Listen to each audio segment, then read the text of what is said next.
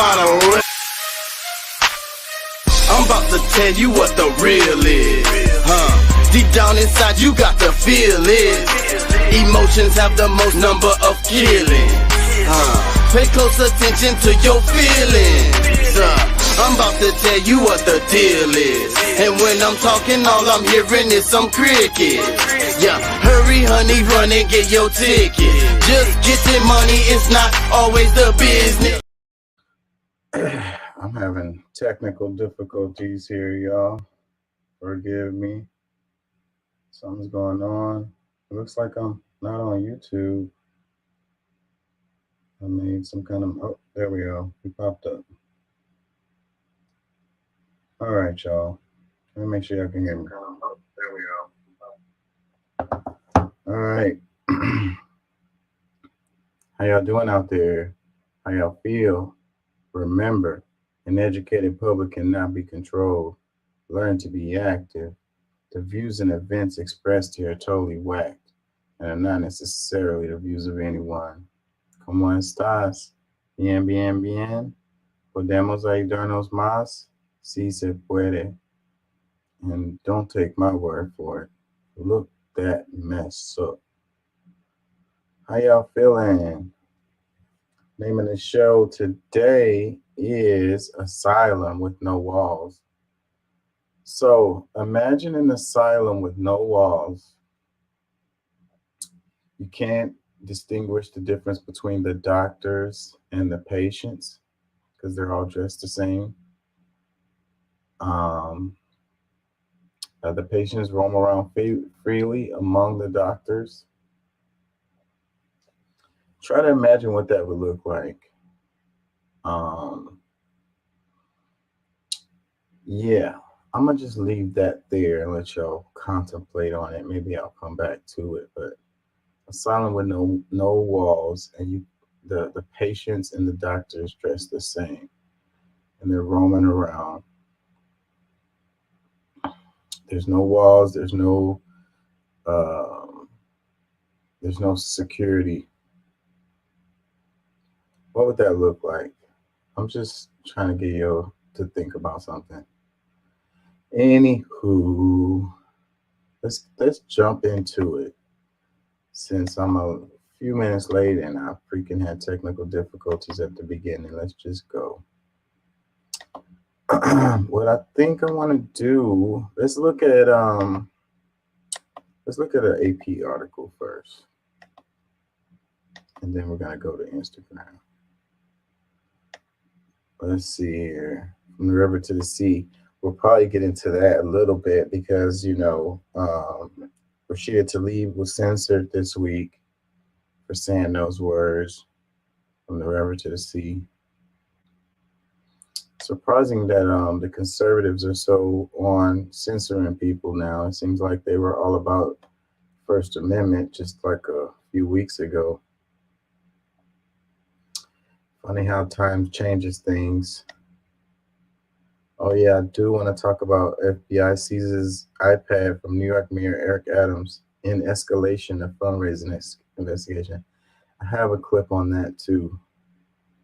I don't like that guy, so any news about that guy like that's negative, I'm just jumping on it. I'm just hey, it is what it is.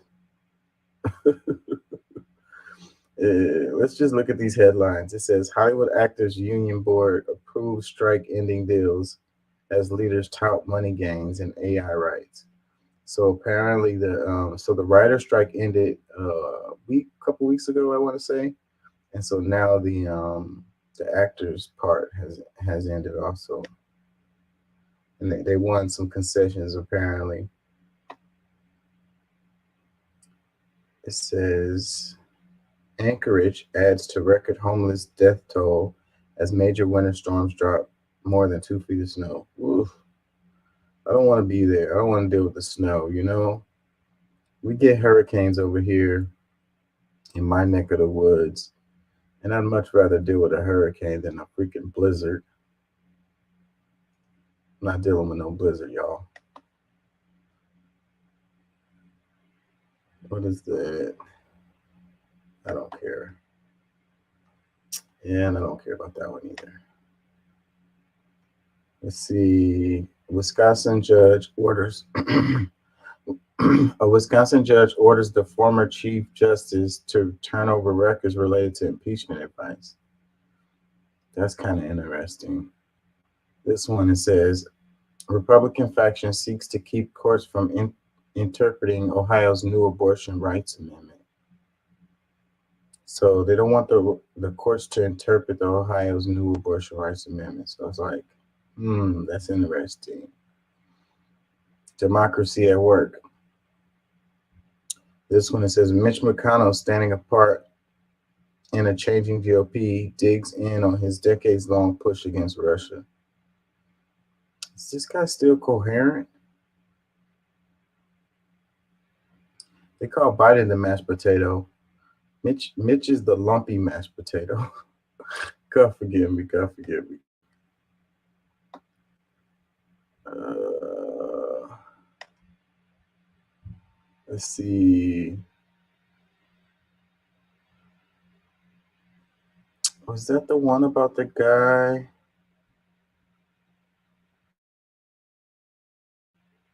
Oh yeah, I was kind of avoiding this story because it's freaking sad. It says pastor suicide brings grief and warnings of the dangers of outing amid erosion of LGBTQ rights. A small time Alabama mayor and pastor killed himself after a conservative news site reported he had a social media persona where he dressed in women's clothing while wearing a wig and makeup. Really, really sad story. The internet jumped on this and this kind of went around for a little while and I was like, yeah, and I still don't feel comfortable covering that. I don't think I'm gonna cover that. How y'all feeling out there? Y'all feeling good? Creeping on in here. You never know what you're gonna get. it's, it says the Great Grift. COVID-19 aid thieves bought fancy cars and Pokemon card, even a private island. Yeah, I saw this. There's a guy. He's going to jail. Is this the one about him? Patrick Parker Walsh is one of thousands of thieves who perpetuated the greatest grift in U.S. history, potentially plundering more than 280 billion in federal COVID-19 aid. I think this is the story about that guy. He's going to jail. If this is the story about the guy I'm thinking about, they already convicted him. I think he's in jail now. Like he already been found guilty and everything. Dude tried to buy an island and shit with the money that he stole from you know the COVID-19 situation. Yeah, a lot of people flipped that money, man. A lot of people started businesses. I know people who I was talking to somebody at work today about the we was talking about the taco trucks, like the food trucks deal. And yeah, I know at least one person who started a food truck after COVID-19. Like that's something cool. And it's like that's the direction a lot of things are going in. Like the dude I was talking to at work, he was saying like these taco trucks are kind of competing with restaurants, given the prices that they do. Like some of these taco trucks, yeah, the prices are pretty damn up there. Like I don't know if the quality of the food is the same as you would get at a restaurant, but you're totally getting that. Like they're getting those, you know, they're selling, and a lot of people are going to them. Like there's some cool ass taco trucks. I ain't gonna lie. And when I say taco trucks, I don't mean just tacos. I mean just like a food truck. They got some cool ones out there.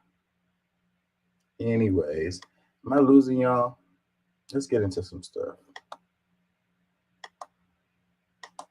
Um, I like to start off slow.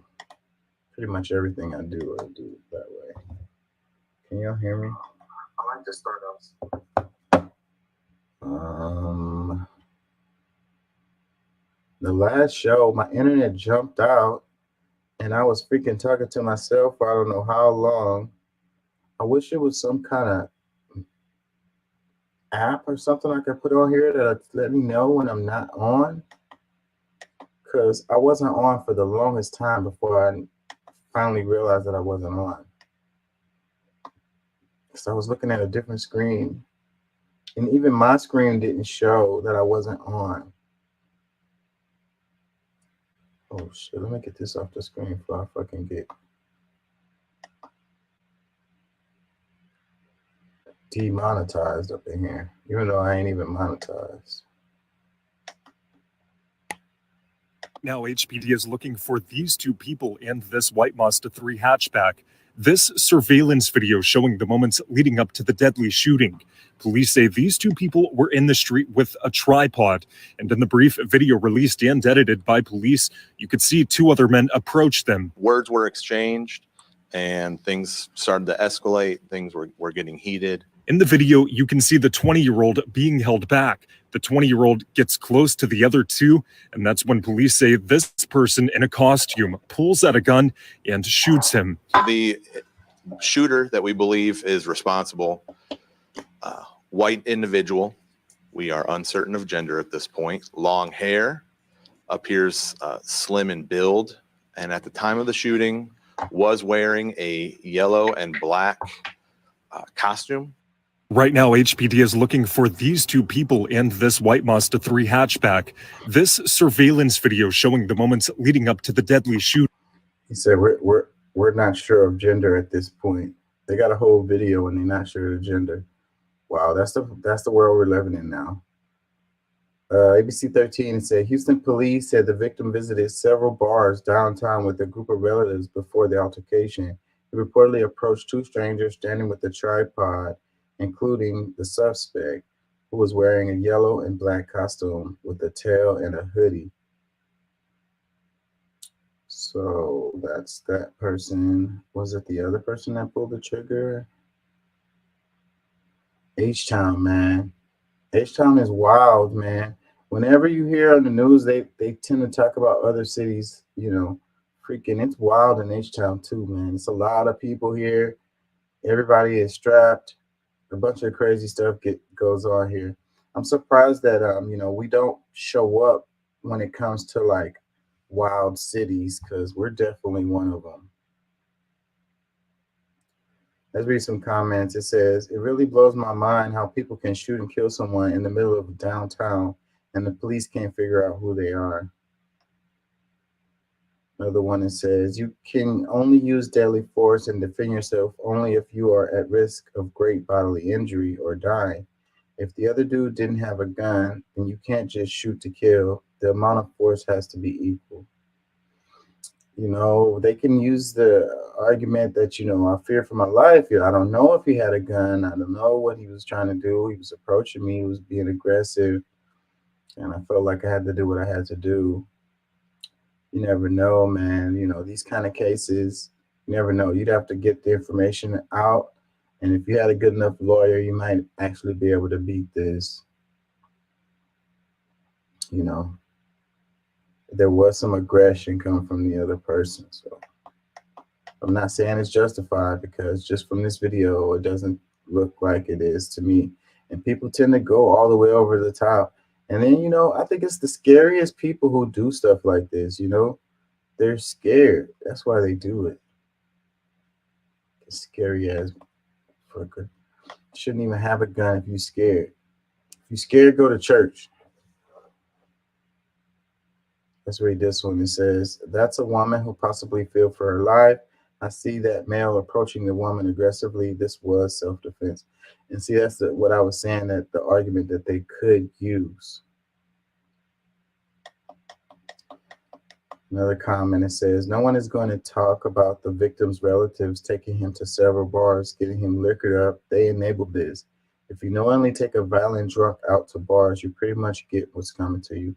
I hate comments like these. Like, this is a heartless ass comment right here. Like, you know, and, you know, I mean, they're halfway right as far as, like, you know, but you can't blame his relatives or whatever. Like, you know, they were having a good time, whatever they was doing, you know, going to different bars, you know, partying or whatever. Yeah, like, they don't know this guy's gonna freaking, like, people act crazy. That's the reason why these damn guns is where I have a problem with, because the gun made the situation deadly. You know, people get drunk and act crazy. That happens all the time. But they live to see another day. You put a gun in the mix, and then that night of partying was their last night partying. And I don't condone the behavior. I don't condone it. Like, but when you're young, they look young too. The young folks, they get too drunk, and they get wild, and they get crazy. They do stupid stuff, man. That shouldn't mean that their life ends. Another comment says, self-defense is cool. Being scared is fine, but why you running? Another one says, Chicago 2.0. Thank you, Democrat leaders. Whatever, bro. This is not, you cannot, no, you can't say that here about Houston. Like, Houston is conservative as hell. Like, Houston is, you could say, like, there's a district, the Houston district is Democratic, but nah. This is Texas, and Texas is red state. But it is wild here, like I was saying. That's kind of dumb how people like to do that with, like, oh, that this city is Democratic or this city is Republican or whatever, and then you want to say that's the reason why they have crime or whatever the hell. It's just these people that like simple answers, They like simple answers. They don't really like to think things through and look at data and information and really kind of work it out. It says underestimated the nerds. Laughing emoji. Another comment says, by now, people should know playing with anyone out here can result in loss of life. It's not hard to just walk away and remove yourself from pending chaos. That is true right there. That is a very true comment. So, fuck around and find out. Like, don't be acting like you Teflon, you never know. You never know these people, man. Just chill.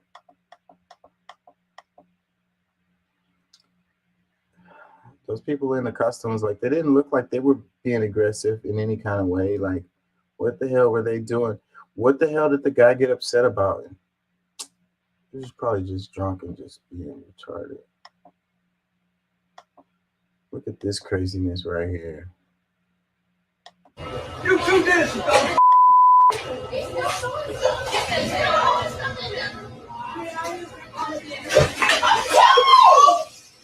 Shut it down right now.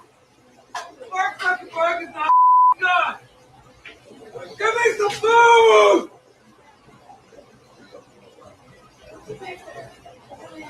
I own all these.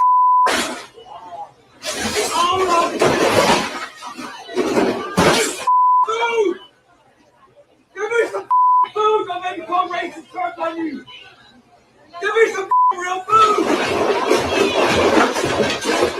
Give me some food. He's coming out. He's cooking your pork. Give me some fries. Give me that bag of fries right there. I'm gonna grab your head. Grab me that bag of fries right there. What fries do you need? That bag right there. Okay. Both bags. Both bags is good for coming for 3 months. Stupid whore. Don't ever stupid whitey again, you. You ain't taking all the country white or black. Go! You two this. You two this. Wow, just wow. What is going on? Like, it is craziness. This dude was like, give me some food. He tore all this stuff up, and they actually gave him some food. Like, I'm sorry for laughing at this, because this is not really funny. Like, this is really like, it's really kind of scary. It looked like he was about to climb in through the window too. It's like, dude apparently was hungry. How ironic is it to be at McDonald's talking about give me some food? Like, you're not gonna get real food up out of here anyways, bro. Like, you're in the wrong place. Ugh, it's always McDonald's, right? The people that go to McDonald's, I feel for the people who work at McDonald's, bro. Like, imagine like all of the little clips that we see in the videos. Imagine the regular mundane stuff that happens, like that don't make it into videos and go viral and shit. Like they was pretty scared of this dude. I wouldn't have gave him nothing, bro. I wouldn't have gave him nothing. He came in there tearing up stuff, throwing stuff at me. Bro, you're not getting nothing out of me like that. I'm really surprised they gave him anything. It's like, that's not how you ask for stuff. Oh man. Was this dude high? Was he drunk? What was going on? Like, he didn't want none of them sodas. He wanted some damn McDonald's fries. Like, give me some food. Was he robbing the place? Like, he just robbed him of some French fries, 2 bags of fries. He's like, give me them fries right over there. Give me them fries right there. I'm going to keep tearing up stuff. Wow, this is crazy. Bro. Nah, he wouldn't have got nothing from me. He would have got some stuff thrown back at him. You know what I mean? Like, I don't know. Like, you have to be careful. People are crazy. Could have had a gun or whatever.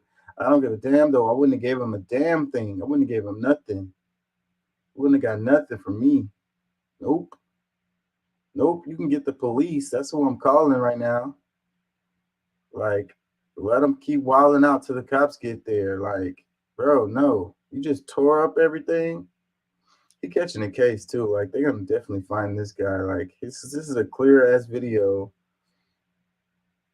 Somebody probably got his license plate or whatever. The drive-through, man. I was in high school. I worked Jack in the Box, and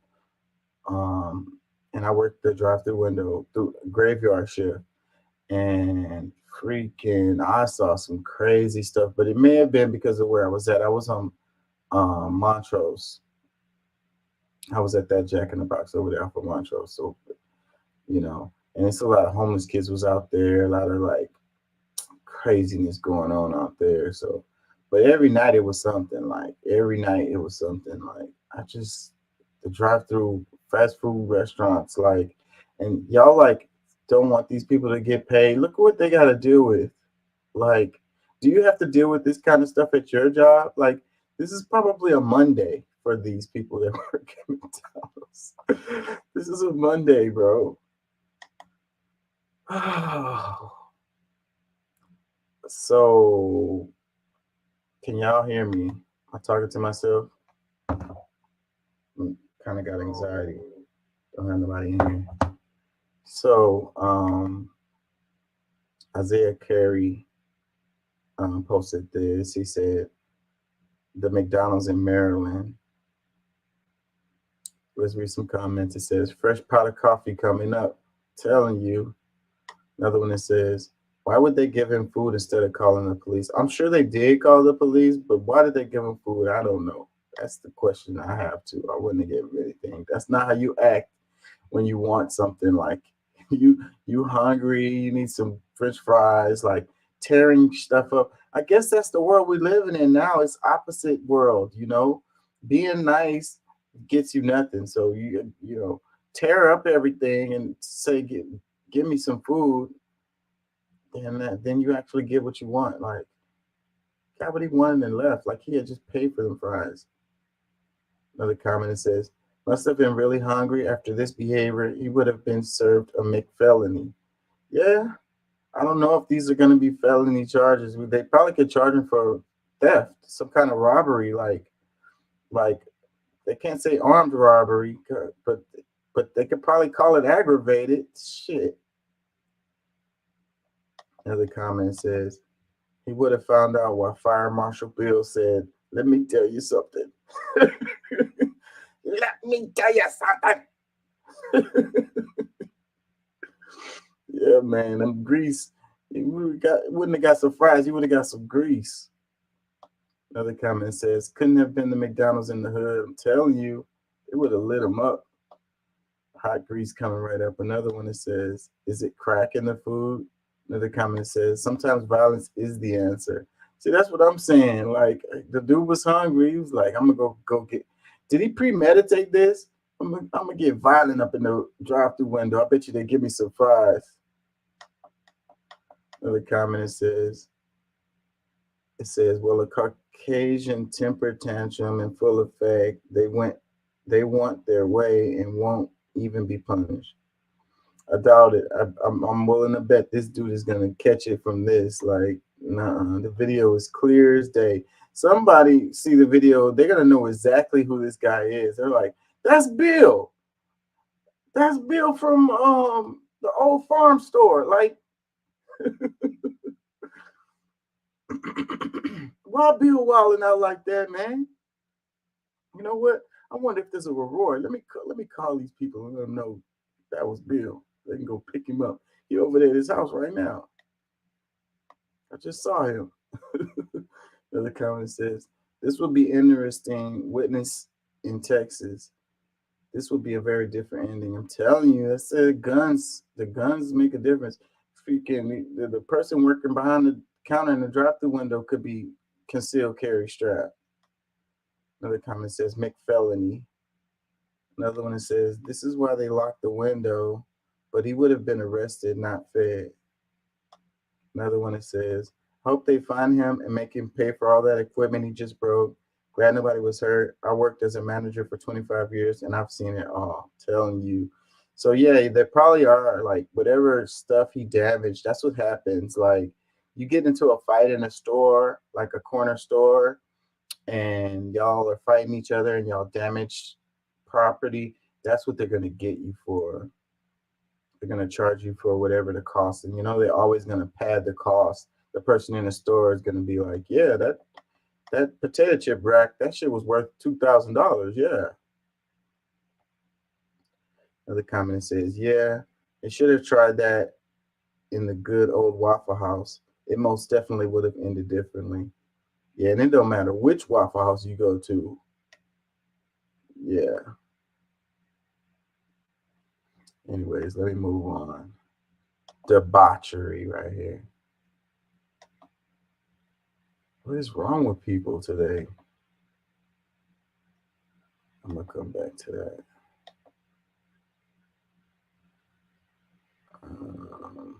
This is, they're talking about, what's his name? Let me see. Do I have something that's not too heavy? Oh, this is the guy right here I was mentioning earlier. It says a businessman allegedly stole nearly $8 million in COVID relief aid to buy a private island in oil fields. Wow. Florida businessman and father of 11 children, Patrick Parker Walsh, is serving 5.5 years in a federal prison for stealing nearly $8 million in federal COVID-19 relief funds that he used in part to buy Sweetheart Island, a 2-acre uninhibited patch of paradise about a mile off Florida's Gulf Coast. He also bought luxury goods and oil fields in Texas and put a down payment on a Wyoming home, prosecutors said. Wow. Well, shit, I guess you do it big, you do it big. You can buy an island. He was like, okay, he only got 8 million. Like, you can buy an island and still have money left over? Like, shit. These islands going for cheap, I guess, huh? Off the coast of Florida. So he said, how long did he get? 5.5 years in federal prison. I wonder, did they take the money or the stuff that he bought or whatever as a result? Because them 5 years might be a freaking good deal, right? Actually, right? Because you get out of jail and you get to still have your stuff or whatever and have somebody keep it for you or whatever when you get out. Shit, I don't know. Hey, I'm thinking like a criminal right now, I guess. But anyways, 8 million in federal COVID-19 relief funds. He bought an island, 2-acre island. He bought luxury goods, oil fields in Texas. Wow. At least he was spending the money on good stuff, right? Like you got people out here who would have just went to spend 8 million at, I don't know, Louis Vuitton store or something. Saks Fifth Avenue. They just went wild. Guess he was thinking about he was buying stuff that was going to make him some money. These criminals, man, a lot of people freaking won off of that freaking COVID-19 shit. Let's read some comments. It says, but Social Security, Medicaid, food stamps are the problem, please. Another comment that says he deserves a longer prison sentence. Hopefully, all of his assets are seized. That's what I was saying. I wonder if they did. And yeah, he only got 5 years. Like, that's crazy. There's a case where the dude, where did the dude steal? A fucking backpack or some shit? He ended up in jail forever. Like, it's weird how that's the case. It's like corporate crimes. When you do these big, huge corporate crimes, you get a little bit of time. But if you freaking steal a bag of Skittles out of the corner store, you fucking get 15 years or some shit. Justice system. Another comment, it says, I'm willing to bet he's a Trump supporter. I don't know how you get that from that. Another comment, it says, most large corporations get greedy during COVID, and we all see it now with record-breaking profits. That's kind of beside the point, but yeah, I think that's what's driving inflation right now. Another comment says, hope the feds will seize all of his assets. I'm telling you, because if they don't, then he really kind of won. 5 years in a federal prison, that's going to be soft. That shit going to go by fast. Get out and still have that shit. Another comment says, I blame the system that allowed it to happen when others who really needed the money couldn't get it. Honestly, doesn't pay in this country. Another comment says, this makes me sick. So many people that actually really needed that money to stay afloat, like daycares and other small businesses. What a shame.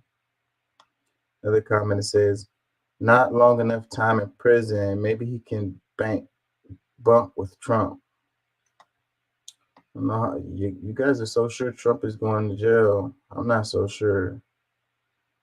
Another comment says, should have gotten more than 5.5 years. I agree. Totally agree with that. Another one says, unless they leave him penniless, he got off too light. See? Another comment says, I hope they seize all his assets. Absolutely deplorable and disgusting. Must be a trumpeter. Another one is saying that. How did I get that, though? I don't understand how that relates to Trump. Another one says, it's always Florida. Another one says, he's a registered Republican and MAGA, of course. How do y'all come to, if it's true, it's true, but how do y'all get that from this story? Reply to that comment, it says, you do know that plenty of registered Democrats did the same, right? Yeah, I don't see how that's a Republican or Democrat thing. That's a theft thing. It's a shady person thing.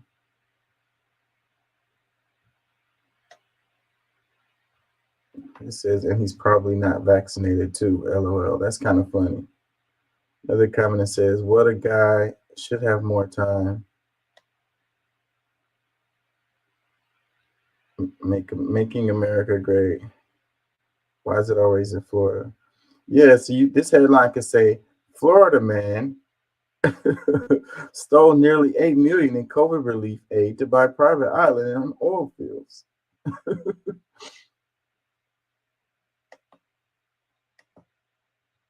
Let's see, do we have something else light before we get heavy?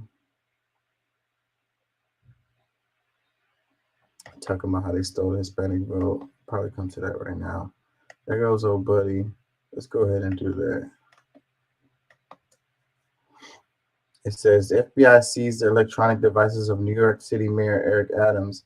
I have nothing to hide, Mayor Adams said, denying any wrongdoing. So ABC News posted this. It says, breaking, the FBI seized the electronic devices of New York City Mayor Eric Adams as part of a federal investigation. The mayor's office confirmed that the seizure took place on Monday. The mayor has denied any wrongdoing.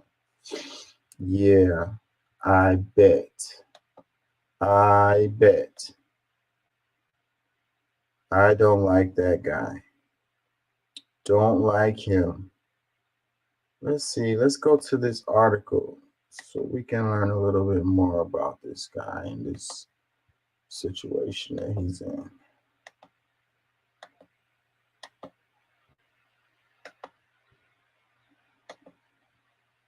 So let me make sure y'all can hear me. So, okay, this is an AP article titled FBI seized phones, iPad from New York Mayor Eric Adams in escalation of fundraising investigation. So yeah, so it's about the money. He was getting shady money. So by Jake Offenhartz, November 10th, 2023, says FBI agents quietly seized phones and an iPad from New York City Mayor Eric Adams early this week as part of an investigation into political fundraising during his 2021 campaign, his attorney disclosed Friday. The seizures happened as Adams was leaving a public event in Manhattan, occurred according to the statement from the mayor's attorney, Boyd Johnson. So yeah, if they already know something, if they're taking your iPad and your phone, like they already know something, and they're just looking for like some kind of concrete something to seal their case, you know. And they probably already know it's there. They just need the hard document. It says on Monday night, the FBI approached the mayor after an event. The mayor immediately complied with the FBI's request and provided them with electronic devices, Johnson said.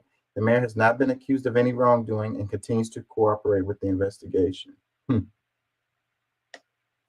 It says the seizures of the devices, first reported by the New York Times, came 4 days after federal agents searched the Brooklyn home of Adams' top campaign fundraiser, Breonna Suggs. That search prompted the mayor to cancel a planned trip to meet with White House officials in Washington and instead return to New York. I remember when they said that. It says in a statement on Friday, Adams and former police captain said he had nothing to hide. As a former member of law enforcement, I expect all members of my staff to follow the law and fully cooperate with any sort of investigation, and I will continue to do exactly that, he said. Yeah, so as a former member of law enforcement. So, yeah, do you follow the law? Just because you were a former member of law enforcement doesn't mean you follow the law.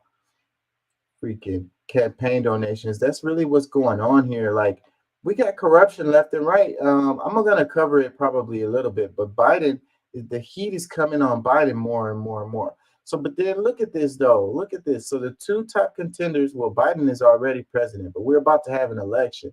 So, the two top front runners for the next election both are in trouble, are getting looked at for doing shady stuff, like corruption type stuff. So, but what does that say about us? What does that say about, our politics? What does that say about our politicians? It's like corruption, corruption, corruption is what it says. And then you look at, if you really want to understand, the shadiness and why things are the way that they are, you look at the campaign donations. You look at where the money is coming from. You see how they vote on certain bills or whatever, and then you go and check and see who gave them the biggest donations, you know, when they were trying to get elected. And then you have to ask yourself, why does it cost so much too? Like the elections have blowed up in the amount of money that they spend to run for office. It's getting crazy. Even smaller offices now, it's costing a lot of money to get in there. So then it's the shadiness that's going on. We need to take the big money out of politics. We need to have a level playing field for the people who are running for office and put a cap on the amount of money that they can spend for their freaking election. We also don't need to be having these drawn out 2-year long ass fucking campaigns that happen. Like, these people gotta have radio ads, they gotta have TV ads to even have a chance. And this stuff costs money, and it's like only the shadiest people are the ones that's getting the money to be able to freaking get in there, and that's how we end up with the shady people winning. Let's see.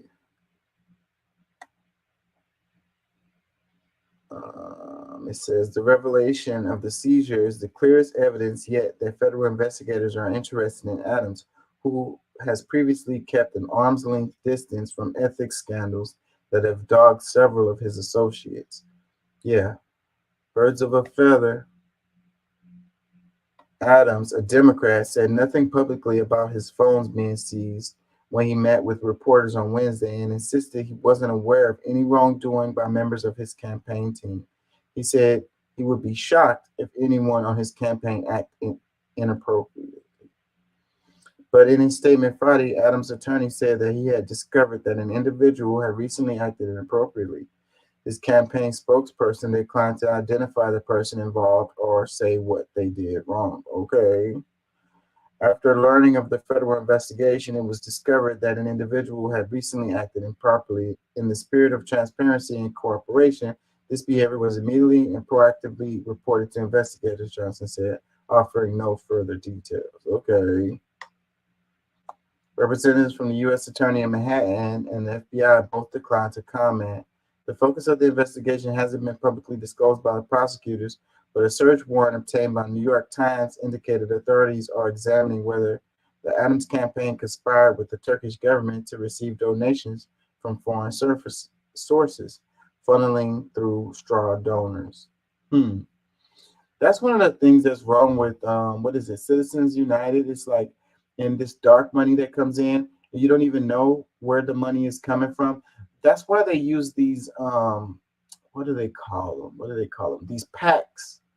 These PACs. So people can donate to the PAC, and then the PAC can donate to the corporate, to the campaign, and that way there's a degrees of separation from the people who shady folks who want to influence elections or whatever. Like, and sometimes you could probably dig and dig and dig and still don't know who it was, because the money will come from a corporation or whatever. So it's like, then you got to look at the owners of the corporations, and it's like trying to figure out where the hell the money came from is a problem sometimes. The warrant also requested information about Adams' use of New York City's Matching Funds program, which provides candidates with an 8-fold match of city residents' first donations. Over the summer, Manhattan prosecutors brought charges against 6 people who allegedly sought to manipulate the fundraiser program to funnel tens of thousands of dollars to Adams' 2021 mayoral campaign. Adams hasn't not been charged in that case. A campaign spokesperson said the FBI has since returned some, but not all, of Adams' devices. Photos show Adams spoke Monday evening at an autism awareness event in New York University, the following day. His spokesperson announced that Adams would not travel to Puerto Rico for an annual conference widely attended by the New York political players. Can't go to Puerto Rico? Why? Did they tell you not to leave? Bro, just stay put. I mean, you're not under arrest or anything, but yeah, just stay, just stay in the city. Yeah, please. It says, at his news conference Wednesday, Adams told reporters his absence at the conference was the result of New York's serious fiscal crisis, adding that it wouldn't be appropriate to have on a flowery shirt, lying on a beach drinking a margarita. He was previously scheduled to receive a humanitarian award at the conference, according to a flyer event. Whatever. That sounds like so much bullshit right there. So he was gonna go to an event and wear a flowery shirt and be on the beach drinking a margarita. Like, that don't even look like him. Like, that don't even sound like him at all. Like, I can't even see him doing that at all. So like, he was definitely not gonna do that. So that's definitely not the reason. You know what I'm saying? I think it's more likely that they were like, bro, it'd be a good look if you just like, don't go anywhere. We don't want to make it seem like you're a flight risk or anything. We don't want to have to, put a bond or something on you, So just stay put, so we won't have to do that.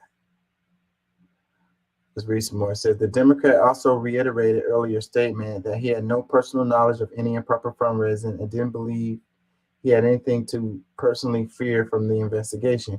He praised Suggs, 25, as a brilliant young lady who followed the rules. Suggs has declined comment through a spokesperson. At the time, the mayor's chief city hall lawyer had confirmed that the administration was communicating with federal prosecutors, but declined to discuss what had that entail. Damn, 25 is really young. How do you get a job like that at that age? Did she work an internship? Was it an internship?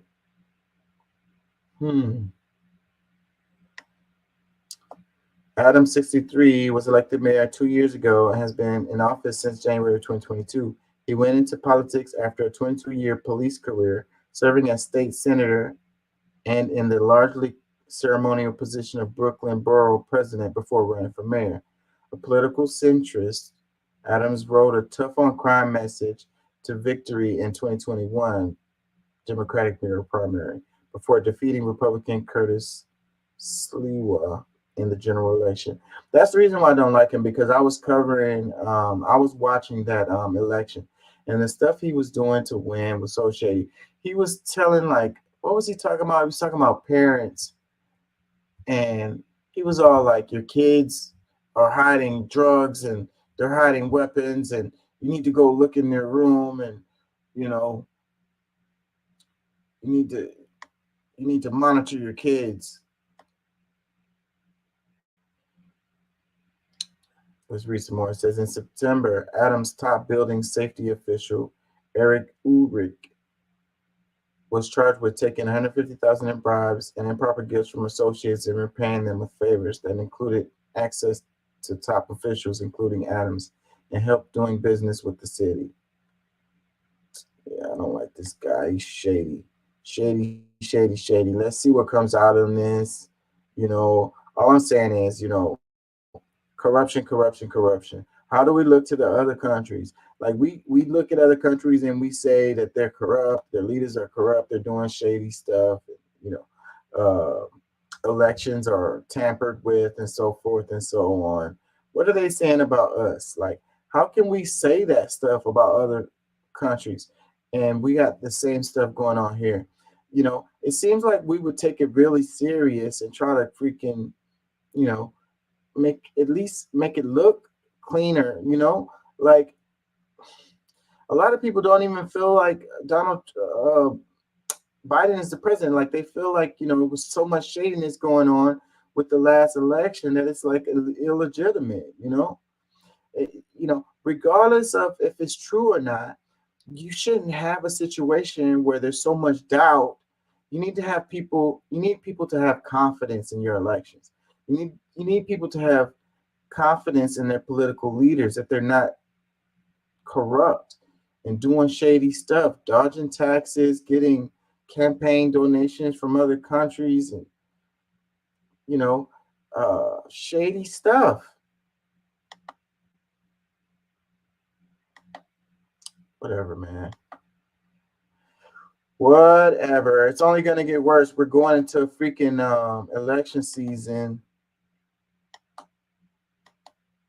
We got a crazy year coming up. I'm telling you that. That's my prediction. Now, I don't know what the hell is going to happen, but I tell you what, it's going to be something you haven't seen before. Because all of this stuff is leading up to craziness.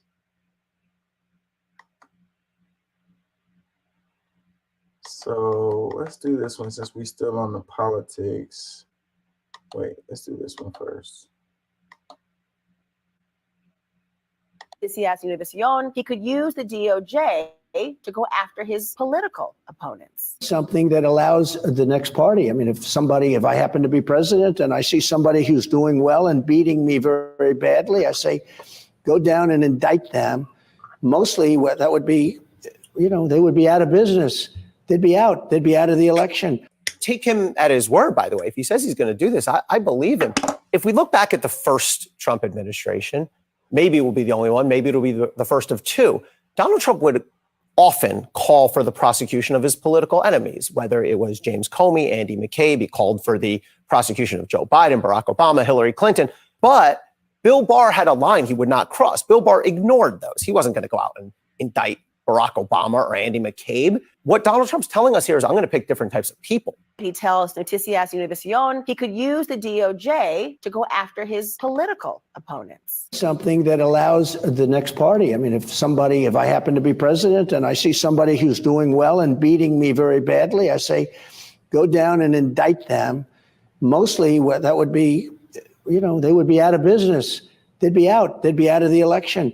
Yeah, I don't think that Trump is biting his tongue when he says that. And then,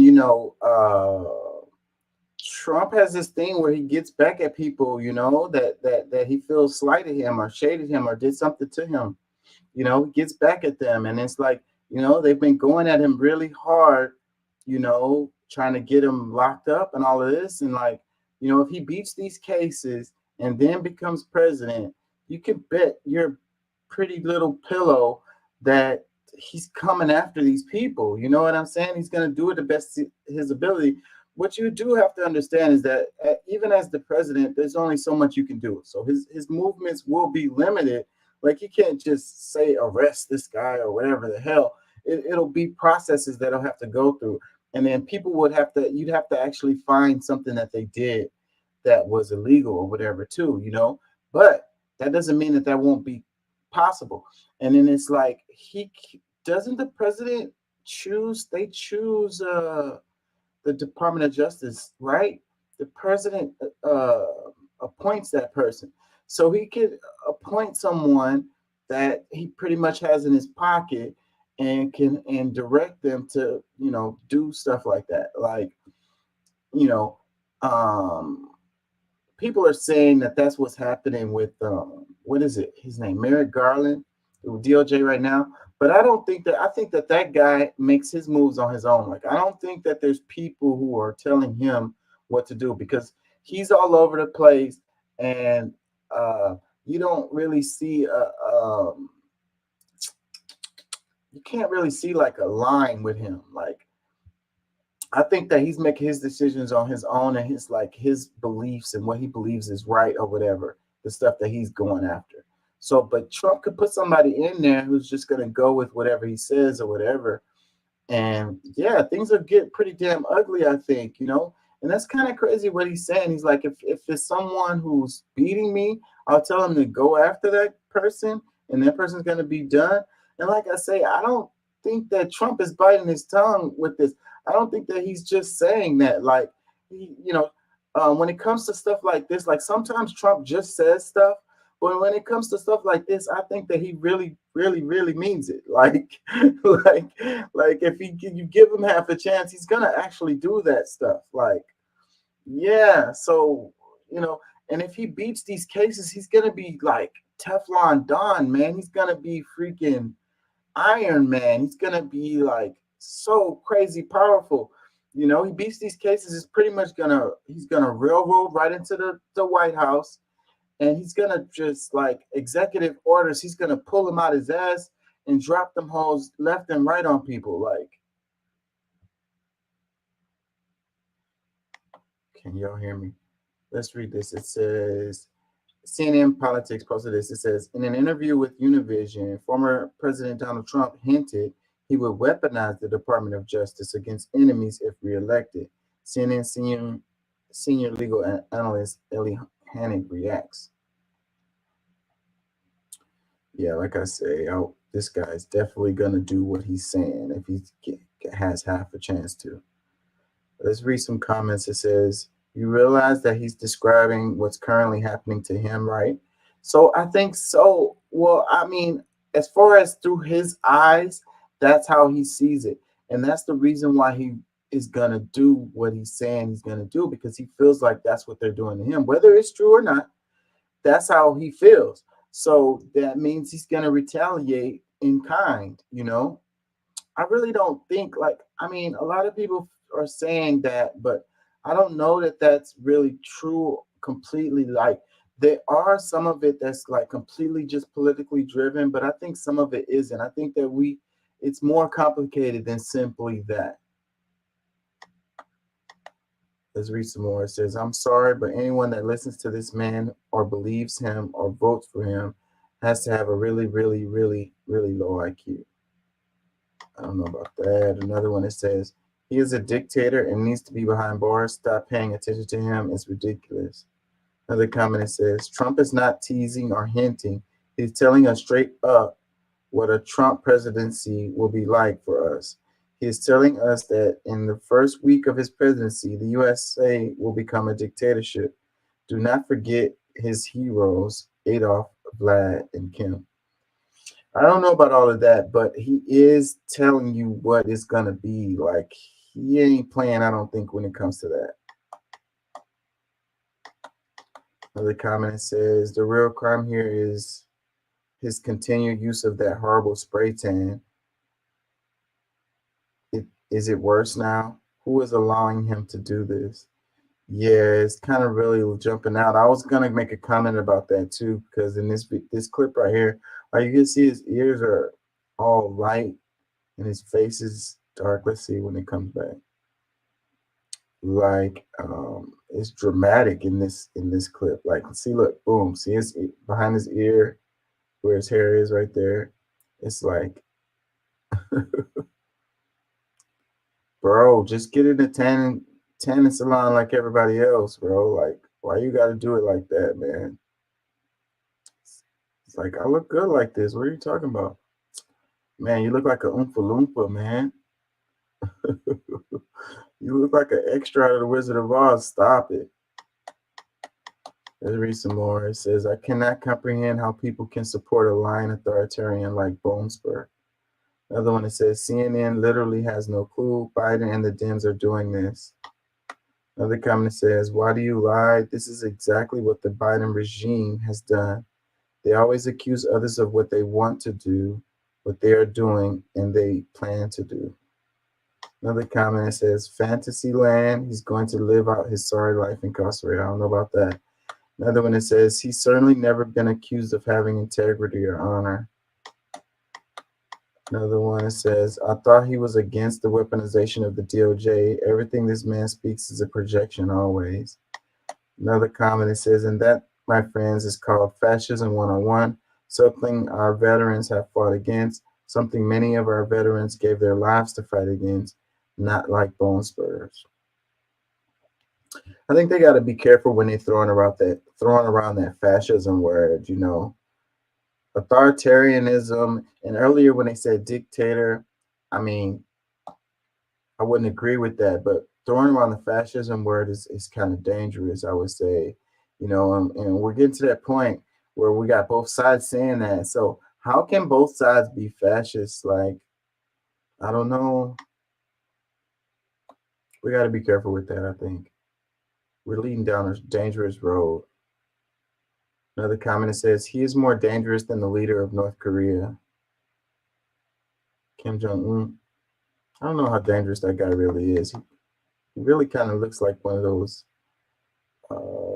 he looks kind of like a weasel. Like, he doesn't look very scary to me. Like, I think that, you know, our media has bigged up the North Korea guy to be more than he really is. Like, you know, and like I was saying in the other show is that, you know, that North Korea has nuclear capabilities, and that's the real reason why they not trying to mess with this guy. But it's smart to have nuclear capabilities, or otherwise they would have came in there and freaking did a coup or something. Another comment says, CNN, the enemy of the people. It says, dictator wannabe, danger to democracy, OMG, he really crazy. It says, like Biden's, Obama's DOJ has been doing to him for 6+ years. Not a fan of tit for tat, but you can't blame the guy for wanting a level playing field. And again, he feels slighted. So again, I can't really blame him either. I mean, it's kind of petty and low energy or whatever. I personally wouldn't move that way, but we know Trump. We know how he moves, and you know that's how he moves. 24/7 with this guy. You realize you need his ego, and you realize you feed his ego, and you feed all the nonsense. Start giving him so much airtime. It's all day long and about 40 minutes per hour. The media has a love-hate like relationship with Trump. It's like they hate Trump, but they love the views and clicks that they get from him. Like this guy is click gold, you know. He's view gold. He gets eyeballs, and you know this is the problem when you have a system where it's all about making money. It's all about investors. It's all about the commercials. It's you know, and they don't really care what subject matter gets the views, long as they have people watching and they can play their ads and try to sell some shit to somebody. You know, when it's profit over people, that's when you have this kind of situation where that's the reason why Trump got in there in the first place, the first time when he ran, It's because they were like making fun of him and laughing at him or whatever. But there were people out there taking him serious and really like listening to what he was saying. And they gave him so much airtime. And it was because they were making a killing. Like he carried freaking the cable news networks on his damn back because they've been dying for the longest. Like you got independent media blowing up and people don't trust the news. And they don't really like MSNBC, CNN, even Fox. Like Fox gets the most views out of them, but people aren't feeling it. They don't like all of the opinions and like all of the misleading talking heads all day long, So, but then when you talk about Trump, then you get eyes and then you get ratings. So that's the reason why they plummeted. They plummeted once Trump kind of fell out of the, what's the word? Like he wasn't like in the mix so much. So then they dropped like rocks because it was like hit Trump alone keeping them up. Trump story after Trump story after Trump story. And we're back on that again now. It's gonna be for at least for the next year. And they don't care. That's how they get paid. They get making all this money off of it. It's really kind of shameful. Every little story for Trump, so they can get their clicks and views. Let's read this one. It says, this comes to show that the Republicans hate democracy and want to turn the U.S. into a dictatorship. Another one that says, Trump's not hinting. This is a move of a dictator, Putin. One more says, this is what Democrats are doing to Trump. 2024 is going to be fun. Getting better, get more popcorn. That's what I'm going to do, man. That's what I'm going to do because I don't see myself voting, but I do like the politics. This is my sports. So, yeah, I'm going to keep the popcorn on deck, I'm just going to freaking watch the show. I'm going to enjoy the show. It's like the last season of Apprentice. It's like the last season of America looking at us.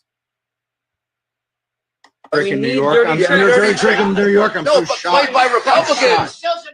By Republicans. Republicans don't know dirty tricks. How about this one? Okay, give it. So they went through East Harlem, which is all Hispanic, and they gave out little cards, and the card said, if you come to vote, make sure you have your green card because INS are picking up illegals. Oh my gosh. So they spread it all over the Hispanic. Yeah. After the election, the Clinton Civil Rights Division investigated me. I was on vacation after the election, and I get a call from my lawyer, Denny Young, and he says, Rudy, we got the Justice Department's investigating us. Janet Reno's coming after us. We violated civil rights. I said, Denny, you're a lawyer. Think about it.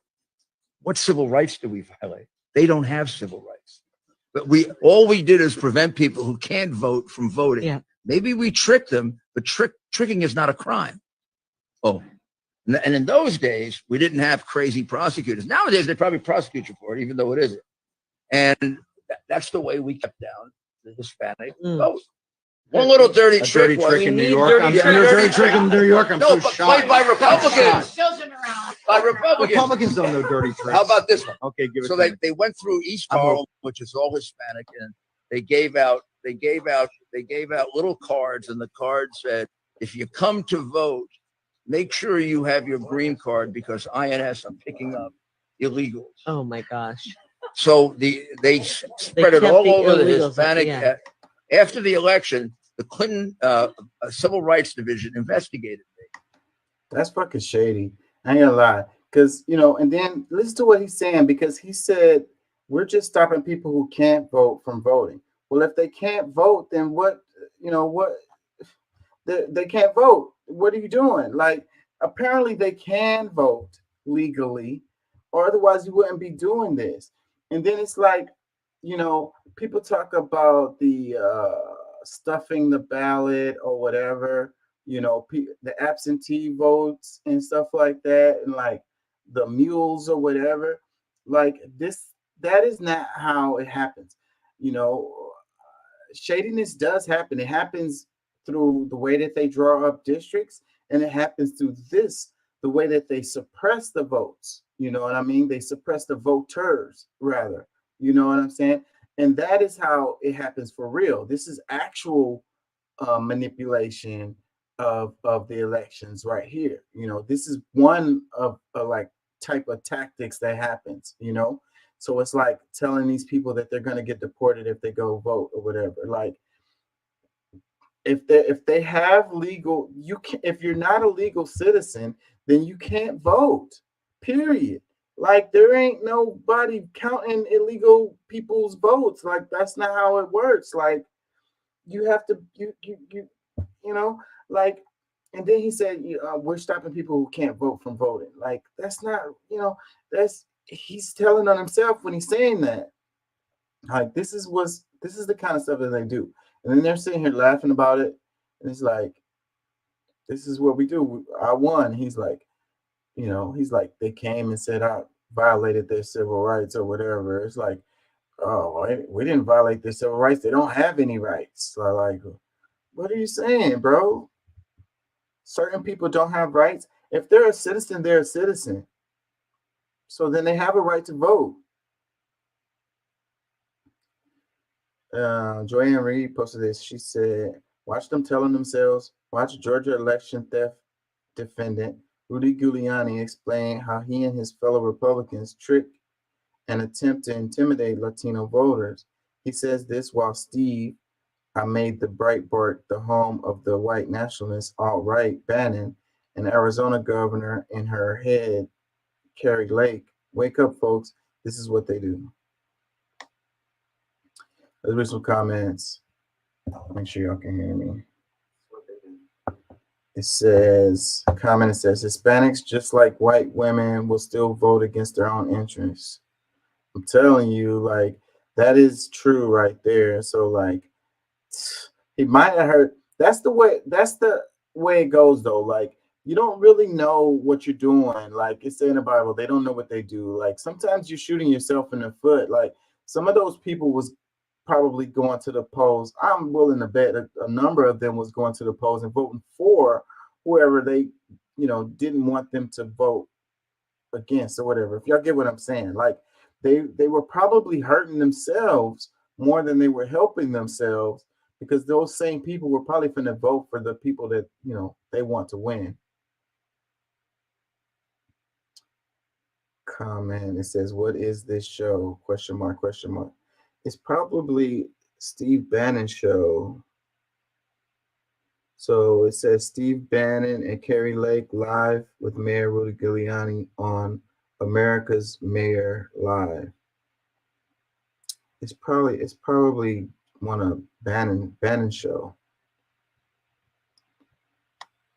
Let's read another comment. It says the black voters, the most loyal voters, are victims of decreased votes. I ask still to this day, why haven't the Democrats passed the John Lewis voting rights bill? Another comment says, but will it reach the Latino Republicans? See, that's what I was saying. Another comment says, majority of Hispanics vote Republican. Why? See? Another one that says, they'll still vote for Trump. Another comment that says, they say the quiet part out loud. Wake up, family. The GOP doesn't want us. Welcome to America. Another comment that says, Hispanic voters will continue to vote Republican because they are absolutely giddy when adjacent to whiteness. Another comment that says, tricking voters and interfering with elections by using racially biased threats. Ah, good times, right, Rudy? Another comment that says, and it amazes me how they have the majority of Hispanic voters behind them today. Another comment that says, he's so proud of himself doing illegal shit. I wouldn't be surprised if he ends up getting in trouble for that. Like, seriously. Another comment that says, they're not even being tricked anymore. They willingly vote Republican against their own self-interest. Another comment that says, so tired of this BS. When will this 3 be put away? Another one, how are all these clowns not doing time?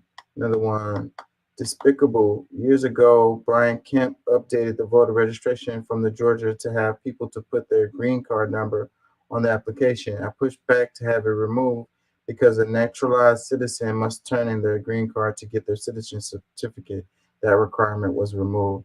You know, and kind of what I was talking about is like how they manipulate things. One of the ways is ejecting people from the voter rolls. Like thousands and thousands of people end up no longer registered to vote, like right before the election. So that's why, like, if you really, you know, you want to vote and you want to make sure you have an impact on the election or whatever, then you want to keep double. What I do is every time they ask me if I want to register to vote or whatever, I click yes. Like whenever you do certain things, like official types of paperwork or whatever, they ask you that question. So boom, and it'll update your thing. Like it'll make sure you have the right address and everything, you know, and you'll get mailed your card.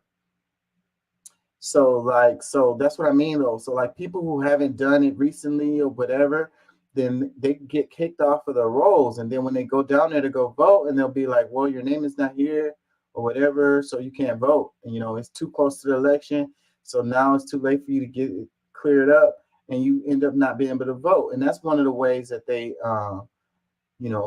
suppress the vote. It's by kicking people off of the voter rolls. Very, very common way. Let's read this one. It says, and they boast about it proudly, like it's absolutely normal. So you know they did all that stuff they're being charged for in Georgia. Another comment says, notice how they are nodding in agreement. Another one that says, oh wait, how so vile? Why is he not in jail? It says, 2 gargoyles and a ghoul. Another one, let's play it and blast it for the Republicans voting Latinos in the back of the room, shaking my head. Yet they love the GOP, shaking my head. Another one that says, unfortunately, the Latino communities will vote against their interests. I know for sure that if they continue to spread the lies, say goodbye to democracy. Well, yeah, so we're beating up on the Republicans right now, but the Dems are not any better, bro. Like, they suck too, Johnson. I have a clip. Let me see. I want to play Tim Black's clip where he's talking about how terrible the Democratic Party is. Let me see if I can find this. And we'll probably talk about the Republican debate that happened too. There's some funny clips that came out of that. Ramaswamy, he got called. He's what did she say? She said you're trash. What did she say? She called him scum. That's what it was. Nikki Haley called Ramaswamy scum. See, he mentioned her daughter in the deal. I'm looking for this clip, and I don't see it. Where is it? I see the long clip. Oh, okay, here it is. All right, let's go to this. It's like the Democrats are relying on the black vote, but let's let Timmy explain. If you're black and you're not excited about voting for Joe Biden, this video is for you. Well, it's about you. In this video, we're going to take a look at what they're saying about all the Joe Biden critics. It's crazy. They're trying to say Joe Biden's doing great. It's just the blacks just don't get it. Yeah, they're dumb. Really. You've got some big problems.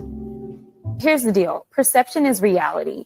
And so when you look at the data that was provided in this poll, it talks about how people feel. And when people decide whether they're going to the poll or whether they're not going to the poll, it's all about how you feel in that moment. And so while the facts may not align with their feelings are dictating their reality. Their reality is that they said that they feel better or they felt better when Trump was in office. But we've been trying to push back. We've got some very popular African-American artists that are out here saying things like, oh, I got checks when Trump was in office. I want those checks again, not understanding that that really came from Congress. So we've got a couple of things, the perception issue, and then we also have an issue as it relates to civics in this country and people not understanding exactly how any of this works. Yeah, that's it.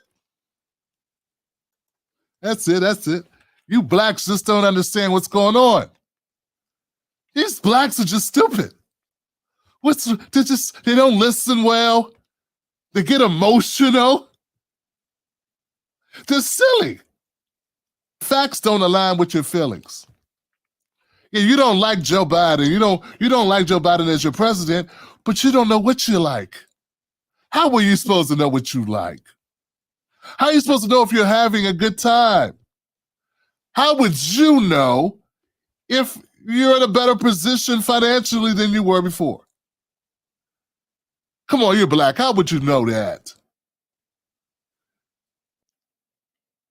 People say they felt better under Trump. Not everyone. Remember, guys, not everyone. This is not like every black person on the planet is like, hey, things would be much better if he was with Trump. That's not what happened. It's just that the Democrats think they own black people. We own these black people. What are we doing losing 20, 25% of black people? This is unconscionable. How could this happen? They're ready to send a slave patrol. Go get those Negroes thinking they free running from the plantation. And who do they send? They send her. They send her out here with this word salad, trying to dance around because she's throwing black people under the bus, but she can't do it too overtly, or there will be some black people that will be like, hey, sound like she's calling us stupid. Hey, black people need to take a civics class. She's in a bad situation, y'all.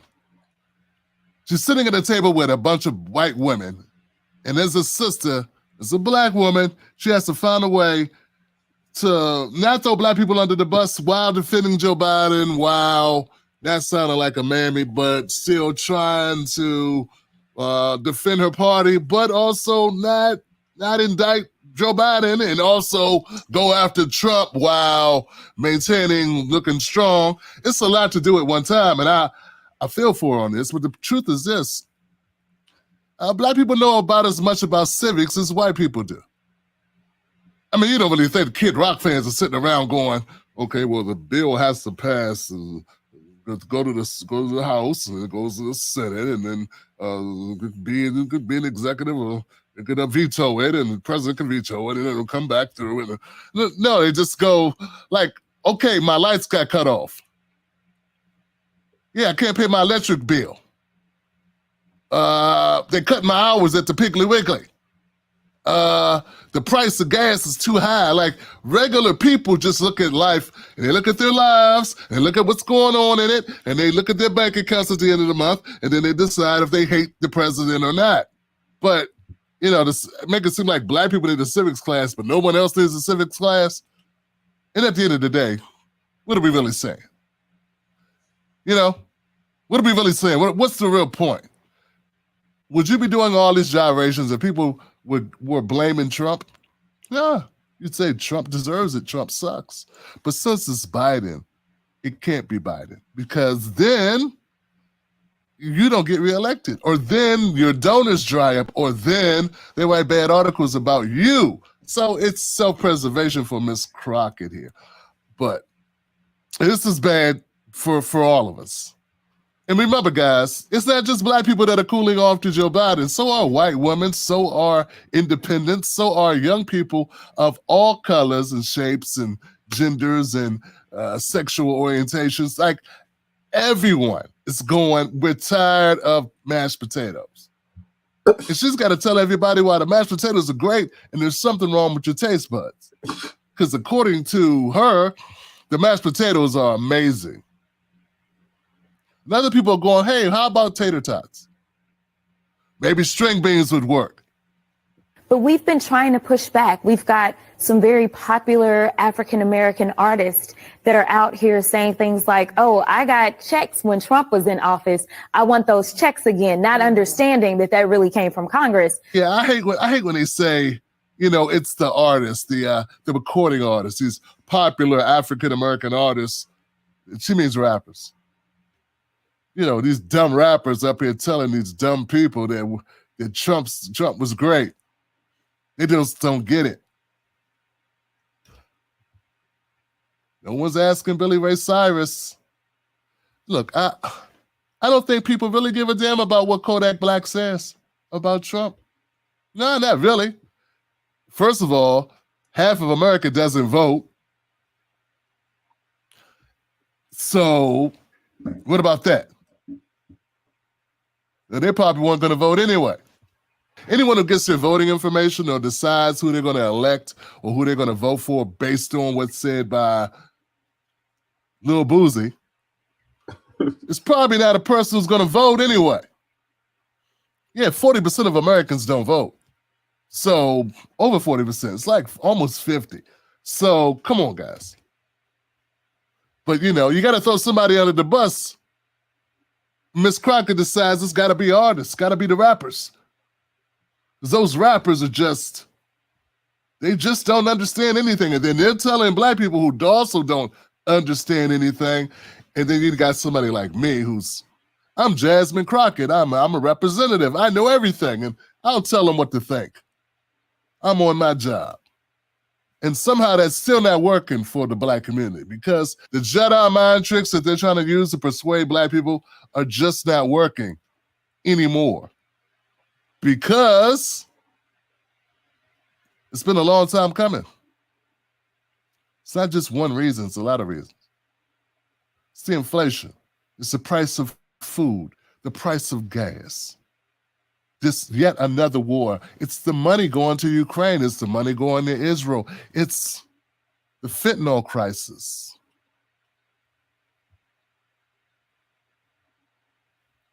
It's Joe Biden pretending to be down with unions when he's really not.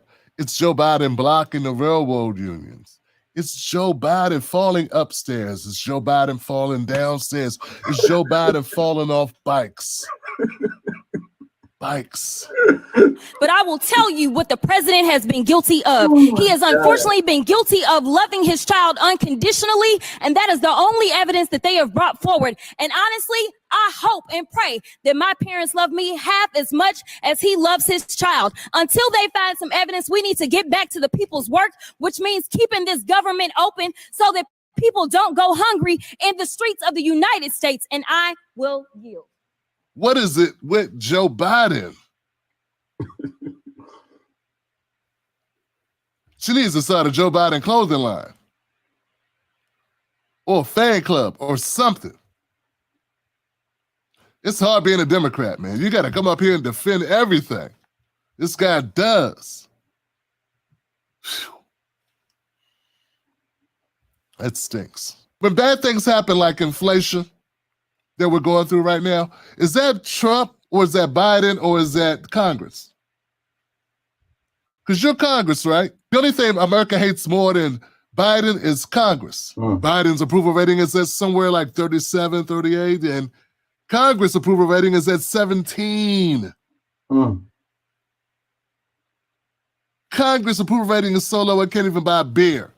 And you want me to believe that America needs to understand that the Congress deserves the credit? At the end of the day, Representative Crockett is just trying to do her job in this difficult defending Joe Biden.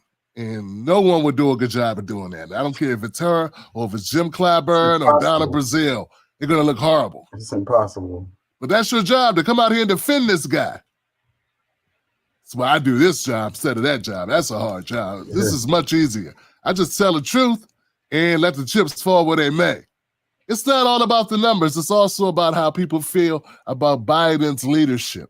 That's leadership is important, okay? The reason why you choose a leader, leaders are feeling you get. You're able to go out and make people feel inspired by you with something that Obama had. It's something that Clinton had. It's something that Reagan had. It's something that Joe Biden just doesn't have. You ain't got it. And that's part of the problem. But no one could just say, hey, it's a lack of leadership. It's the policies too. It's the border wall. It's the immigration problem. It's the Ukraine. It's the Israel. It's the Palestinians thing. It's all those things, right? But it's also Biden. Being a leader is a sacred thing. And you can't make people trust you, believe in you, and be motivated by you. They either feel it or they don't. And I think that's what Miss Crockett was trying to say. All right, guys, my name is Tim Black. Yeah, man, Biden, like, uninspired. It was in another clip, like, he was saying how people just don't like him. Like, it's like it's just a thing. Like, people aren't feeling this guy. Like, and it's getting more and more. It's getting harder and harder for them to make it seem like he's something that he's not. Like, the spin room is working overtime, man. I'll be talking about the White House press secretary. She don't have much left in her. You know what I mean? She's getting beat up. Her job is so hard. I really wouldn't be surprised if we got a new White House press secretary really, really soon, because like you can see it in her face, she's tired. It's just tiring to day in and day out to come out there and just try to freaking spin this freaking shitstorm.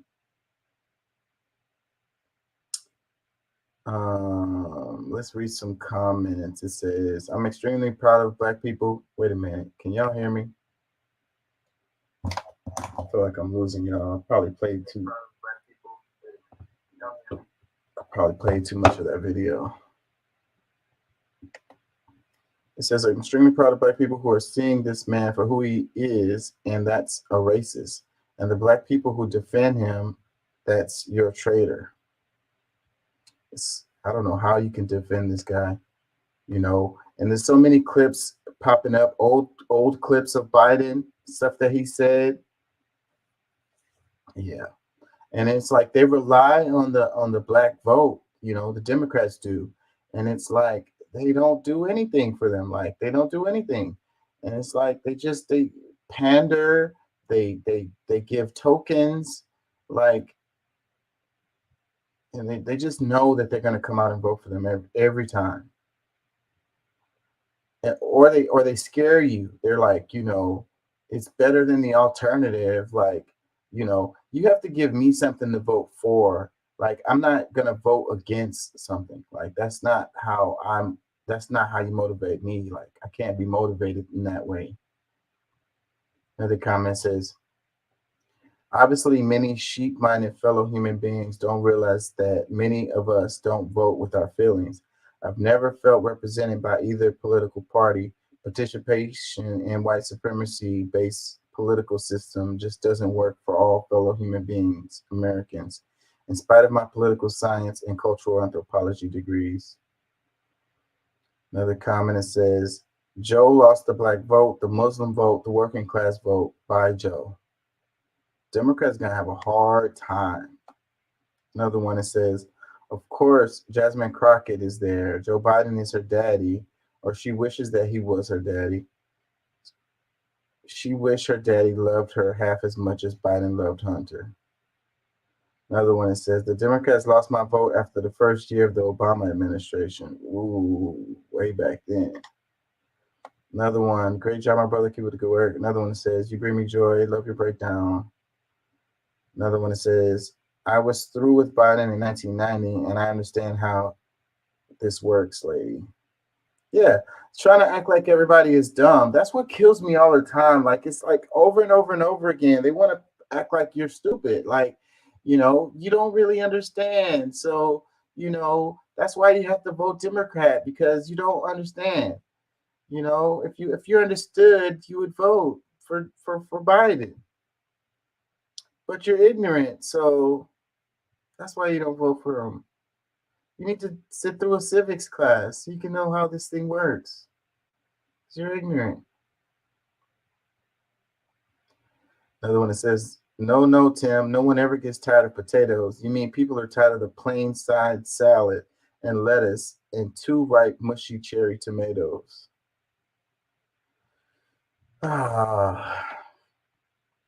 Talking about Biden is boring me. That clip where he said falling upstairs, falling downstairs, falling off bikes, like that is hilarious. Like, anyways, y'all, let's move on. Let me see. It was something I skipped over. I wanted to go back to because it's not too heavy. That one is heavy.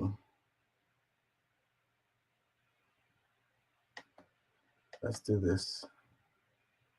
40 cents out of every dollar Congress controls now goes to contractors. There's more than 20,000 private military on the ground. They're the second largest armed force in Iraq are private security. They outscale the Brits or any other nation. 40 cents out of every dollar Congress controls now goes to contractors. It says 40 cents of every dollar Congress controls goes to contractors. So it's the independent contractors. Basically, we're talking about the military industrial complex, you know, and we're talking about lots and lots of money. We're talking about big dollar amounts, you know. It's big business, you know. If you want to make a lot of money, go into, you know, what was it? They made a movie about those guys who were buying weapons and they were just getting government contracts. What was the name of that movie? Damn it, I can't think of the name of that movie. And it was based on a true story. And those guys got rich as hell. And they just had some little company. Let's read this. It says, out of 250 years as a country, guess how many years the military has been deployed? Then you'll understand the song War Pigs better. Another one says, the corruption is mind-boggling. Our country's quality of life will potentially be so much better if this corruption was addressed. Then again, I can only imagine the number of politicians who are compromised by compromising donations. Another one, war makes the money. They send you and your friends off to kill kids in the Middle East, Asia, and Africa. Many of them die. Many of you die. They pay for the weapons with your tax money, make propaganda to demonize the innocent people that want you to kill, do whatever it takes to build fear and hatred. You manage to take over the place. They suck it dry if it's resources for decades to come. They get richer. You go home with PTSD and the blood of innocence on your hand. They give you a medal and call it a day. 20 years pass and they say, whoopsie, turns out the guys we murdered were innocent. Silly me. Go to bed and fall asleep before their head hits the wad of cash they use as a pillow. The US and Western Europe in a nutshell. Says, how do the politicians make money then? Another one, it says, it's a business to keep the American war machine running. Another one, and we for some reason can't provide the decent health care when they come home. Another one, endless wars also keep us distracted and less likely to make changes in our society that will benefit all people. Another one, place your bets. What middle initial will Donnie show up with this time? Another one, the only wars that have been worth fighting were for freedom and democracy. Thanks to all our veterans, in my opinion, we need to continue to support to Ukraine and bolster unity among free nations. More importantly, stop DJ Trump from the presidency in order to protect our Constitution and freedoms. You know, the thing about Ukraine, and we were talking about Ukraine so much, and it's like crickets coming out of Ukraine right now. And it's not because of the Palestinian thing, because they kept on saying, oh, it'll be days and then Ukraine is going to win. And it's like, we were saying on this show for the longest, like Ukraine has zero chance of winning. And it's like they were spinning that shit forever, but now it's pretty much over. Who was talking about it? I saw a clip. Damn, I'm gonna have to kill y'all with another video, I think, because yeah, but I'm gonna just play a little bit of this though. Russell Brand was talking about it because it's like the freaking the Ukraine thing is pretty much over, and it's not because of Palestine.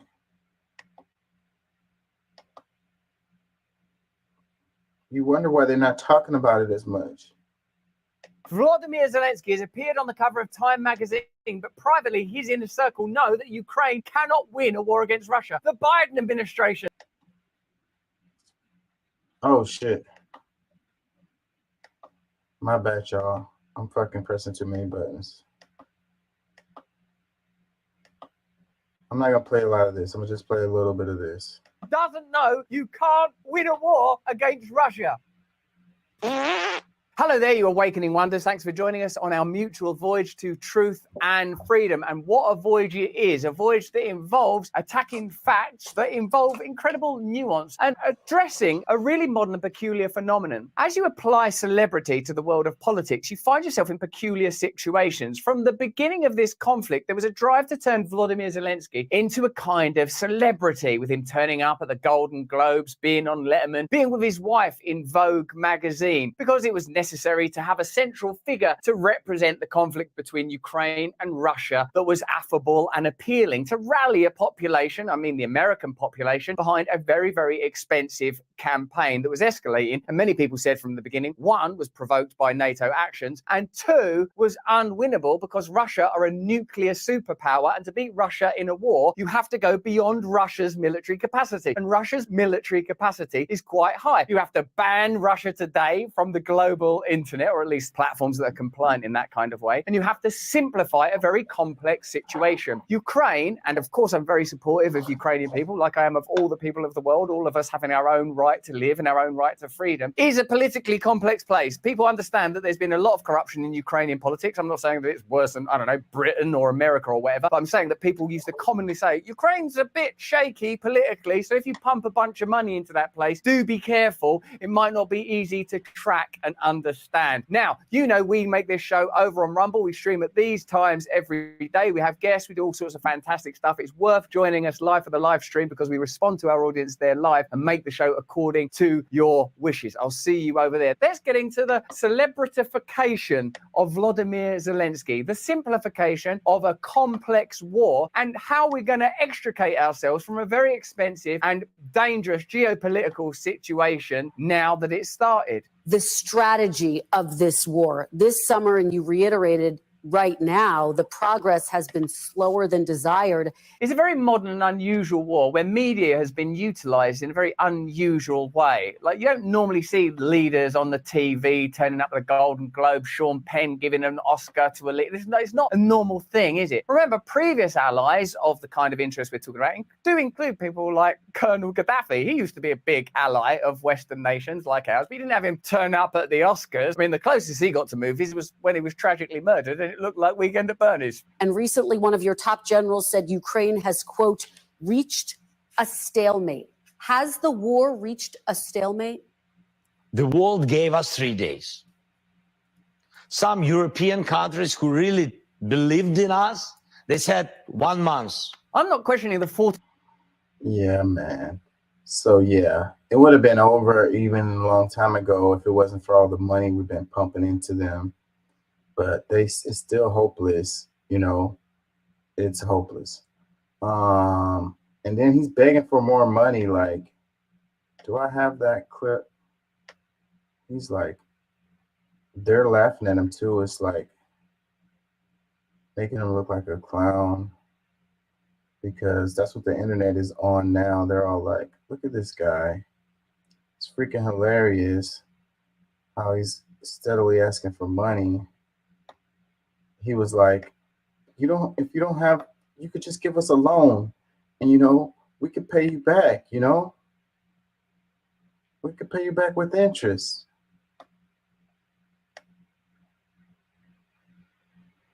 me see if I can find that clip. I don't see it. Oh, I found it. Let's go to this.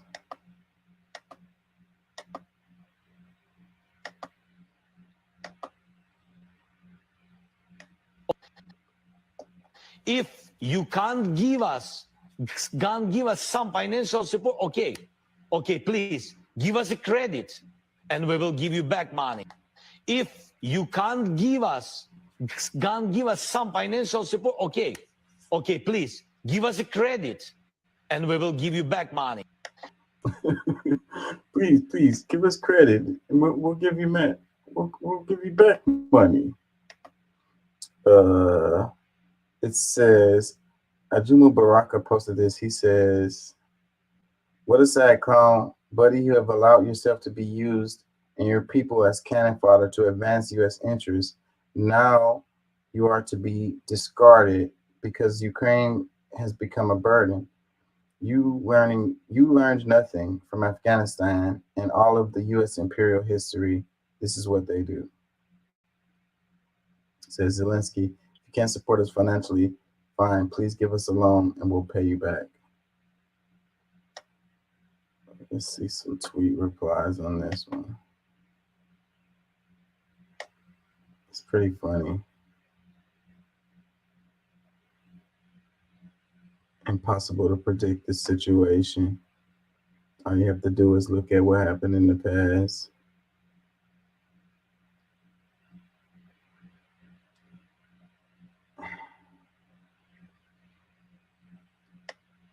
Hold on. There's a lot going on in this picture right here. It's got headlines in there. One headline that says exclusive CIA files prove America helped Saddam as he gassed Iran. Another headline that says anti-Soviet warrior puts his army on the road to peace. Yeah, I think they were talking about Osama bin Laden in that one. This one, it says how Gaddafi went from foe to ally. Another headline that says America lost ally. I don't know who they were talking about with that one. It says Manuel Noriega from U.S. friend to foe. Another one, the national interest, it says Manuel Noriega and the fragility of America's alliance. Yep. It says Zelensky is now living the final 20 minutes of Goodfellas. Another one that says the U.S. doesn't have allies, only interests. Just like any other country. Like, it's like, oh, there are friends or whatever. No, countries don't have friends. They have interests. Another one that says this should be a warning to Taiwan. Whoa. Another one that says I would be dead before I went on camera and begged to be given a loan as a warlord. Damn, it's like he went to his comedic roots. Yeah, it's pretty funny. Another one that says they're just funneling some of the money through Israel to Ukraine to avoid too much scrutiny before elections. Ukraine is still planned to become big Israel. BlackRock didn't get that rebuild contract for nothing. It's a lot of money laundering going on. I don't know if that's the case, what he's saying, though. But yeah. Another comment says, and the beat goes on with the U.S. military-industrial war machine, leaving a horrible onslaught mess and moving on to the next. Another one, I'm going to lightly defend him only by saying all evidence suggests he didn't have a chance given Azov and the like are running the show. And 2014 showed us they're not afraid to resort to a violent coup if necessary. Great man theory is a myth and Zelensky is along for the ride. Yeah, I think that's true, actually. Because otherwise, I think that Russia would have took him out, but I don't think that, you know. Another comment that says, dude acts like he doesn't know his country has been sold to BlackRock. Another one that says, dude, I don't know who you are, but obviously you know nothing about Russian imperial history. Yeah, I don't think anybody has ever, it's like Afghanistan. Nobody has ever really conquered them. You got the snow and you got the desert. and they know their terrain, so best to leave them be. Let's do some quick stories or whatever. Let's move along a little faster here. Let's see what we can cover before we have to get out of here. Gotta work all day tomorrow. This story is gonna piss everybody off. Let's do this one. It says, after years of tanking climate action and anti-poverty measures, Manchin announces exit from Senate. During his time in office, Manchin served the fossil fuel industry and lined his pockets with the payoff, said one critic. Common Dreams posted this. It says, progressives on Thursday were unsurprised to hear that right-wing Democratic U.S. Senator Joe Manchin has decided not to seek re-election next year, following recent polling that showed him 13 points behind Republican Governor Jim Justice, but expressed frustration over the conservative senator's legacy of tanking the Democratic Party's agenda, as leaders insisted he was the only Democrat who could possibly win the approval of voters in his home state of West Virginia. And that wasn't true.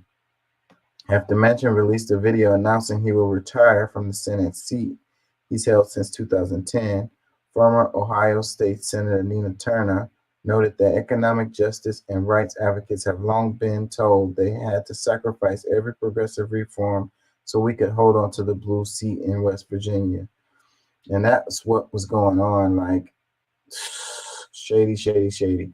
So you have these people, it happens on both sides, because you have some Republican senators who are basically Democrats, and then you got Democratic senators who are basically Republicans, and then they sabotage their own party, which they're really working for the other party.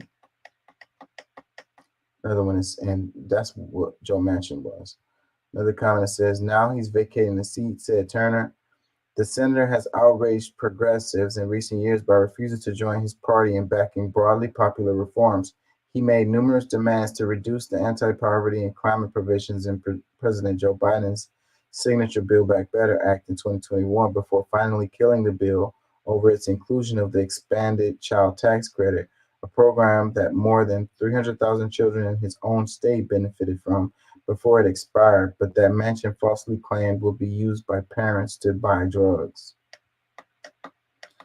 Another one, reading on, it says, he also joined Republicans in 2022 to block legislation codifying abortion rights months before the U.S. Supreme Court overturned Roe v. Wade, and helped the GOP push to include language in a debt limit deal this year that would expedite the construction of Mountain Valley Pipeline in his state.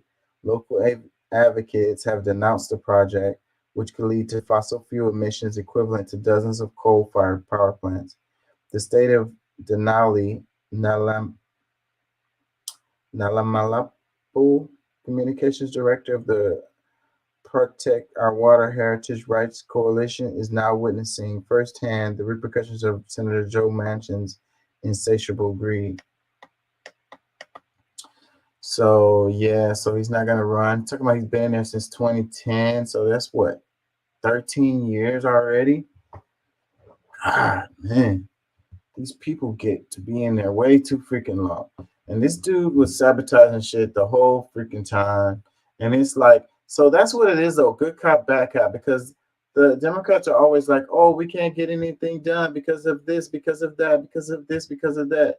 You know, they blame the other party, or they blame somebody like Manchin. And it's like, they could get stuff done. They could push and hammer stuff through, but they're too spineless. They're too freaking like wishy-washy. They, you know, they don't want to get that stuff done. They want to. They just want to appear that they want to get these things done. It's all bullshit. Now let's read some comments. It says, once the public eye is off him, hopefully his submarine will have a crack in the hull. Well, that's kind of horrible to say. Well, you know, he's probably going to be a, what do you call it? A lobbyist. He's probably going to go on to being a lobbyist, or he's going to work for one of those firms, one of those But he's already he already has a company that, like, so he's good, really. Another comment says, not sorry to see him go, about time. Another one says, he has been such a drain on our time, energy, spirit, all to feel important and to enrich and empower himself. I feel relieved that the slideshow is ending. Of course, he is a Republican.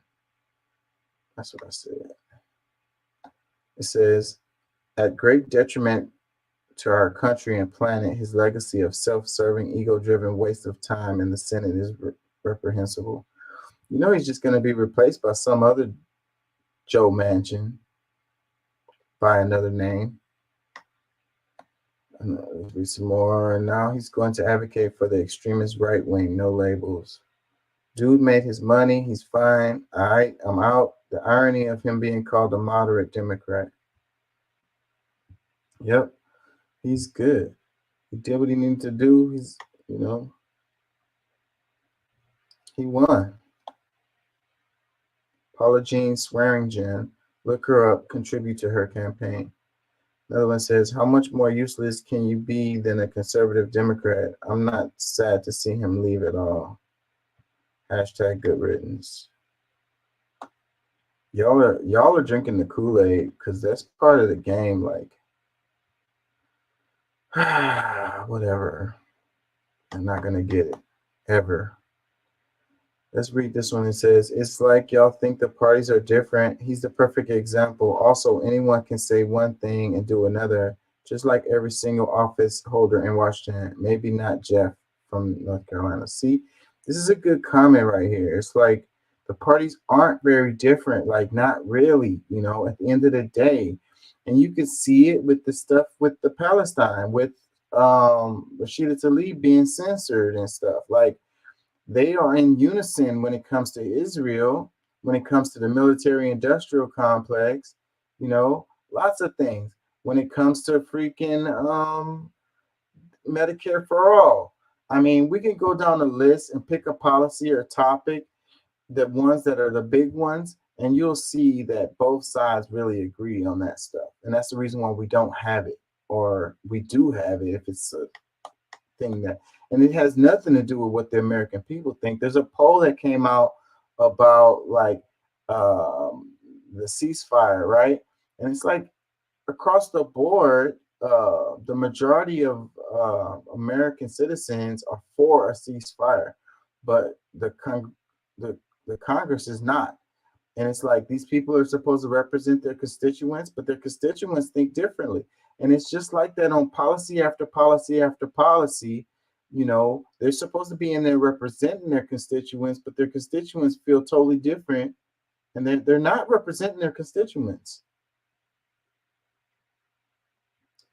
It says he's textbook for what a self-serving politician is. Get out and don't let the door hit you in the ass on the way out. It's like most of them, bro. Most of them are doing that. Like, he did it better than them. That's all. He played the game and he won.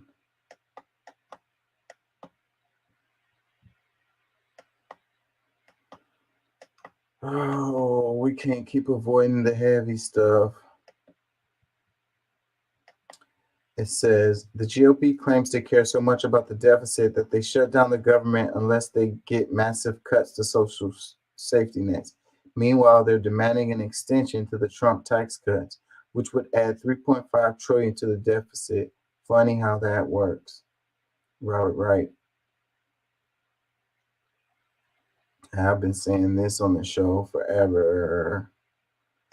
It's all a song and dance when they be talking about the deficit, because look at what they're spending when it comes to Ukraine and Israel, whatever. Like, they really care about the deficit, then why are they sending so much money to these other countries?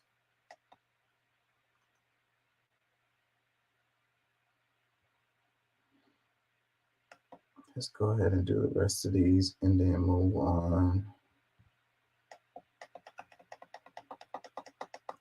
Now, this story, I'm not 100% on. That's why I keep skipping over it, because I'm not sure about this.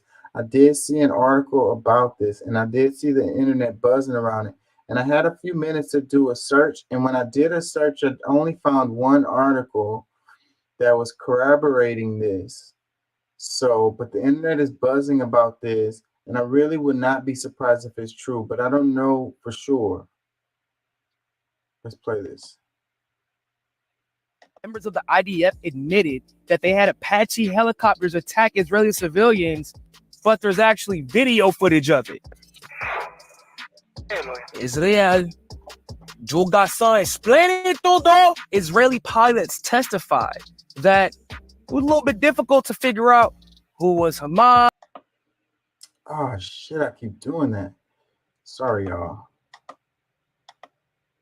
Pressing too many buttons. Who was Israeli, who was a civilian. So they just said, fuck it, and just killed everybody, which confirms other reports and testimonies that we've heard from other Israelis saying that Israeli civilians and IDF hostages were actually being killed by the IDF and not Hamas. And the order to destroy Israeli infrastructure, knowing that Israeli civilians and soldiers were in there, reportedly came from all the way at the top of the Israeli brass. This is a photo of all the cars that were destroyed by the Apache helicopters. Not even all the artillery, just the Apache helicopters that were also caught killing Israeli civilians. Now, we've been told that just about 1,400 Israelis were killed that day on October 7th. But given the photo I just showed you all, if they did that much damage to cars, how many of those 1,400 civilians were actually killed by Israeli artillery and friendly fire? And if Israel is justifying the genocide in Gaza because of civilians that Hamas was supposedly responsible for killing, and also Zionists and Israelis are cheering for this genocide. So not only have members of the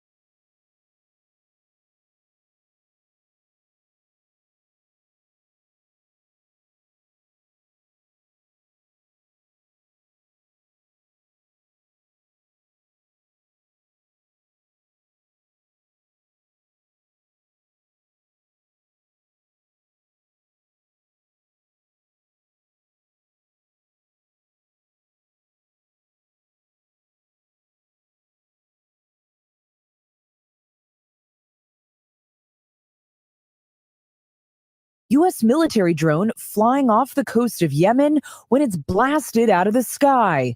Iran-backed Houthi rebels releasing the footage, claiming to show militants shooting down a $30 million American Reaper drone over international waters. ABC has not independently verified the video. This morning, new video of a U.S. military drone flying off the coast of Yemen when it's blasted out of the sky. Iran-backed Houthi rebels releasing the footage, claiming to show militants shooting down a 30. I'm sorry, I was muted and I didn't know it. I apologize, man. I really need somebody in here. Freaking by myself, I make a lot of mistakes. Anyways, Iran-backed militants are taking credit for the destruction of a U.S. military drone that was flying off the coast of Yemen. Houthi rebels released the footage, claiming that it shows military shooting down a $30 million American MQ-9 Reaper drone over international waters. ABC News host not independently verified the video. The U.S. military on Wednesday said American warplanes struck a weapons storage facility in eastern Syria that officials said was being used by Iran-backed militants responsible for dozens of drone and rocket attacks against American troops in the region over the last 3 weeks.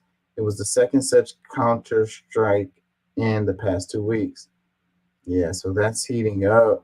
You know, the United States don't like you to shoot down their freaking drones. Damn, man, I'm feeling some kind of way because I just covered a story and I was muted. Did y'all hear me at all when I talked about the freaking... I don't think y'all heard me at all when I covered the... Hold on, let me go back to it. I'm going to just read it. Did y'all hear me when I read this right here? 7 million people have been displaced due to ongoing conflict and violence in the Democratic Republic of Congo. I'm going to move on.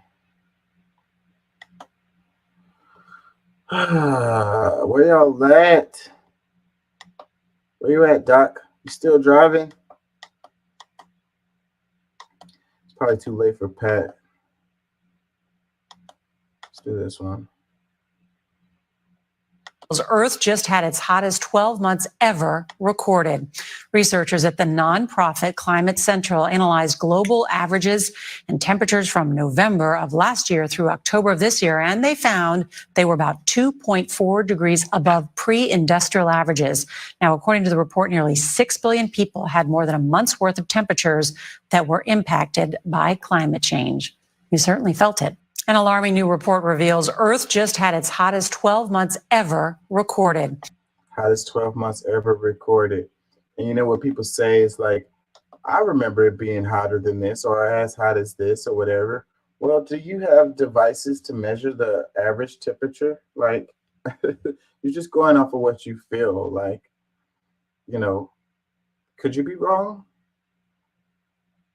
It says Earth just experienced its hottest 12 months ever recorded with global temperatures 2.4 degrees above pre-industrial averages, according to a new report by the nonprofit Climate Central.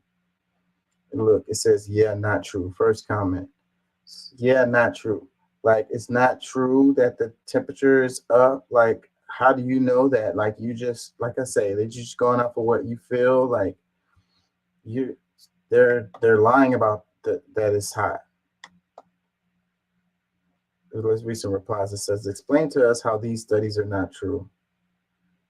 It says, just take a look at who sponsors these studies. These nonprofits are getting paid to come to not one conclusion only. Nonprofits, blah, blah, blah. Another one, it says, what studies in particular are you referencing and who sponsors them? Be specific. All of them, I've done the research. It's your turn. It says, lazy and lame. All you're saying is, I don't like this never-ending stream of research that won't stop being proven, so I'm attacking something to justify me choosing not to believe it, or I'm just not smart enough to understand your choice. Not sure which is worse. Yeah, so the argument about whether it's human-induced climate change is an argument, okay? But it getting hotter is not an argument, okay? That is not an argument. Like, you know that we had an ice age. Everybody is taught about that. And coming out of an ice age, it's going to be warmer. We know that the Earth goes through cycles where, it gets hotter and it gets cooler or whatever. We're in a warming phase. Whether it's induced by humans, like that part, you can fairly argue that. You can say that it's just a cycle, one of the cycles of the Earth, like that was gonna happen regardless of what humans did, that you can argue, but you can't argue that it's getting hotter. Like the information is really clear on that. Ugh.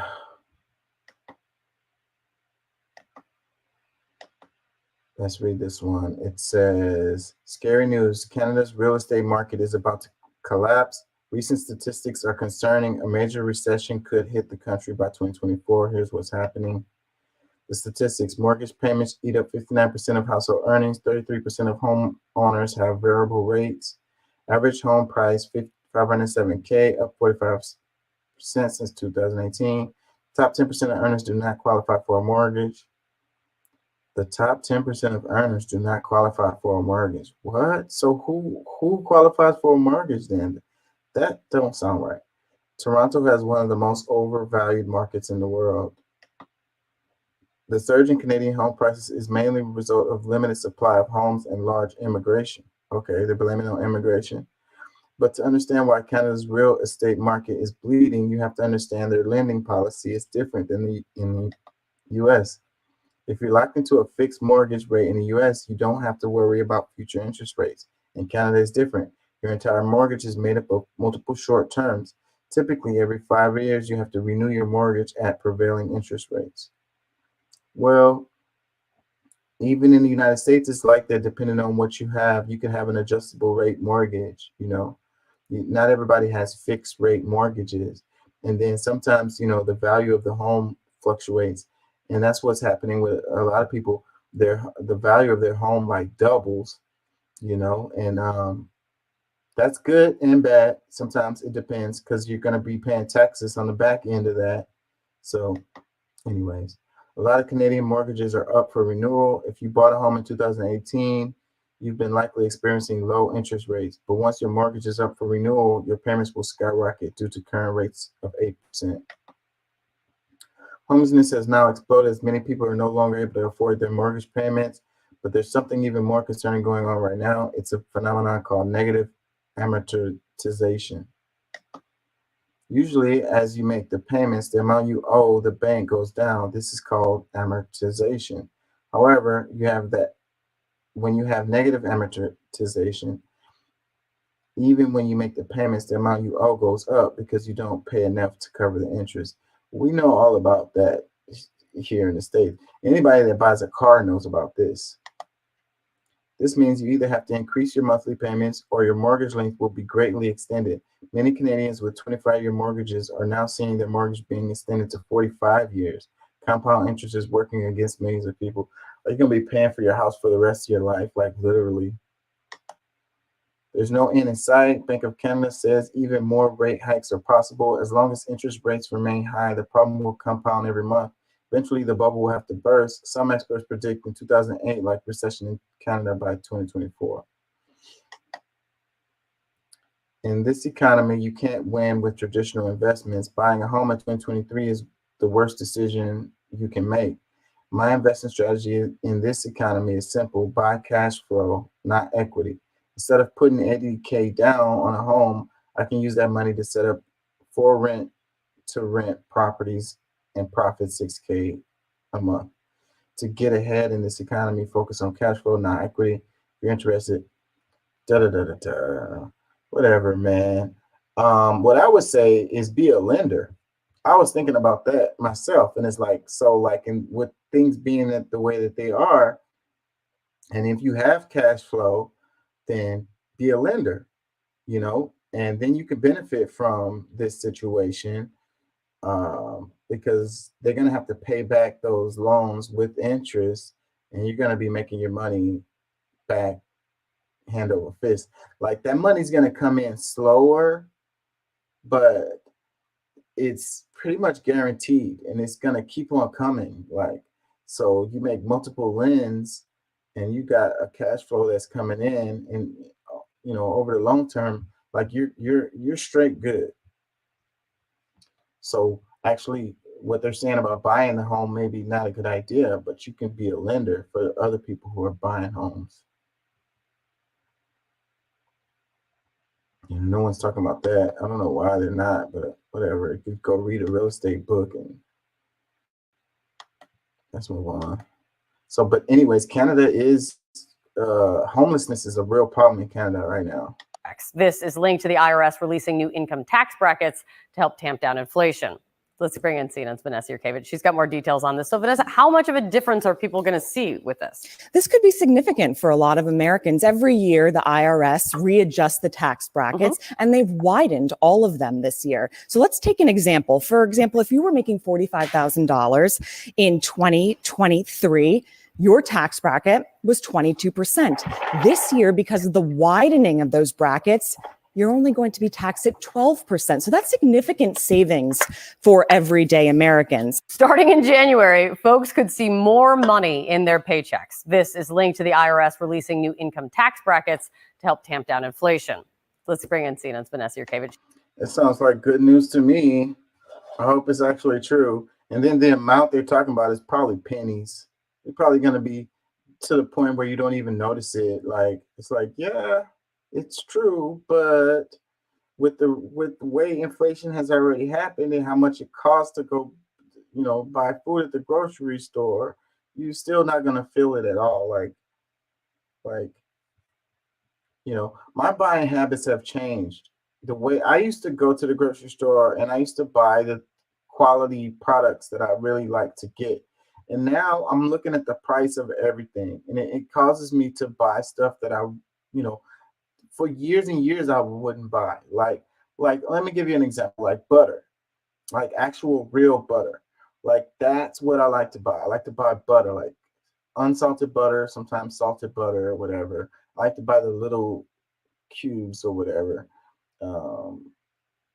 That's what I like to buy.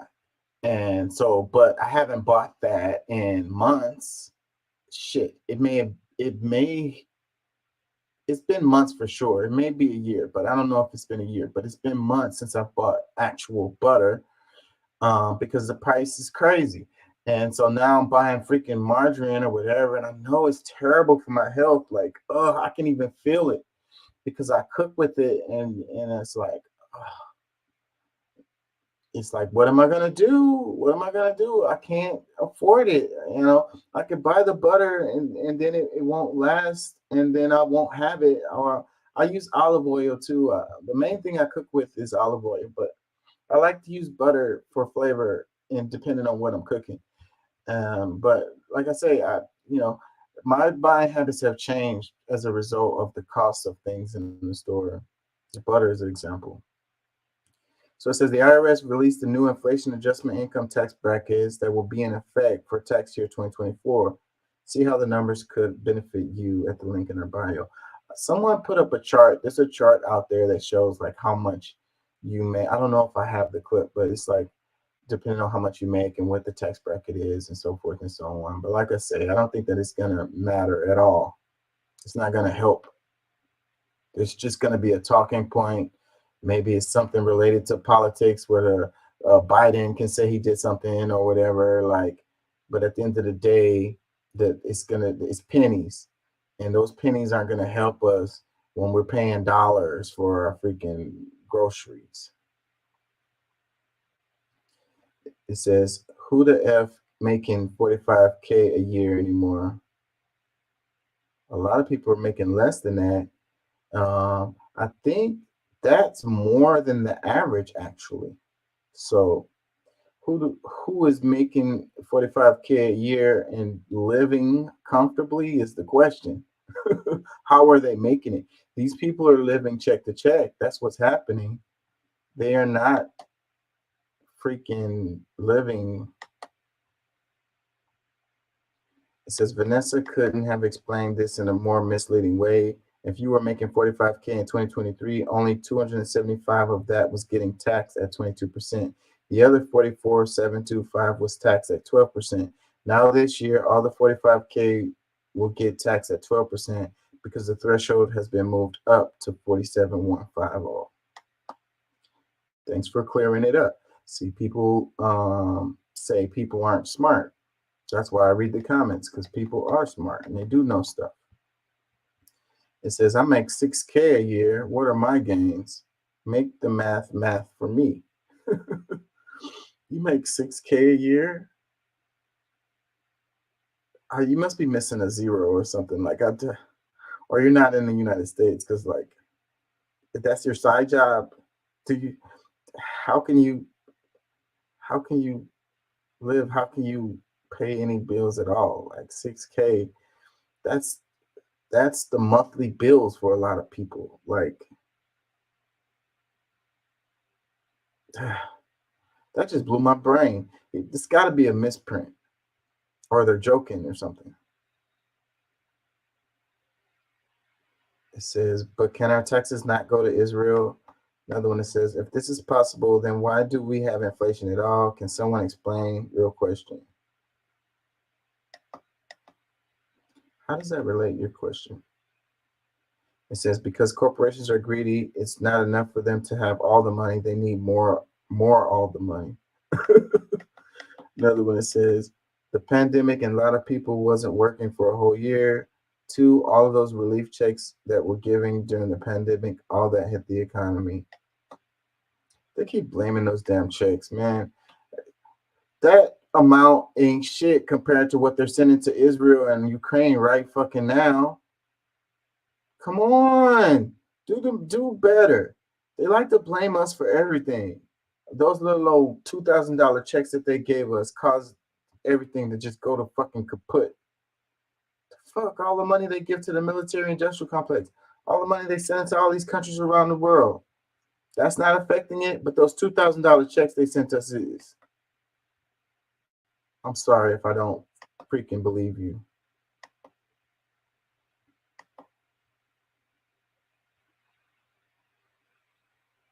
What is this one? History. On November 10th, 1995, environmental and indigenous rights activist Ken Saro-Wiwa, along with 8 other members of his organization, were hanged. It's widely believed they've been framed by the government, which at the time was in cahoots with oil giant Shell. In the wake of the executions, the Anglo-Dutch firm announced a huge $4 billion natural gas project in Nigeria. Ken Saro-Wiwa was the president of a local grassroots organization, the Movement for the Survival of the Ogoni People, or MOSOP. MOSOP fought tirelessly against the big oil companies that had come to take over the lands of the indigenous Ogoni people of the Niger Delta. The likes of Shell were collaborating very closely with the neo-colonial military dictatorship of Sani Abacha, who ruled over Nigeria at that time. For the Ogoni people, this meant that their homelands and the natural environment would be destroyed for petroleum extraction to line the pockets of Shell higher-ups and corrupt government officials. After many years of resistance against what Saro-Wiwa argued was a genocide of the Ogoni people, the Nigerian government charged him with complicity in the murders of 4 Ogoni chiefs. The trial in which he and 8 other MOSOP activists were found guilty was highly controversial. Human rights groups called it a sham. They claimed important evidence was suppressed and that an ongoing case regarding the bias of the judges was ignored. 2 key prosecution witnesses claimed that Shell representatives attempted to bribe them in exchange for false statements incriminating Ken Saro-Wiwa. Evidence suggests that Shell was well aware of the gross human rights violations committed by the Nigerian state and that Shell continued to pressure the government to handle the Ogoni problem. Shell was also told in advance that Ken Saro-Wiwa would be found guilty, long before the convictions were official. Ken Saro-Wiwa's brother, Owen Wiwa, claims that the managing director of Shell offered to help release Ken in exchange for an end to the Ogoni protests and a public declaration that Shell was not destroying the environment. Since the hanging of Ken Saro-Wiwa and other members of MOSOP, who are now collectively referred to as the Ogoni 9, there has been an international effort to hold Shell accountable for its alleged role in their execution. The company denies any wrongdoing, but agreed to pay a settlement of $15.5 million in 2009.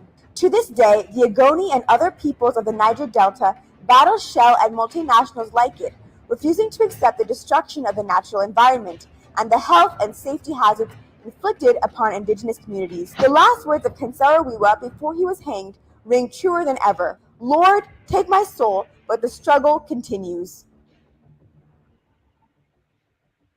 It's one of the most shameful episodes of political assassination in Nigeria's history.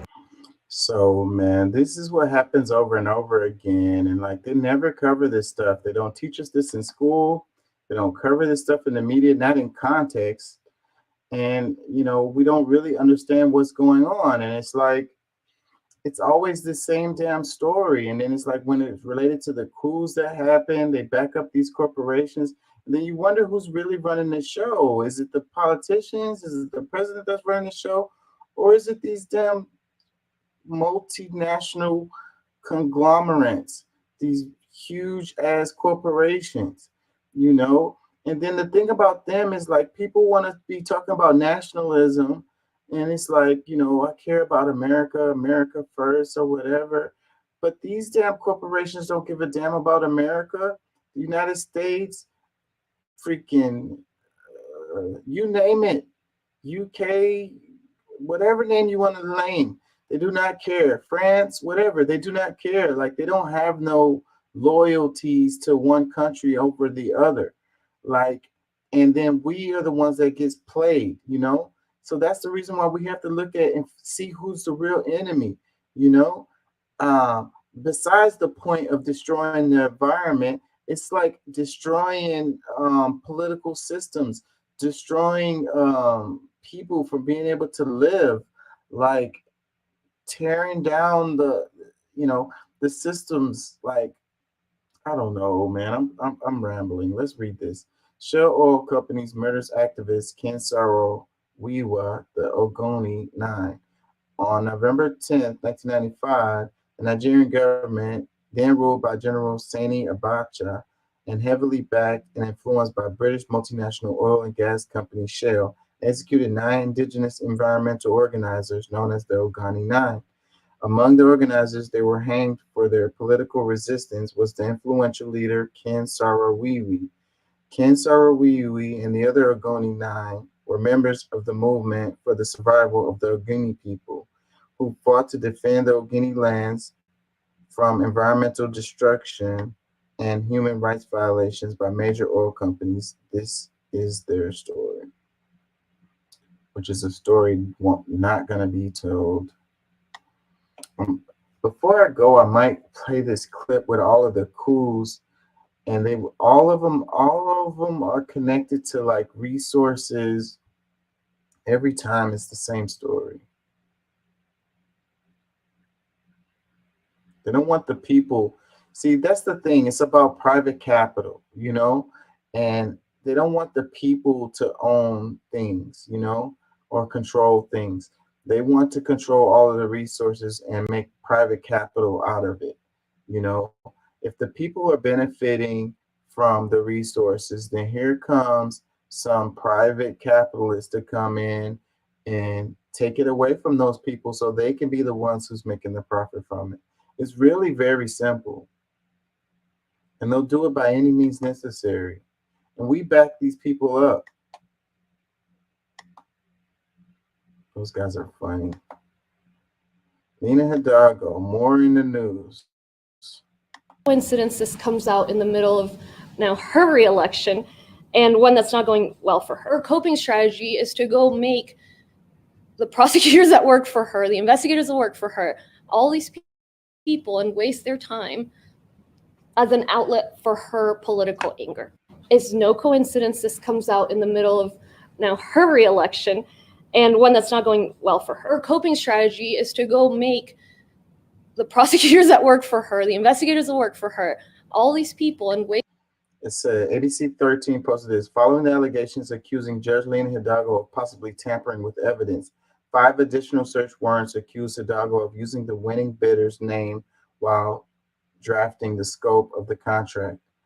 You know, she's been in the news like crazy. Like, she had a nervous breakdown or whatever, and like took a leave of absence and then came back, and then it's like You know, they've been hammering on her for the longest. You know, it's a lot of corruption going on, though. You know, it's hard to say. It really is. It's so difficult. You know, but what I like to say is there's no good guys. You know, it's all bad guys in this. Comment says, y'all better stop. She's going to be off for 3 months for mental health again, or whatever the hell it was. Another one, it says, so she's not providing any evidence or facts, just throwing shade. Sounds like guilt to me. Dora is a joke. She got elected by default when you can vote straight ticket, and lazy voters just hit Democrat, and then she got the votes. She's about to go back to depression rehab soon. Lena lives in a $4 million townhome in her mama's name. Where did that money come from?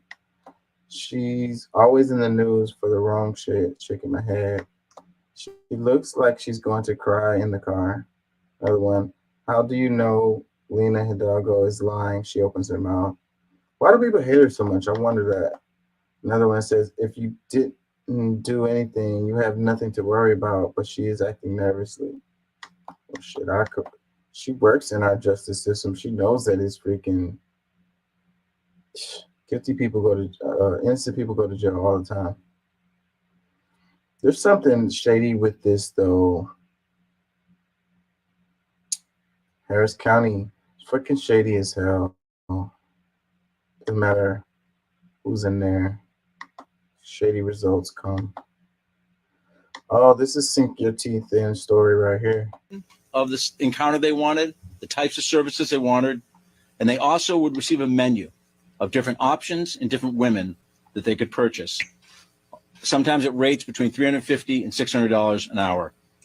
The menu included photographs of the various women who were available that day. Earlier today, 3 individuals were arrested and charged in federal court with operating a sophisticated high-end brothels in Cambridge, in Watertown, and in Eastern Virginia.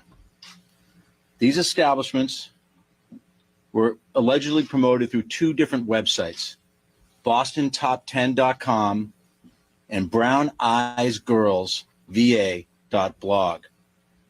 The 3 individuals behind these websites facilitated the movement of predominantly Asian women across the United States for sex trafficking and a commercial sex ring, exploiting them in the process. This commercial sex ring was built on secrecy and exclusivity, catering to a wealthy and well-connected clientele, and business was booming until today.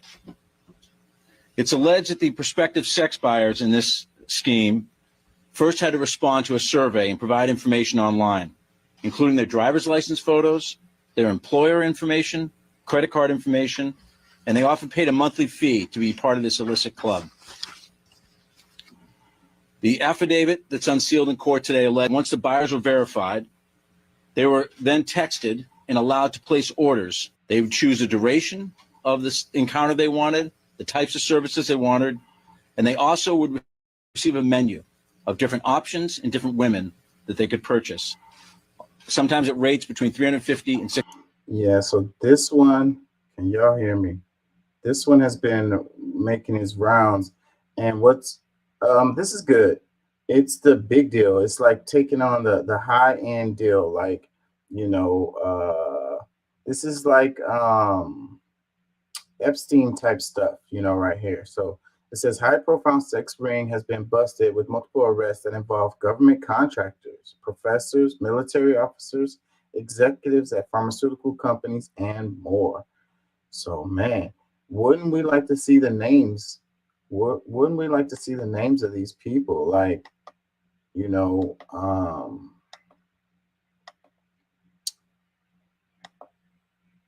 this is a big deal right here. So it's like, let's read this one. I don't think I can play the video because I think this is the one that's got the music in there.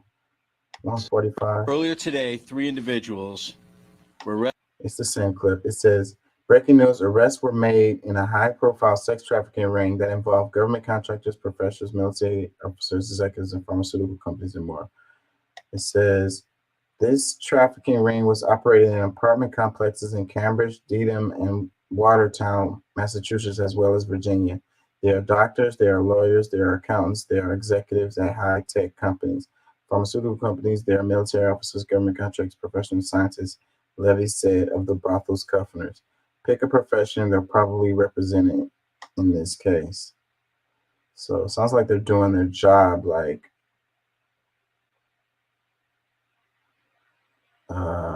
tweet replies, it says, okay, great. First step, now we demand names of everyone involved. We the people demand accountability.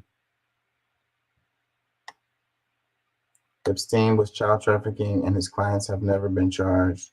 It says they are slowly exposing them and finding fall guys. They need to bring this whole thing down at once. It says name them. We want faces, first and last names, where they worked, how long they worked there.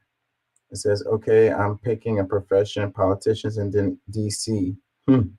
We all know they are on it too.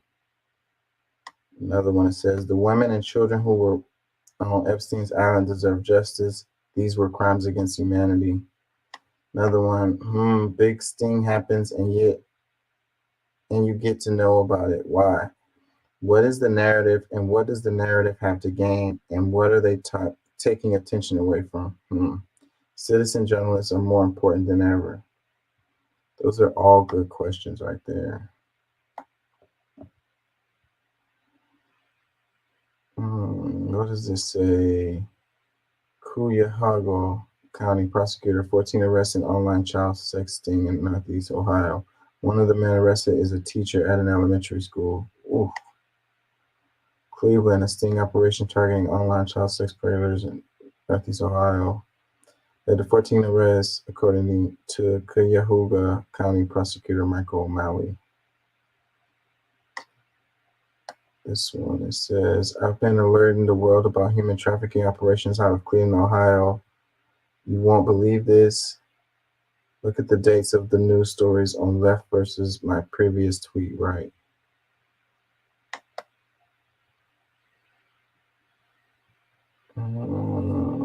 Says you're tracking human trafficking orchestrated campus by Arnold Kaplan and many others. Says Arnold Kaplan is running a big human trafficking operation in Northeast Ohio. So he's showing the dates of his tweets here.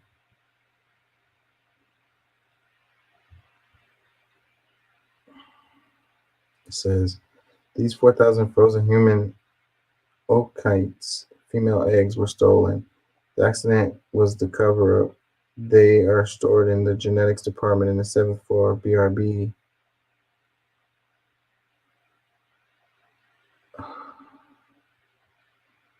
How is that related?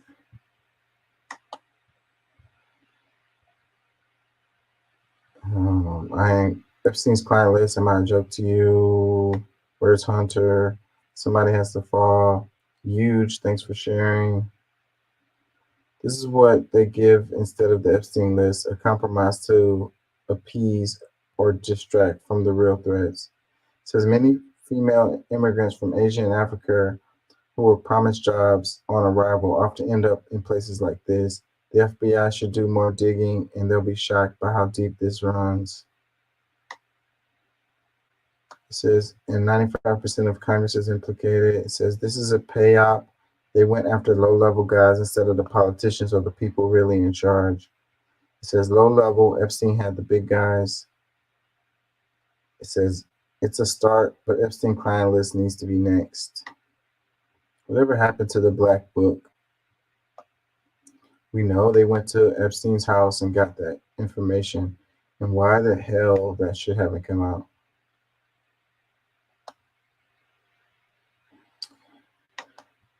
I can only go for about 30 minutes more because I have to work all day tomorrow.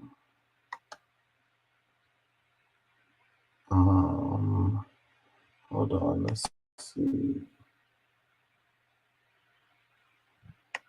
What do I have in here? Talking about wide 945, man. I have to drive through there when I go to school. I'm not looking forward to that happening. Hope they freaking put that shit out for as long as possible.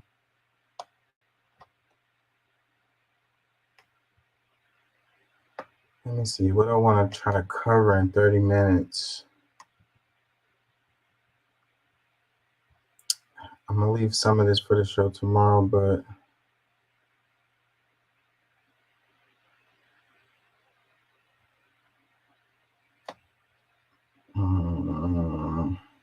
decisions.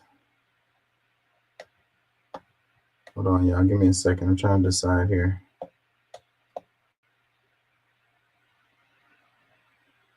It's so much to cover. I'm not going to be able to cover. I got more stuff than I can cover between now and tomorrow. So I'm going to have to make some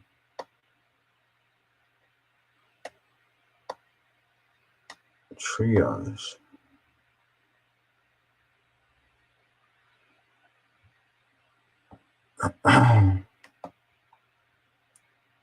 Let's go ahead and do the one that's on the screen right quick. So it says, New York man John Rote has been arrested after he saved a woman from getting robbed by a homeless man in Manhattan subway station, the current state of New York City. On Tuesday evening, Rote noticed that a woman was getting robbed and immediately jumped into action. The man pulled out a gun and fired warning shots to stop the robbery. The warning shot spooked the homeless man, saving the woman from getting robbed. According to video footage, Rote noticed the woman getting mugged by 49-year-old Matthew Rosich. He then took off his backpack, reached inside, and pulled out the gun and fired it off to scare off the attacker. Roth then started getting closer and yelled at Rosich before firing the gun once more. I want to be clear, we don't tolerate this kind of conduct in NYC Transit, period, said City Transit President Richard Davey after Roth was arrested. Once again, cameras recorded a perpetrator, and we are grateful the NYPD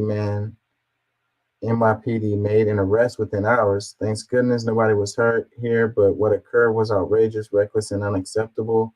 In the video, the top image, Rock fired off the shots. The bottom image is the homeless mugger. Unreal. So they arrested the guy who tried to save the woman. Is that what they're saying?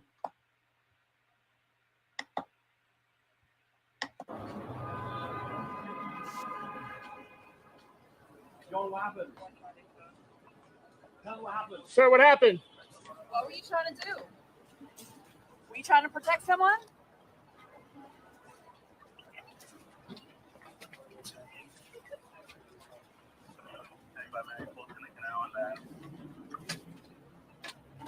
It sounds fishy. Like, why are they arresting him if he was just trying to protect someone? And if nobody got shot, nobody got hurt, then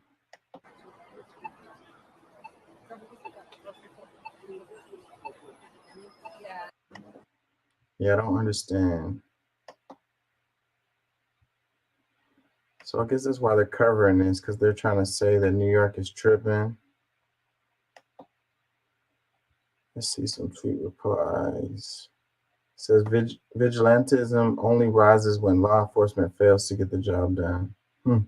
Guess old buddy's trying to be Batman. Another one, it says man saves the day, police arrest him for doing their job. Says, so basically don't try to save someone because NYC will arrest and charge you. Awesome. If you wanted to put people off from helping people, NYC, you just did it. I don't like vigilantism either. So, but what did he do that was against the law though? It says they condemned the Good Samaritan and praised the criminals. Says, so he's getting punished for helping. This is the gospel arresting the good people. Soon people will stop helping.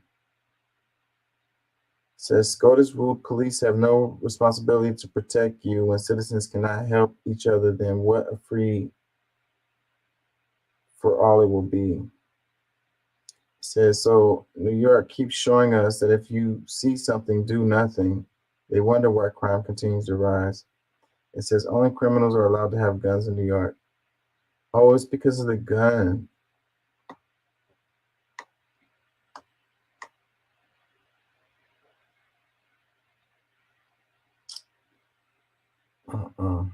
not even going to touch that.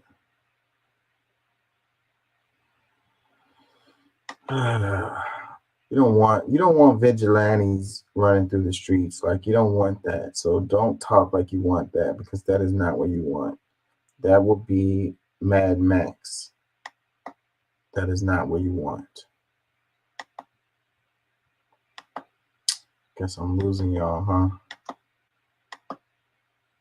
Oh, comment. How long ago was this? Smith at 2 a.m. Thanks for being here, bro. Thanks for the support. Can y'all hear me? Being here, bro. I feel like I'm losing y'all. Let me see. Let's try to do some quick stories so I can have some clips for the reels. I usually don't make it this far in the video though when I'm editing. Whatever. Let's read this. It says, claims it's discount store. It's not. We investigated how they charge more for less. So it says Dollar General charges whole food prices for dollar store groceries. It says a More Perfect Union investigator reveals that Dollar General charges premium prices for products, but masks the high costs from consumers by stocking smaller pack sizes. In other words, they're charging more for less. Dollar General appears to offer competitive prices for national brands, but Dollar General actually sells smaller pack sizes, so even if absolute cost of the product is lower, the per unit cost is often higher. That's Dollar General's trick. Even if their prices may look competitive, you're paying far more while getting far less.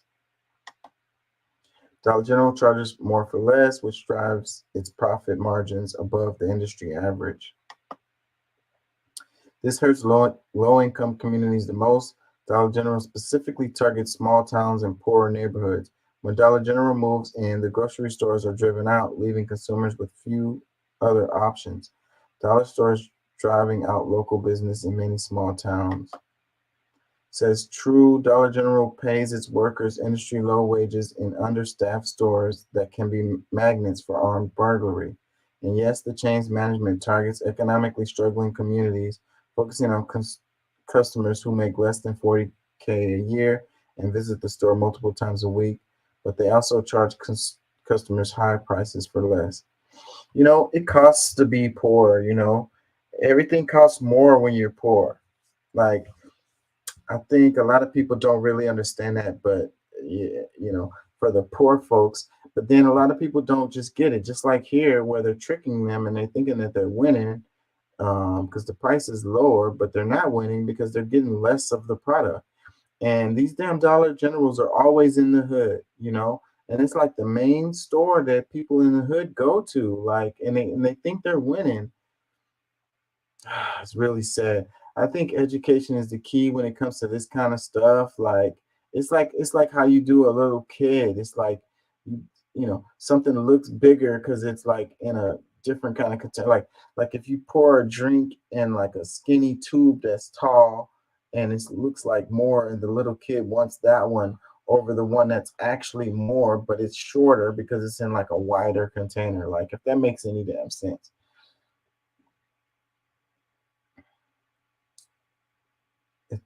Let's read a comment. It says it's called shrinkflation, and your major brands have been doing it since COVID.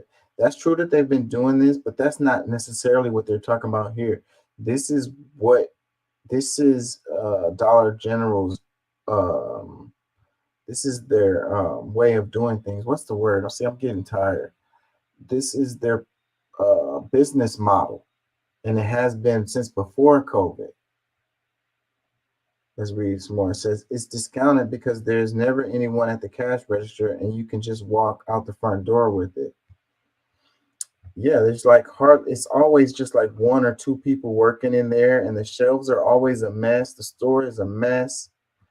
But he said it's discounted because there's not anybody at the cash register. That's not true. It's what they're explaining in this is that the packaging is smaller. It's less of it. It's less. Even though the price seems cheaper than at the other place, you're really paying more because you're getting less of it. Damn. Is it hard to fucking understand that? Let's read this one. It says 3 sponges cost $2. 1 sponge costs $1. Better to buy in bulk, but I've only got $1. See, so that is the problem. That is the issue. So like, this is what drives the people to Dollar General, is because they only have a few dollars. Like, it's not that necessarily that they're dumb or uneducated, which kind of flies against what I was just saying before. Because when I was talking to Doc and we were talking about a situation similar to this, is like, you know, we were talking about shoes, like a pair of boots, and it's like a pair of boots. You buy the more expensive pair of boots and it lasts 2-3 years or whatever, versus buying the cheap boots, which only last like a few months. But when you up front don't have that much money, then that's why you buy the cheaper boots, because you don't even have the money to buy the more expensive boots.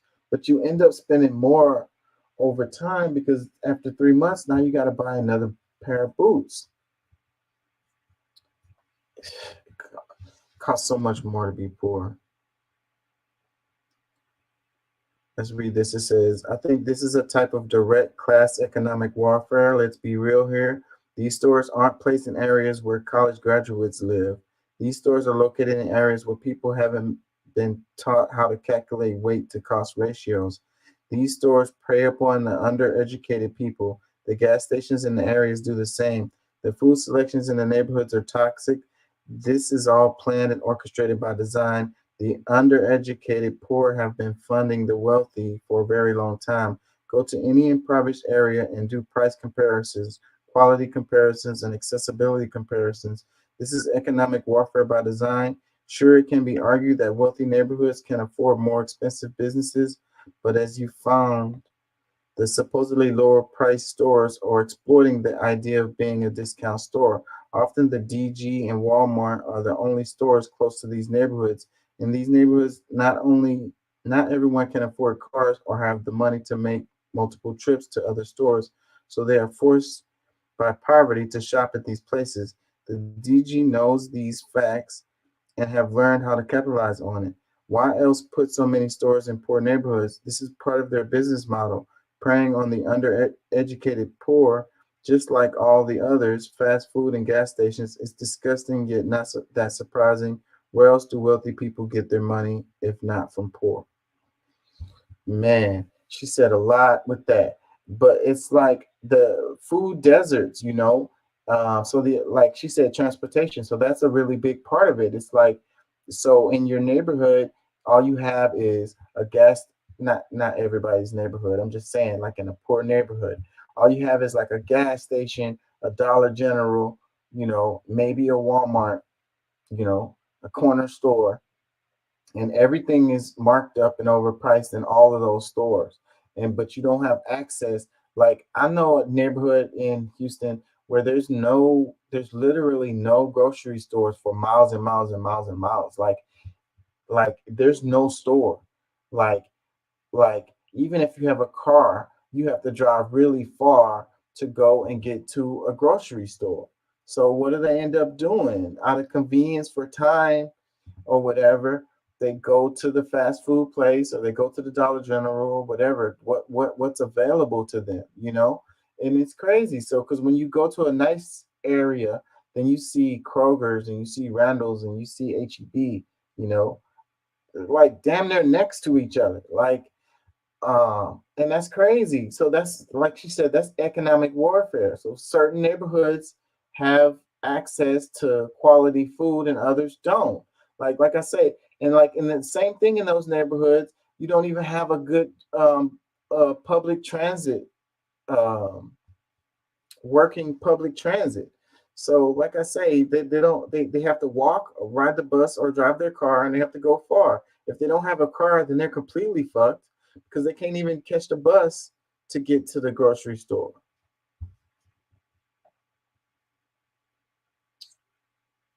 Yeah, these are systematic issues that needs to be addressed, you know. But then it's profit over people, so nobody really cares. It's it's like you can't blame them for wanting to make money. So then that's just capitalism. So like I can make that argument all day, and then people are just gonna say, "Oh, you're just a communist." It's like really fucked up to do people like that.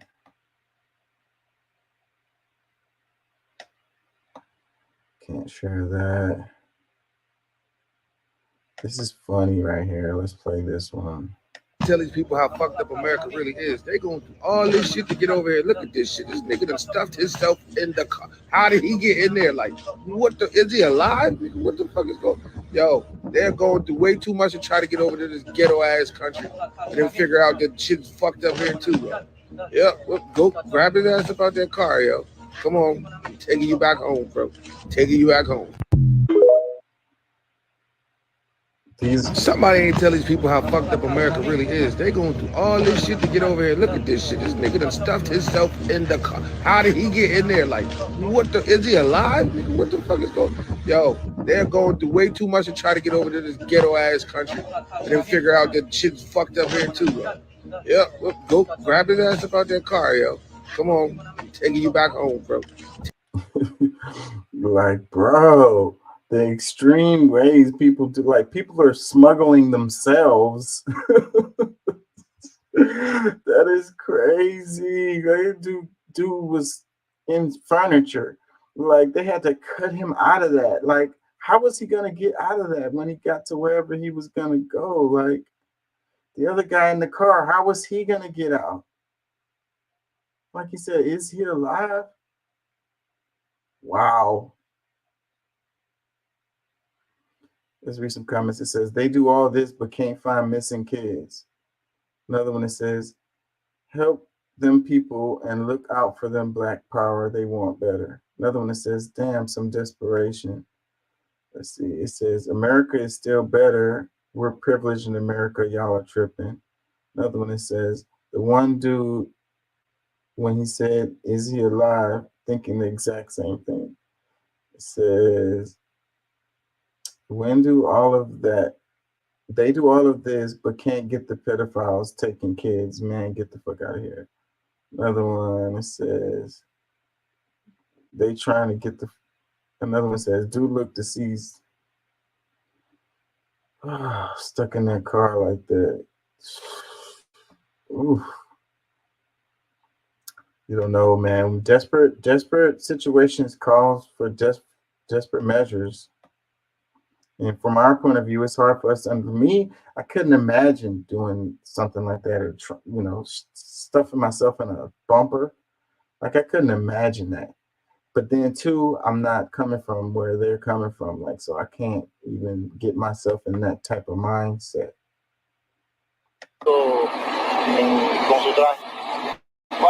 What suit? Everybody says you always have a todo el mundo dice que usted tiene un chaleco a prueba de balas. No. Voy a desembarcar así en Nueva York. I will land in New York like this. Tengo un chaleco. Land in New York like this. Tengo un chaleco moral. I have a moral one. A moral vest. Es fuerte. It's strong. Ese me ha protegido. That one has protected me always. Siempre. So Fidel Castro was asked if he was wearing a bulletproof vest under his shirt in 1979. This was his response. It says Fidel Castro, who died at the age of 90 due to natural causes, was one of the most controversial political figures of the 20th century. Under his administration, Cuba became a one-party state, industry and business was nationalized, and socialist reforms were implemented throughout society. Yeah, man, they was trying to assassinate this dude the whole time. There's so many stories about, like, even the CIA, whatever, it was coming at this dude. There's so many failed assassination attempts on this guy. It's crazy. Crazy. There was a story about this chick. They sent a chick to assassinate him. She was supposed to, like, what is the word? Get him to like her, and then they were supposed to have sex, and whatever. Or he thought he was gonna have sex, and then she was supposed to kill him or whatever. He ended up having sex with the chick, and he knew she was sent to kill him. and you know, she wasn't successful. This dude, that's the original Teflon Don right there. Some comments, it says, it's sad that a lot of people really think that he was a good person. Another one that says, the only man the USA CIA mafia never could touch.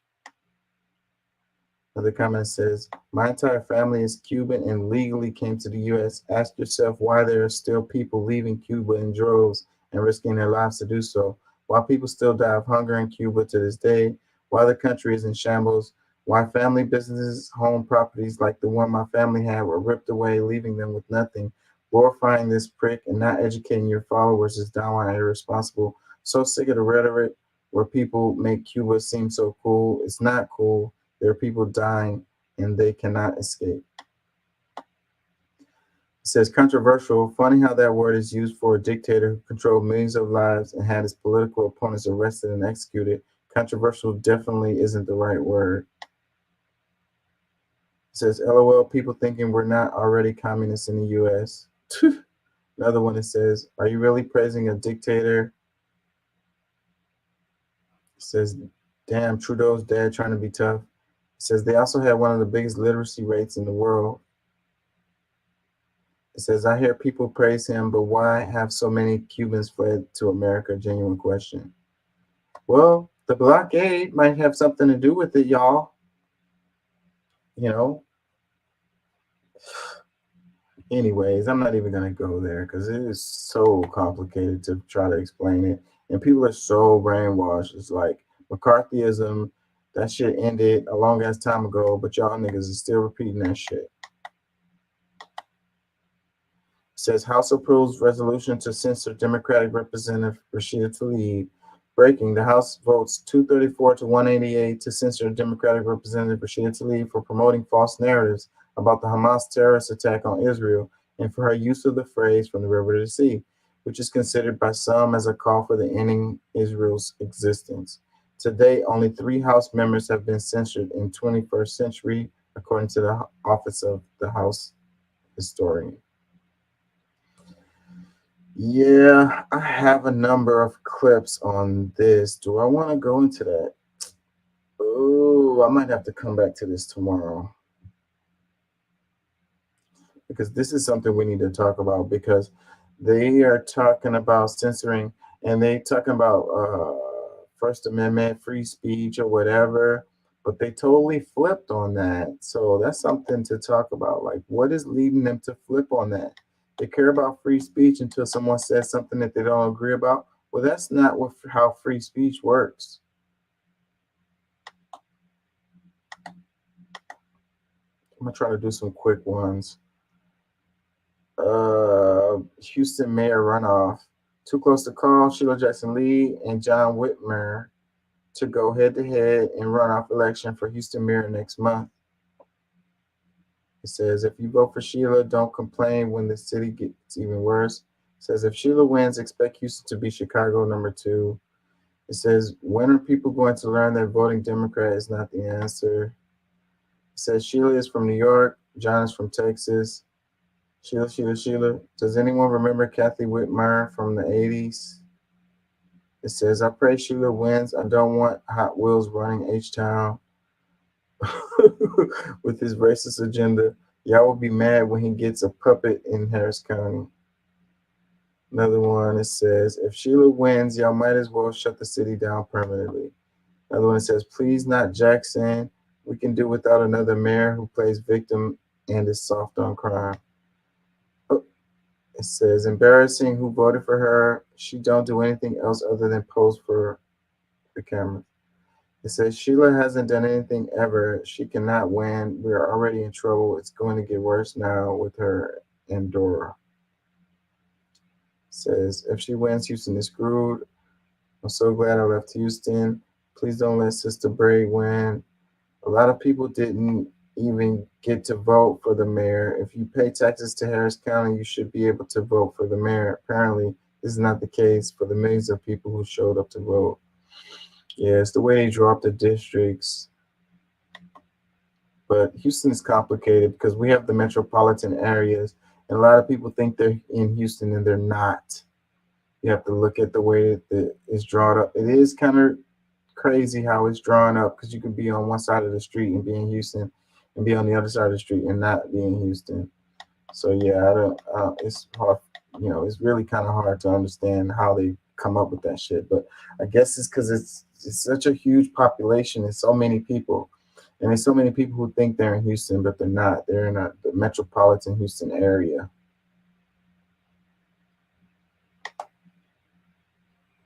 Case of a missing Texas man they say bragged about stealing thousands of dollars from a Mexican cartel and then disappeared just 2 hours later.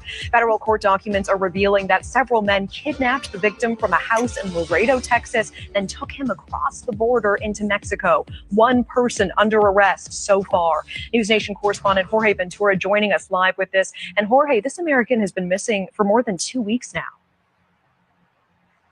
Yeah, Natasha, that's right. That Texas man, his name is Eric Tato Ramirez. He was allegedly bragging about stealing $50,000 from a Mexican drug cartel. Well, 2 hours later, he's gone. He was kidnapped and is still missing. Now, according to witnesses, they overheard Ramirez bragging on a phone call to an unknown woman at a house party on March 23rd in Laredo. He was bragging about stealing $50,000 from the Cartel del Noreste cartel in Mexico. After that, he was beaten up, taken by armed men and into Mexico. Now, according to witnesses, they actually arrived less than 2 hours later. The marked masked men, the assaulted Ramirez, according to the FBI. You can actually see the image of the home where the kidnapping took place. Now, according to reports, the vehicle then crossed into Nuevo Laredo, Mexico. This is what makes this case particularly unique, where you see a kidnapping on American soil and then brought into Mexico. This is particularly unique. A report also says that his face was bloody. He was actually attempting to escape the vehicle while it was driving. Authorities determined that vehicle was registered to the mother of Jonathan Carvalles. He is a suspect. Now, Carvalles reportedly told investigators he drove into Mexico with a kidnapped victim along with 3 other people, and that he was aware that Ramirez allegedly stole that $50,000 from Cartel del Noreste. The rest of the men, as of right now, are still remaining at large. Carvalles is only the only suspect right now that's been arrested in connection to that kidnapping. Now, he was detained by U.S. Customs and Border Patrol officials after he crossed back into the U.S. on March 27th with the same pickup truck that he committed the crime. He's right now the only individual charged with that kidnapping. We're still waiting for more details on that, but pretty unique situation, Natasha, seeing this type of kidnapping take place from American soil and into Mexico. Yeah, Jorge, and it's particularly concerning that he was bragging on a phone call, not on social media or something like that. Do we have any details? Do we know if the arrested suspect is in fact a member of that cartel? So that's what the FBI is still investigating, to see if Carvalles is a direct member of the cartel or just working for them. As of right now, investigators are continuing that investigation. Ramirez right now, there's still no whereabouts. We still haven't got an update situation from the FBI. They saying they can't comment on that investigation. But the 3 other men that were with Jonathan Carvalles that committed that kidnapping, they still remain at large, and it's suspected that those men are hiding out in Mexico right now. So Jonathan right now is the only one arrested. So we're finding out more information. But Natasha, this is a very unique case where you see a kidnapping on American soil and then a victim taken into a foreign country. Okay, Jorge Ventura breaking that down for us. We appreciate it. Thank you. Thank you. Yeah, so first off, don't steal from the cartel. Second off, don't brag about it. Like 2 hours later, his ass was freaking kidnapped and taken back to Mexico. Like, what the hell was this dude thinking? Like, and like they said, he wasn't on social media, he was on a phone call. So I wonder how the hell they knew already and they were already on their way. Or did somebody snitch or whatever? Did they have his phones tapped or whatever? Like, that's kind of crazy. But like, you're gonna rob, you're gonna steal from the cartel, and then you're gonna brag about it. Like, you big and bad, bro. Like, you obviously don't value your life. These people don't play. They're not playing about their stuff. If you're bragging about stealing from the cartel, you don't value your family's life. These people are not playing. That's another world of fucked up. Let's read some comments. It says 2 hours is actually crazy as if. It says he's going to stay gone. He's not missing. He's dead. That's what they say. He's missing. Like, they're not going to find them. Most likely, they're not going to find that guy. They said he tried to get out of the car. They said his face was beat up. He already knew what was going to happen. They're going to find him. They're going to find him in about 4 or 5 different places. Pieces of him. Not going to be able to identify him. His dental records probably. It says, making fun of the cartel is worse than admitting to the feds that you sell coke. Another one, it says, it'll be interesting to see the DEA's response. It says, this man has multiple locations now. That's what this doctor said. It says, a Mexican taunting a known organization such as the cartel while living in a town right across the damn border is pure foolery.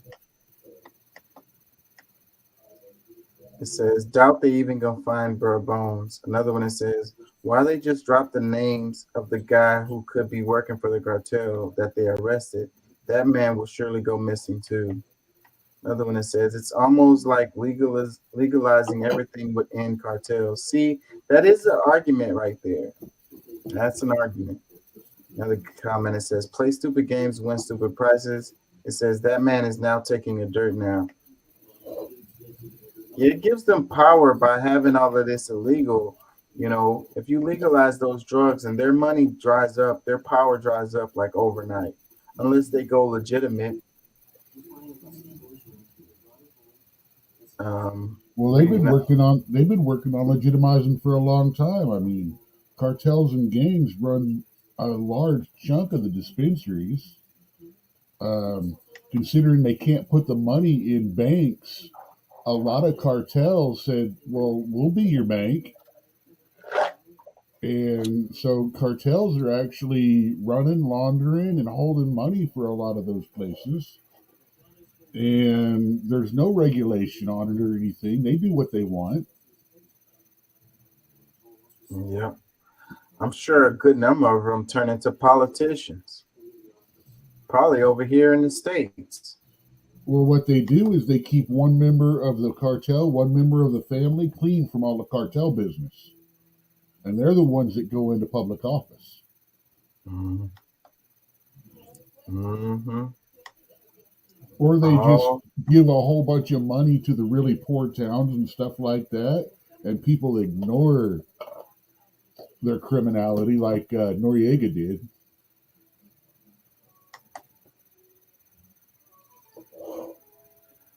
Let's do this. It says 10,000 plus Palestinians killed, including 4,000 plus kids, in the House of Representatives busy censoring the only Palestinian American member. Can't make this stuff up. Rashida Tlaib censored with 22 Dems joining the Republicans. So they censored her, and the Dems voted against her too. So it's like, if we look at this vote, 4 Republicans voted against it, and 184 Democrats voted against it, but 22 voted for it.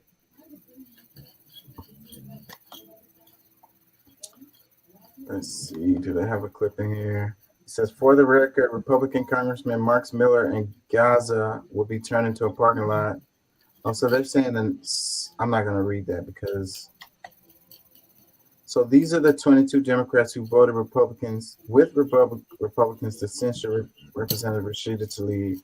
Cohen, Costa, Craig, Davis, Franco, Goldman, Gottheimer, Landsman, Lee, Manning, Maskowitz, Nickel, Pappas, Perez, Ryan, Schneider, Schreier, Soto, Torres, Wasserman, Schultz, Wilson. It says, an interesting night in the House of Representatives. It says, keep in mind, all 435 seats in the U.S. House of Representatives are up for re-election, and that includes those 22. It says, we don't need it. They didn't vote lockstep. They need to go. Kick them out of the tribe. Kick them off the island. It's Survivor. Yeah. They didn't vote the way we told them to. Yeah, the Democrats. I don't know, man. She said some fucked up shit. I mean, a lot of them are doing it, but you know what? You can't really sit there and go, well, what about this one said? What about what that one said?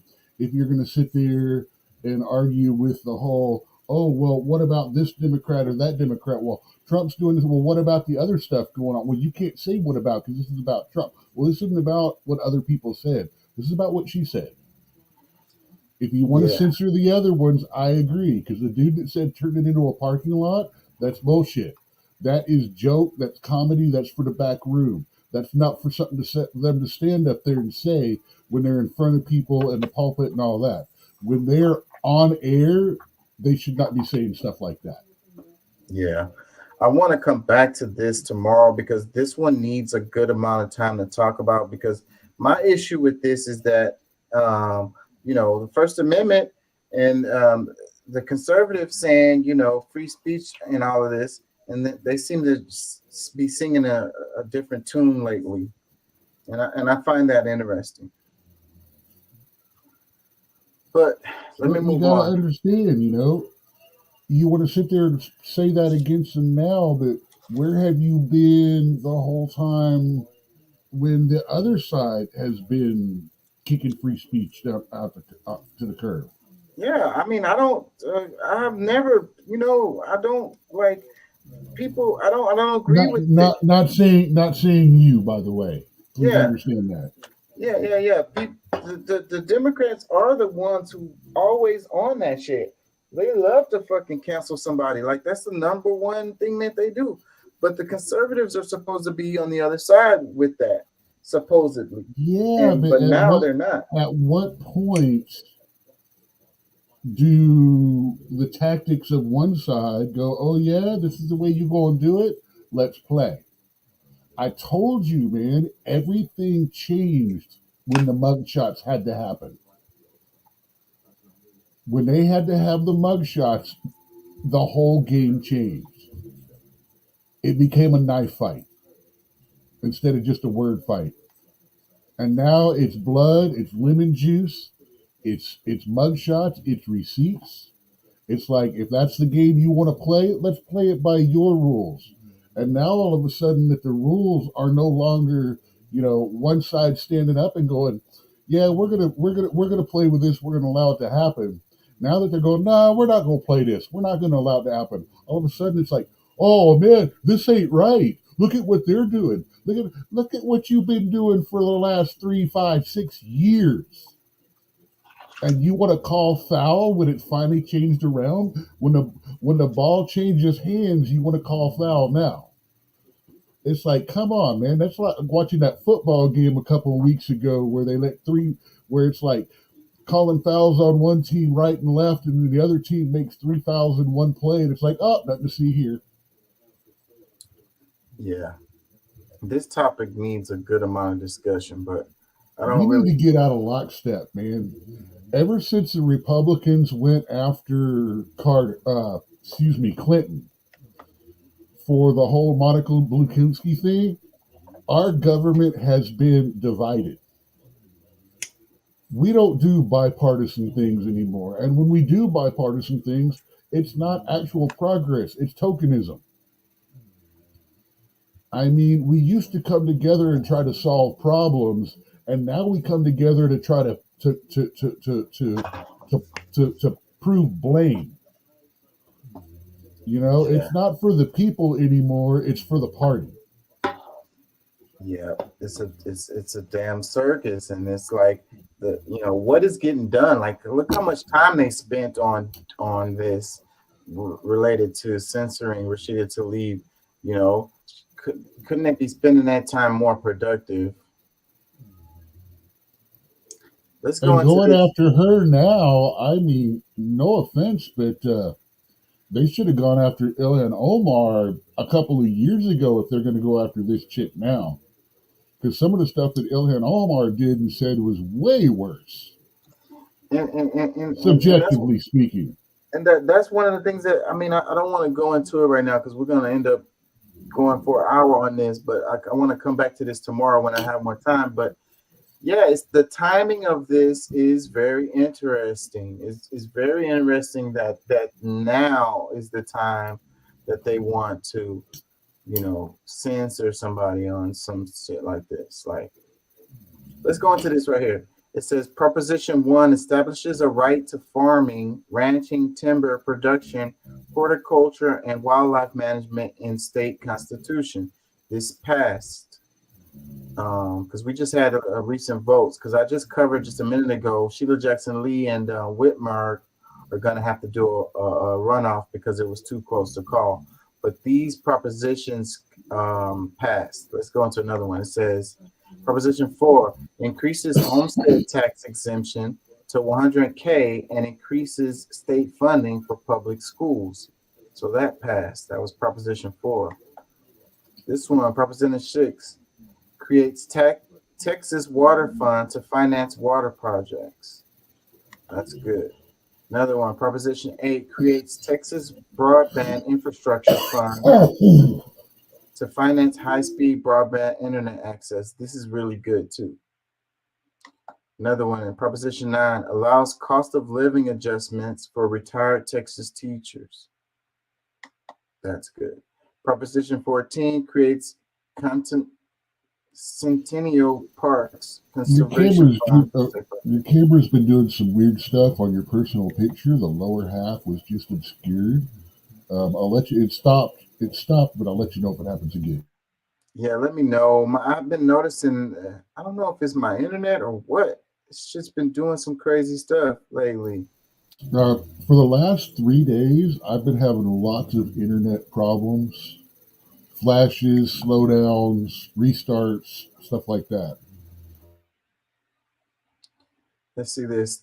So ABC 13 posted this. It says Texans officially vote yes on 6 propositions so far. Let's read some comments. It says, and meanwhile, we couldn't even add cancel student loans to the ballot. Another one, it says, does that mean weed is legal? Another one, it says, finally something for teachers. It says, can we lower taxes? Another one says, glad to see even rural Texans doesn't fall for that school choice scam BS. A broken clock is right twice a day. It says, can someone please put this in layman terms? Bro, like it's as lamest as possible, y'all. Come on. Another one, it says, people are just voting to spend, and then complain about inflation and interest rates. Man, we got to spend on some stuff, bro. Like,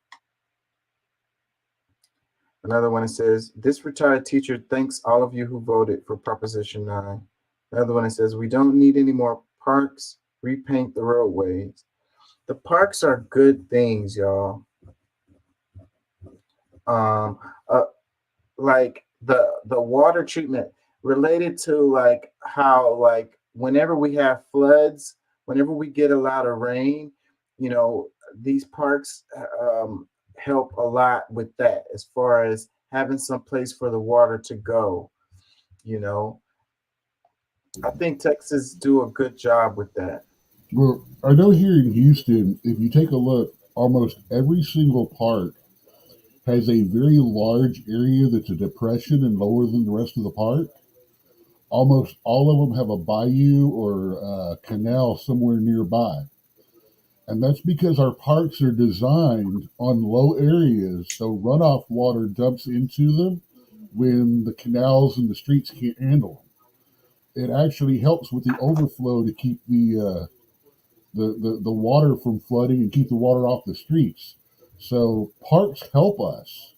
The only problem is what we have is areas where they need to go in and rework these parks because some of it holds water too long, especially during critical months of the summer, which are the height of the mosquito season. So they need to come in, they need to work these parks and stuff. They need to do a little bit better on them because what's going to happen is if we don't get them cleared out, we don't get some of this smoothed down, we're going to end up with all the parks becoming mosquito aviaries. Mm-hmm. You know, we're going to get the mosquitoes are going to get bad, which is going to cause people to get sick from the diseases they carry, which is going to push the healthcare system. I mean, the parks actually save us money in the long run in road maintenance, in healthcare, and just a place to go so people can have a place to walk around instead of by a street with all the smog and the traffic going by. Yeah. I mean, not to mention it's nice to have a little area with some friggin' nice trees to have some real oxygen for a change. Yeah.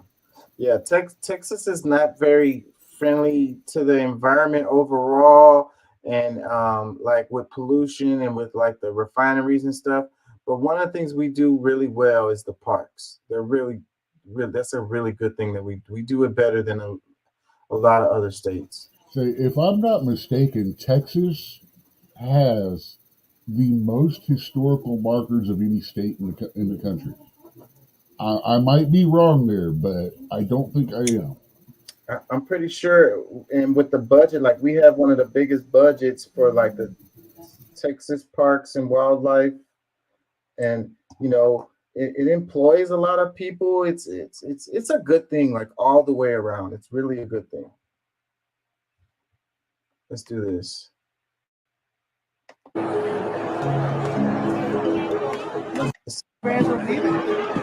Yeah, right. Oh wait, look, they're taking the flag. Rules on the field for touchdown is under review. Wow.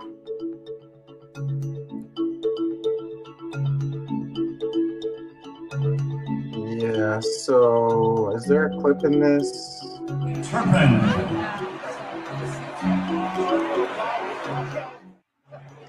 So this is the moment U.S. businessman was kicked out of an NFL game. It says for displaying a banner that combined the American and Israeli flags.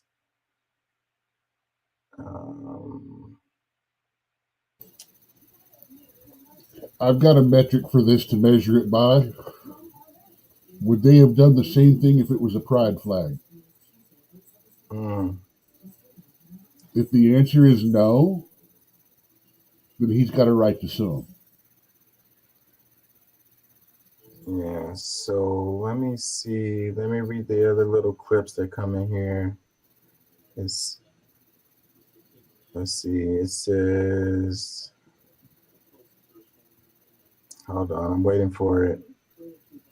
So I can't control this clip. George Necros is an influential organizer for the Democratic Party and has threatened to sue the NFL and the game's organizers. Stadium bosses said signs not related to the event are not permitted. This is the moment the U.S. businessman. Okay. So a prominent U.S. businessman and political organizer, George Necros, was kicked out of an NFL game for displaying a combined U.S.-Israeli flag in his corporate box.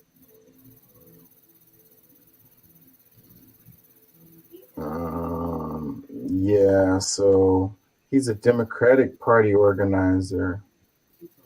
That's interesting. Comments, it says, if you ever feel stupid, just remember there are people out there who think Israel is a victim. Another one, it says, he should be ashamed of his old ass because the whole world know the truth now and he's been so slow, LOL. Another one, the flag is the ugliest effing thing. Another one, it says, great job. We can't have people openly supportive of the murder of thousands of innocent men and women and children. It says, if you name his business, we can boycott them. It says, excellent. This must be done with the people's companies that support Israel and genocide. Look at that. Look at that. Screaming for the cancel culture. Yeah. Another one, it says, wealthy man cannot believe that he cannot do whatever he wants, wherever he wants. This is probably the first time in his adult life that this has happened. Another one, it says, if you claim that you support BLM, Asian lives, LGBTQ, and other oppressed minorities, but turn your back on the Palestinian people, you cannot say you care about all of humanity. You don't get to pick and choose which oppressed groups of people life to support and which not.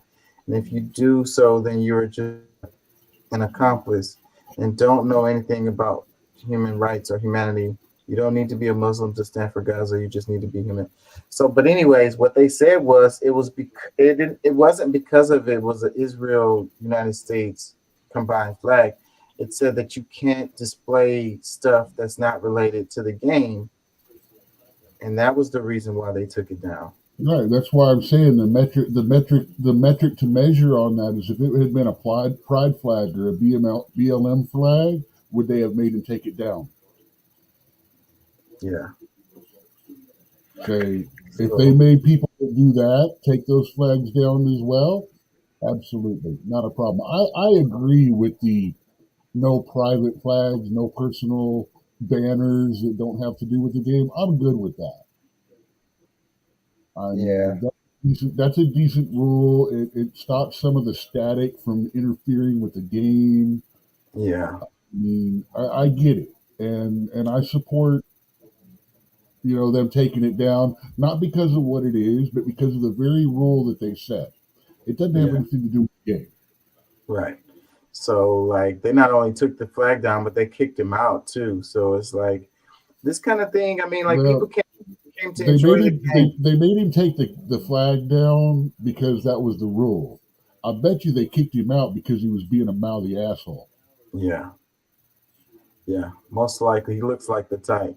He gets to do whatever he wants all the time. He doesn't care about the rules. The rules don't apply to him.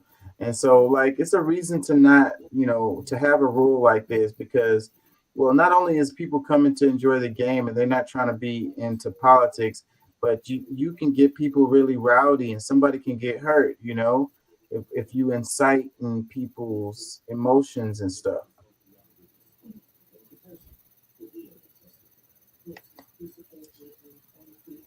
Shit, they go crazy if their team loses. If throw some politics in there, and then you really got something going. There's a lot of stuff too that people don't understand about all this stuff going on and things like that. It's like you don't have to be anti-Israel to be pro-Palestine. You don't have to be, anti-Palestine or anti-Israel to be pro-Palestine. Right. I mean, the problem is actually, in this case, it's not the Palestinian people. It's Hamas. Right. It's the organization, unfortunately, that they supposedly democratically elected to lead them and all that. But it's the organization that's the problem, That you can have concern for the Palestinian people and still support a nation of Israel. You can sit there and say the nation of Israel is punching down and doing horrible fucking things right now and still not be someone to deny them their existence. But at the same time, like that. So many of these people are like, you say anything positive about Israel, oh, you horrible human being. Say anything pro about Palestine, oh, you horrible human being. It's like, no, man, you can talk crap about Hamas, but the people of Palestine are stuck with these guerrilla warrior fighters, jihadists in their midst. I mean, and unfortunately, it's a part of the world that's not known for playing. They don't give a shit about collateral damage. I mean, half of that part of the world, oh, we're gonna boom boom you back to the Stone Age. They just look around and go, upgrade. I mean, at least for half the people living there. Let's do this one right quick. Texas economy and foreign relations is now the basis of a lawsuit over free speech. KVUE political reporter Ashley Godot is here now. And Ashley, this is about a complicated topic, Israel. Yeah, very complicated, Mike. In 2017, the state of Texas passed an anti-BDS or anti-boycott law. It banned state agencies from doing business with companies that boycott Israel. But a speech pathologist in Pflugerville says the state is trying to silence her right to free speech. May 2017. Any anti-Israel policy is an anti-Texas policy. Governor Greg Abbott signs an anti-boycott, divestments, and sanctions bill into law, prohibiting state agencies from doing business with companies that boycott Israel. Fast forward 19 months. It attacks me personally, attacks my family. This is Bahia Amawi. For the last 9 years, she's been an independent contractor with Pflugerville ISD, working as a speech pathologist for young children, specializing in students who speak Arabic. But when the time came to sign her contract this year, she saw this, a new clause as a result of the law stating the contractor doesn't and won't boycott Israel. As an American, Amawi says it violates her right to free speech. And as a woman of Palestinian descent, she says it does more. I have a lot of family members who are still in the occupied territory suffering. about the Texas economy and foreign relations is now the basis of a lawsuit over free speech. KVU political reporter Ashley. So it says it's illegal to boycott Israel in Texas. It says to the point where you'd lose your job if you refuse to sign. Yeah, I don't think they can really control what No, you. that is not. That is completely misspoken for the way that is. She won't lose her job. They just won't renew the contract. Well, that's the same as getting fired. I mean, No, it is not. Her contract is over. It is her choice to renew it or not. These are the terms that the employer set. These are the terms the employer set for the contract. If you choose not to accept, you don't have to. Yes, it means you won't be working there anymore, but it is an independent contract. It's not like they hired her as a regular employee and then are now saying, oh, you have to follow these rules or you're fired. yeah. There is a difference in the legality of this particular one, of this argument. Well, what I would say is I would just sign the shit or whatever. I mean, like, how can they really enforce? How would they know that you're boycotting if you were? Like, if you, like, let's say you wasn't spending money at, I don't know, whatever company, Nestle or some shit like that. Some company that was an Israel company. How would they really enforce that? Here is, as an independent contractor, is she hiring on as speech pathologist LLC? Are they hiring her company, via her company to do the work? And if so, does that company in its open statement say that it boycotts Israel? Do you understand what I'm saying? Yeah, I get it. So, for example, I mean, I am Dr. Weird or Doc Weird LLC. And if I say as Doc Weird LLC, my company, which is, yes, it's my name, but it's also my company for rights purposes and stuff like that. If I say, well, I'm going to boycott Israel, then I can no longer take or contract any job with the state of Texas. Yeah, that's my choice. That's my choice as an independent contractor. Yeah, well, you would have to have like a website or something, and then on your website it would say, we boycott Israel or something like that. I mean, exactly. It would be known. It would be part of the public discussion. It would be part of whatever you put as a presence on a website. Yeah, but otherwise you could just not put that on your website and just boycott them on the side. That's what I'm saying. Like I would just sign it. Well, see, that's what I was saying. The difference between an individual and an entity. And it looks to me like they're hiring her as an individual and not an entity. So there is no rights involved. It's a choice. It is a private contract between two with conditions. If you do not agree to the conditions, you do not agree to the employment for that amount. I mean, yeah, it's a job you had and things, the conditions of that job change. You either agree with it or you don't. Or you choose to sign it. And like I said, like we both said, she's an individual. What are they gonna do? Oh man, she's not gonna buy, she's not gonna go down to the Jewish meat market and buy stuff. She's not gonna go to a Jewish store. Does it really matter? Yeah. I mean, on an individual level, what is she going to do as an individual? As long as she doesn't sit there and go, I am not going to do anything, spend money, blah, blah, blah, with anything based on Israel. It's like, well, gee, have fun having a bank account or almost anything these days. Yeah. Better check who your landlord is. Yeah. I think people got to be smart, like I don't agree with what Israel is doing or whatever, but I have like there's the Jewish Community Center. I have like a thing that I pay monthly so that I can go there and do the sign up for classes and stuff like that, family type deals. They have all kinds of stuff there. They And got some good classes and stuff.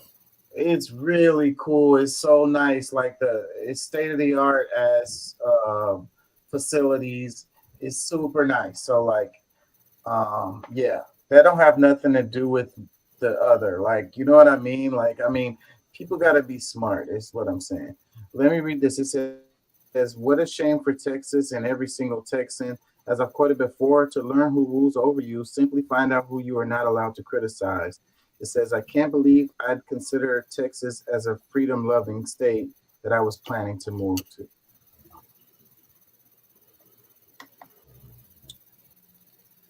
Let's move on. Which one is this one? Oh, this is kind of cool. It says, "What do you say?" This is what I say. I know it's all over the place, language US. So we're talking about soda, fireflies, you guys, yard sale, trash can, tractor trailer, shoes, bubbler, highway, pajama, and caramel. So look, like check out the map here. Does it have music to this? Of course it has music. So like this is showing the map of the United States and how people say things different. Like trash can in the south, garbage can kind of up in the north, you know. Semi truck, most of the country, 18 wheeler, like only down south, part of Texas, Louisiana, Arkansas, tractor trailer up in the north. Tennis shoes, most of the country, and then you got sneakers northwest. It says Hawaiians just say shoes. So water fountain, that's what I say. Then it's got bubbler, two little spots, and then drinking fountain is the rest of the country right here. So you got highway and freeway. So highway is kind of like the west. You know, on the bubbler, I bet you find it very interesting that where that comes from. I bet you both of those cities, those areas, were founded or first colonized by people from the same area of Europe. I love these kinds of maps. Look at this one: Coke, soda, or pop. So down south, apparently, we say Coke. Up north, when someone says they want a Coke here in the South, you got to go, well, what flavor? Yeah. I want a Coke. Okay, yeah. What flavor? 7-Up. Okay. Yeah, that's not Coke. Yeah, it is. They got y'all, you guys, garage sale, yard sale. I use you guys and y'all both. Yeah, I think I use both. I also use you guys as a gender neutral greeting, which is Southern. Yeah. Hey, dudes, and you guys are general neutral greetings when addressing groups here in the South. Yeah, and we don't mean in any kind of way as like not pointing out the females or whatever. It's just you guys is everyone, like everyone. Oh God, I got a group that was half transgender the other night, and I was dudes, you guys, hey, what's up? You know the funny thing? After the initial holy crap and after the conversation went on, nobody had a problem because they realized I was just Southern and I was still doing it properly. Yeah. Yeah, I worked for about 9 months in New York, got called into the HR, and there's been some complaints about you, some of the things that you say and stuff like that. I'm like, okay. And right about then, the secretary that was working for me comes in and says, oh, hey, stuck her head, hey, I got all that stuff copied and everything. I said, okay, thank you, Don. And I'm like, what are we talking about? And the HR looks at me and goes, you're Southern, aren't you? I'm like, yeah. She says, oh, well, that explains everything. There's been some complaints about you being too familiar and stuff like that. I'm like, huh? What do you mean? What you just did there, you're not supposed to say that. Well, oh, okay. I'll let them know that you're Southern. Sure enough, as soon as they found out I was Southern, they invited me to go out with a group of them. It's like, oh, you're not a pig. You're not a pig. You're just Southern. That's cute. And I don't do baby, I don't do sugar, don't do honey, but I will when a lady does something for me, I'll go, thank you, darling. You know, because that's polite, and I mean that's the way I grew up. It was never a, you know, that's like Southern women will call you honey, even though you're not their man and stuff like that. I mean, it's those things that you can get in trouble with HR, but if it's someone that's not looking to be offended and knows anything about people, will sit back and go, oh, well, oh, you're Southern. Oh, you're Northern. Oh, that's just that's a casual thing. That's not an intended perv. Let me read some comments. I got some comments here. It says, they act like people are stupid. They sure do. It says, I can divide. He says, I used to pay 2 for 28 ounce, and now I'm paying 4 for 24 ounce. And he says, you have to go to bodegas. Earlier, I was talking about Dollar General and how people go to Dollar General and they think they're winning because the price is less, but the packages are smaller. So really, in a lot of cases, you're paying more for less. And don't forget, it's $1.25 tree now. It's not Dollar Tree anymore. It's $1.25 tree. They need to put that in the title.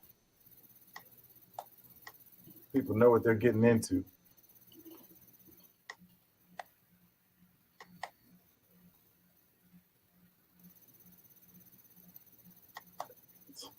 This is funny. It says, no contraceptives, 700 wives, 300 concubines, but just 3 children. King Solomon's story is not clear. This is going to piss a lot of people off. I think a lot of people, they just don't take the time to think about stuff. Like, they just take it for face value, and then they don't really just like do any kind of like introspection at all. Like, it's Shift Your Paradigm posted this. It says, do you know Solomon kids? It says, before it was ever written down, the oldest part of the Bible were passed along through oral tradition. Even when written down, many different versions and interpretations exist. Ethiopia had an early version. It wasn't until the 1st century BC that Jews settled on the canon of their scripture, and by 350 AD, Christians, read Romans, agreed on all the books of their New Testament. It was exclusively a decision of the Roman Empire. Christianity, initially a protest movement against Roman imperial oppression and slavery, was joined by the Romans, taken over and initially organized in Rome's interest by Constantine. Today, numerous translations and interpretations of the Bible exist in dozens of languages. The oldest written parts of the Bible rediscovered were initially transcribed into the last 3 languages. The Hebrew Bible, what Jews call the Tanakh and Christians call the Old Testament, was first written in Hebrew with few chapters of the books of Daniel and parts of Ezra recorded in Aramaic, which was a language widely spoken from 600 BC to 200 BC. In the Levant and small areas of Western Asia until the 13th century, Arabic and Arabs replaced it. In the 1st century AD, the Christian New Testament was initially in the Mediterranean area and Western Asia's common Greek Koine. This was a language of defeated peoples occupied and ruled by the Greeks from 300 BC to 150 AD. Rome-led Christianity was wiped out of Arab-conquered areas in the face of Arab Islamic encroachment in North Africa in the 7th century AD, leaving only tattered remnants of Christianity in what had become named Egyptian, Coptic, and Ethiopian Orthodox churches. Rome-led Christianity was wiped out of Arab-conquered areas. Wait a minute, he said that already. Okay, yeah. That's a nice little bit of history there. And it kind of helps understand the context of kind of like even the Palestine-Hamas conflict and stuff like that. Like, I think people really just don't understand I don't know. You have to put history in context to understand some things. Like, I don't really know what my point is here. Let's read some comments. It says probably because he never existed, unlike Mansa Musa. Another comment, it says, worry about the math in your life, solve that equation. Another one, it says, maybe he had one hell of a pullout game. It says, thank you for the work you put in to open our minds for critical thinking. Salute to you. It says, pullout game A1. Maybe he only claimed 3 to inherit his wealth. So that's a good possibility right there. Let's see. Strong pullout game. Homie had good pullout game. It says it's possible. And don't forget, they really don't count females as children as much either. So he could have had 100 daughters and 3 sons. It says it's possible. One of the things about them saying Jesus was a virgin birth. Well, what's up with that is, and where did the sisters come from? Because they said he had a couple of older sisters. Was the woman was considered virgin until they gave birth to a son. Mm-hmm. So that's one of the rumors you hear why they've been together and why Mary wasn't really, trying to explain the idea of virgin birth doesn't necessarily mean ain't been bonked before.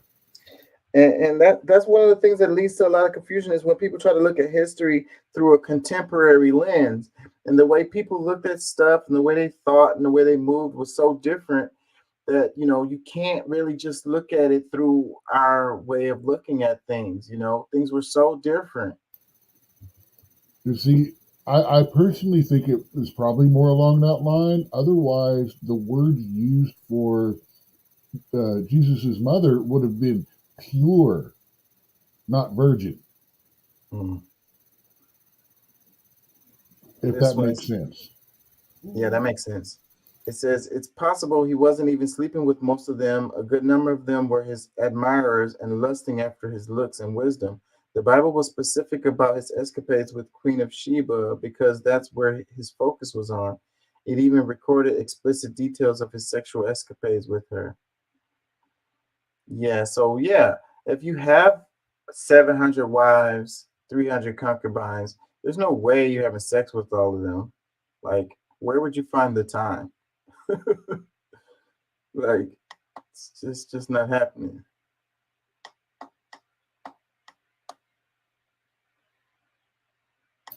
Well, the concubines would not have produced sons, heirs, or anyone of notable. Anyways, they wouldn't have been recognized. The wives probably just got donked once on the night of conquering whatever tribe for symbolic reasons, and then never messed with again.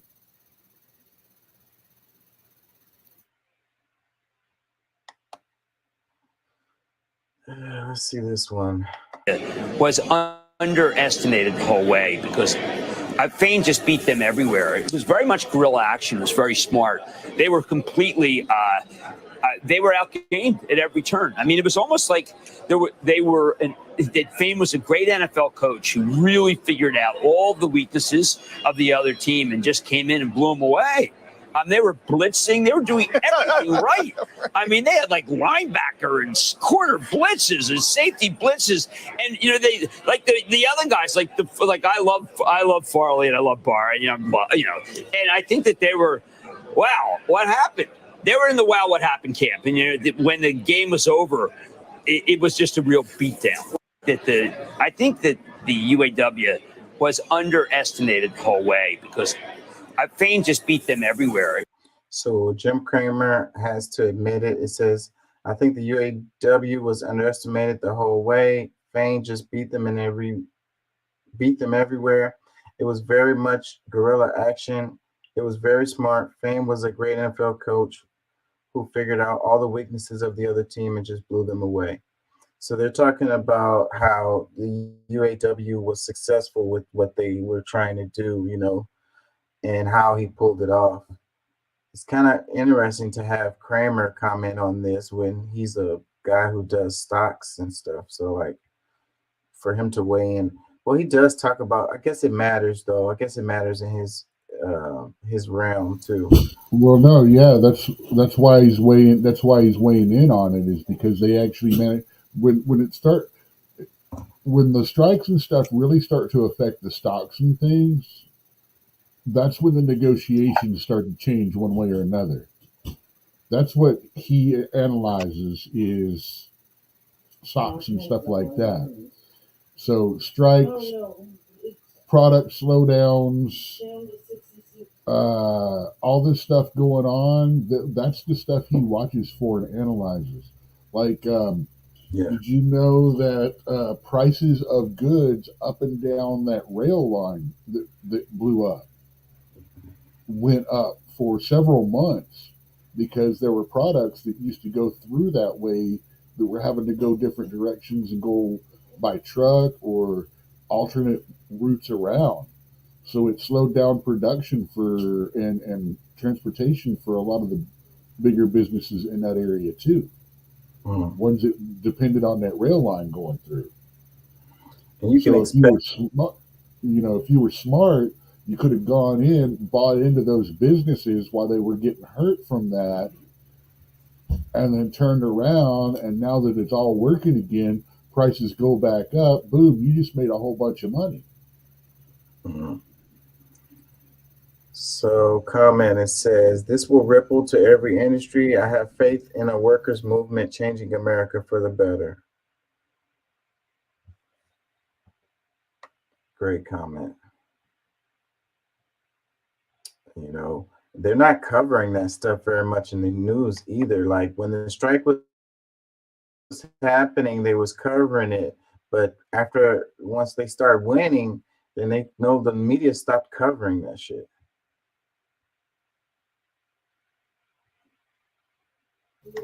Well, a lot of those strikes if there's not people out holding up signs and complaining about stuff, there's nothing to show, nothing to report anymore. Let's move on to the next white cop that does bad things, or let's move on to the next war, or let's move on to you don't need 30 shots to shots to hunt deer, but you do need 10 shots to stop a cold, kind of thing. Sorry. Yeah. Sorry, you know what I mean. I mean, you don't. Civilians don't need to have AK-47s. Oh, here's $10 billion to send overseas to arm their civilians with AKs. Yeah. So clickbait and emotional, stuff. So yeah, but pretty much all of those strikes were successful, right? The writer strike, the actor strike is over now. That actually screwed me really, really bad, because I had a job opportunity during that to do some voice stuff, and I didn't take it because it was for the company and not a specific production. So if I had taken it, they were going to take all my voiceover and stuff like that and produce an AI voice, and they were going to pay me one time for my 1 week of work, and then never have to pay me again, but still be able to use my voice for anything they wanted to. And that's part of what the strike was about, was how they'll pay you $6,500 to come in for a week and do body capture, motion capture, and do voice and stuff like that. And then from then on, they can use your CGI image and they can use your voice and not have to pay you anymore. That was one of the big. That's some of the big stuff that strike was about that people don't realize that was going on. Yeah, so they want some concessions related to the AI stuff too. So some worker protections related to that. Let's read this. It says Biden has lost key voting blocks forever. It has everything to do with Biden and nothing to do with Trump. The "our only chance" or Biden or Trump convo only gets more ridiculous as time goes on. It's clear neither man should be in power. This is a further erosion of democracy. And it's like, Boom. Thank that's you. How long have I been saying that? and that's the only play the Democrats have is like, you know, you have to vote for Biden or you're going to get Trump. Like, you're not offering anything. Like, you just have to vote against that other guy. Like, that's all they get. That's all they I have. want to know who is pulling Biden's strings, because I really want to know who we're voting for on the Democrat side, and why are they so afraid of us knowing that they're willing to put him up front above anyone else? Because there's some people they could pull up and do really, really well. I mean, they won't be a Biden, but they sure as heck won't be a Trump. I mean, Yeah. Trump is poison. At this point, I think if he gets the presidency back, he's going to do exactly what they're afraid of. And he's going to go in and he's going to use the presidential seat to start going after people. Yeah. I played a clip earlier in the show where he said that's what he's going to do. I agree. It needs to be done, but it needs to be done on both sides. I think for every Democrat that he takes out, he should take out a Republican too. Yeah. And he's got the dirt. If not, him and Hillary can team up. Between them, they got the dirt on everybody. And I can't see them being in a team on anything. But in the clip, he said he's going to weaponize the DOJ. They're both on Team Epstein. They're both on Team Don't Release the Epstein Logs. Everybody's on that team, seems like. Everybody in politics. And Hollywood and the media and law enforcement. He said he's going to weaponize the DOJ to go after his political opponents. And I was saying, like, he's not mincing his words. He's going to do exactly what he said. What he said. You know, he just said the quiet part that's going on now out loud. Yeah. I mean, it's what was done against him. It really is. I mean, just like the media going after him. I mean, they did. I mean, it's obvious enough that it can be admitted, but still not be that big of a freaking deal. And that question you asked a minute ago is important, I think, where you said, who is running the show? Like, why are they putting up Biden? Like, they don't have any real alternatives to Biden to put up there. Like, and you know, so who is benefiting from this situation? Like, that's a good question to ask. Let me read this. It says, the more people insist on Biden being the singular, unquestioned alternative to Trump, the more authoritarian it all feels, especially when we're told there won't be a ceasefire or a primary. Yeah, authoritarian is exactly what it is. And when they tell you, you know, you only have these two options or whatever, like, you know, pick, and then it's like you have to pick this guy or whatever. Like, it's dictating to people what, you know, who they have to vote for. And everybody is just going for the okie doke. And then they do this every damn cycle and people fall for it over and over again. It's crazy. You know, we've got a bunch of people up there that think that the government should be telling the people what we should be doing. And that is a singular 100% problem with me coming from both sides. I mean, our very Constitution is based on what the government is not allowed to do to the people. The government is not supposed to be our boss, our daddy, and all of that. They're supposed to be there to help regulate problems between the states. You know, to help to keep a good defense, you know, a good defense, borders, policy, and infrastructure, stuff like that. They're not supposed to be telling us what we can and can't do. I mean, that should be a state to state. Now, there are laws, there are things that are agreed between all states, and that's reasonable and that's understandable to be a federal thing. But the more they try to control, the more they meddle, the more they into our lives, the less freedom it is, the more authoritarian it becomes. Yeah. And both sides are crushing.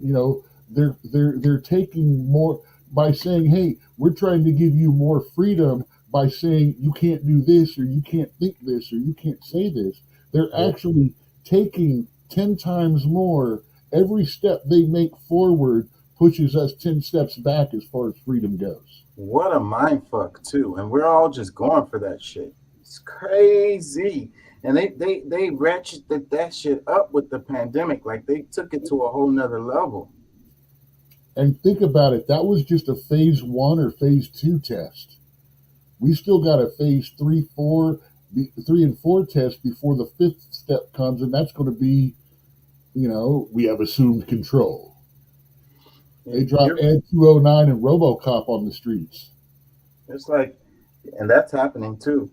And they're like, you're free to wear a mask. You're free to be 6 feet apart from each other. You're free to take these freaking jabs, But you're not free to say, I don't want to wear a mask. You're not free to not have a party with your friends in the backyard. And you're not free to say no to the jab if you want to live, if you want to have a minimum income to survive, to work, to have all of your other rights. It's crazy. Let me read this one. It says, I said months ago how the 2024 U.S. presidential contest is currently out of compliance with both U.S. constitutional law and international standards for a free and fair democratic election. That was even before the Genocide Joe era. Who is this Bree Newsom? She's dropping fire.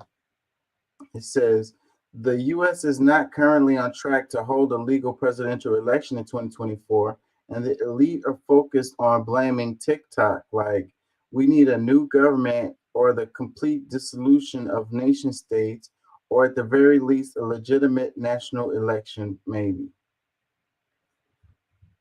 Yeah, man, crazy times. Some people are saying the election is not going to happen at all.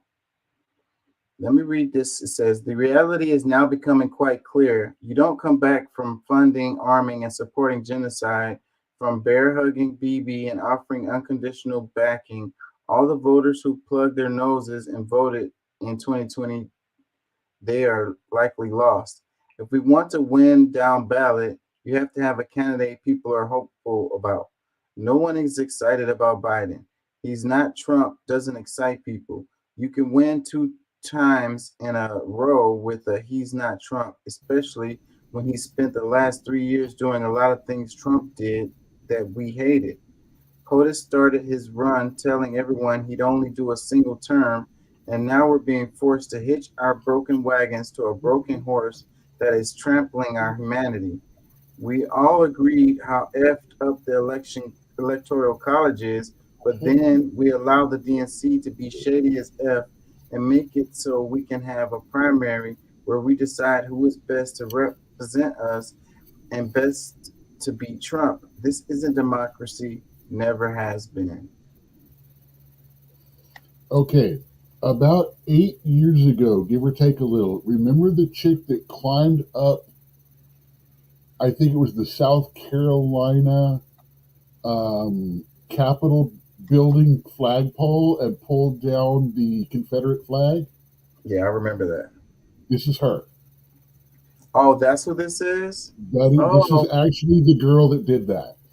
Okay. All right. I had to look up with the name. As soon as I saw her regular picture, I'm like, I remember her. That was and cool. While I don't feel as bad and I'm not as angry about the Confederate flag as most, because I'm sorry, I grew up down the street from a bike gang called the African Bandits, which is a bunch of black guys that had Confederate flags all over their stuff.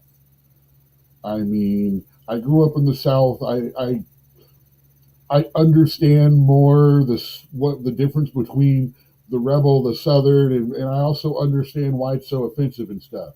But I have always 100% agreed that it should never be flown on anything with the American flag or on any government building.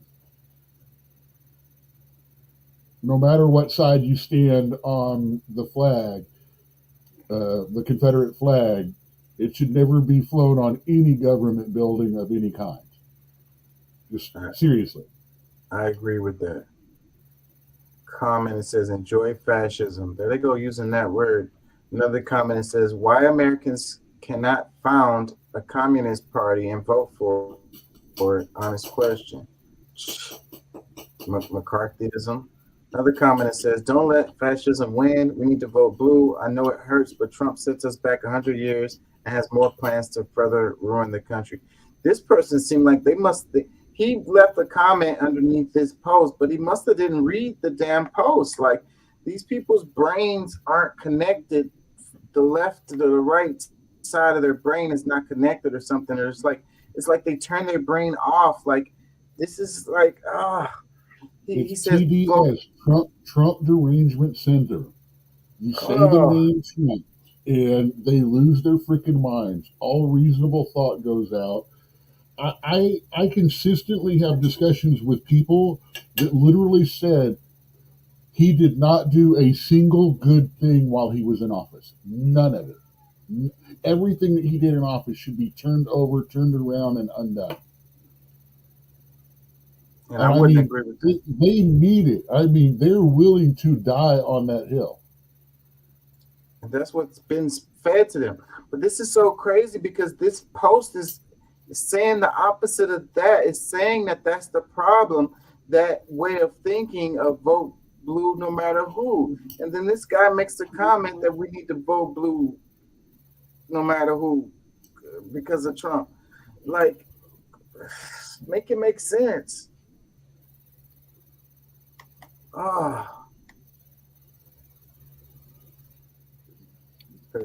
Next comment, it says, serious question, what's the move? What can be done? See, now this is better.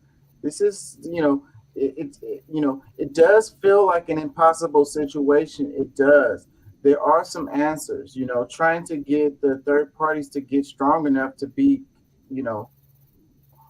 viable is one, But like the comment before talking about vote blue no matter who is the opposite of what we're talking about here. So this guy says, serious question, what's the move? What can be done? That is where we are. Like, that's relevant to this post. Like, this person is actually getting it. Another comment says the same reasoning was used against Hillary Clinton, and you got Trump. Vote blue no matter who if you want to save your country. Trump equals fascism, and there's no coming out of that. You can work with Democrats. Don't be naive. The world is watching and depends that Americans hold the line. There goes more of that. I think some of these people are like bots too, because I noticed that a lot of bots have come out since the Palestine, the Israel-Hamas thing. And I think some of these people, like, what was it? I was watching the thing about the coups. I'm probably going to cover that tomorrow, but they was talking about the, how like when they want to do a coup, they tend to make it look like there's protests, so they pay these people to go out. It's never as big as like these tens of thousands of protests. Those are organic because they can't pay that many people, but they pay these people to go and protest. And that starts to make it look like, the leaders, the people aren't happy with the leader. And that's the beginning of the direction of the coup. You know what I'm saying? So it gives it legitimacy or whatever, So that I think this happens online too. I think that you have people that's paid to make comments to lead the other people into a certain direction or whatever. Or make it look like it's more people than it is that thinks about a certain way about a certain topic. So they scour the internet and look for posts to, hammer in the narrative or whatever. And I think they're paid to do this. Here's a funny thing I like about everyone screaming fascism. And when you try, I'm sorry, you know how I like to flip things and stuff like that. The only reason fascism can't be used with the left is part of its very definition is far right, which it really shouldn't say far right, because It's authoritarian, ultranationalist political ideology and movement characterized by a dictatorial leader, centralized autocracy, militarism, forcible suppression of opposition, belief in a natural social hierarchy, subordination of individual interests for the perceived goods of the nation or race, and strong regimentation of society and the economy. Tell me what, other than far right specifically, and maybe a little ultranationalist, but that's pretty true too. But other than taking far right out of that, what part of that doesn't describe the left as well right now, or the current regime? It probably describes the left more accurately. So when they say fascism, when they say, I just know they're talking bull. They're using a catchphrase. Because, like I said, the only thing that makes that exclusive of the right is the fact that they put far right in the definition. When I see, I'm sorry, best example, Antifa is the most fascist group I've ever seen. They use violence, suppression of opposition, forcible suppression, violence. You know, they use the very same tactics and purpose that they say that they're fighting against. And it's like, and their argument is, well, you know, if you don't like us, how, you know, you're saying you support fascism if you don't support us. It's like, but if I say I don't like you, then you're going to beat the hell out of me. And that's what fascists do, right? I really don't like the way people be throwing around that word and not knowing what it really means. And like, I don't know, you point to each side is calling the other side fascist. It's not getting us anywhere. And we're going down this road. Fascist because it's not part of the definition. Only the right can be called fascist. I'm one of the people that says, well, look at it. They're both fascist if you take the far right out of it. And the ultranationalist, because I'm sorry, right now the left is not very patriotic. Let me read another comment. It says, you have two choices, but we tell you what they are. It's not really having choices. That's akin to what you tell a 3-year-old. You can wear the blue sweater or the red sweater. It's giving the illusion of choice. Yeah, your choice is between the choices that I've given you.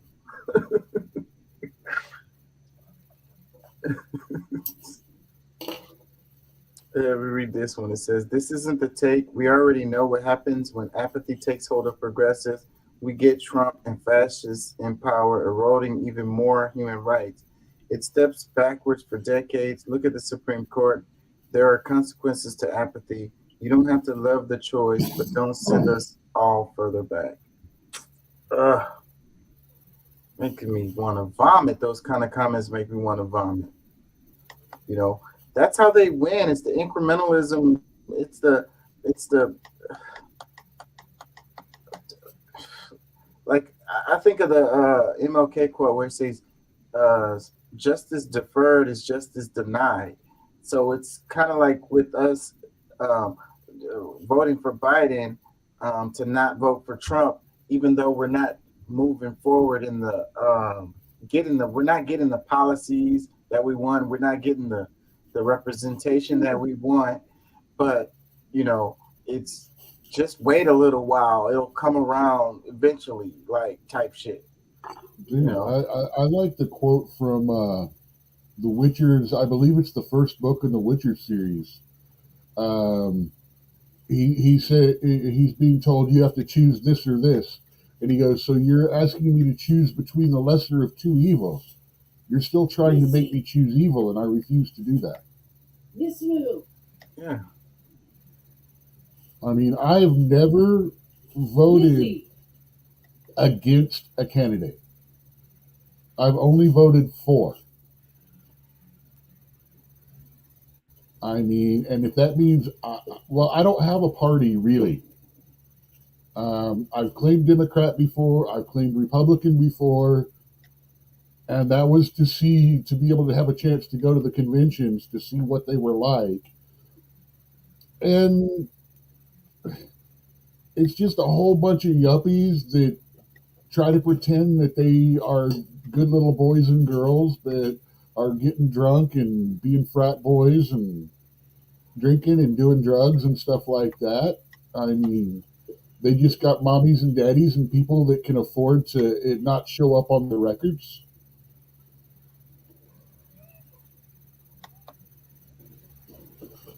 Let's look at this. It says Harris County is the most ethnically diverse county in Texas, new data shows. Harris County residents can claim a new title for their stomping grounds, most ethnically diverse county in Texas. According to newly released data from the U.S. Census Bureau, Harris County's population includes people from 364 ethnic groups, dozens more than any other county across the state, including 33 groups only found in Harris County.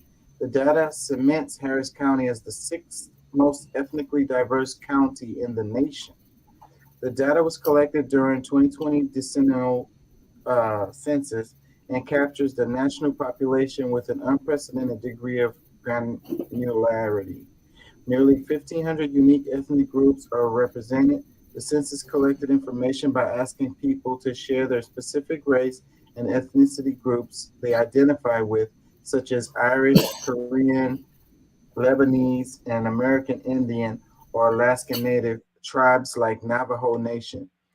A majority of Texans shared detailed information in the survey, but the results aren't perfect because the data relies on self-identification. For example, the entire population of Loving County, home to only a few dozen people, did not share the specific groups they identify with.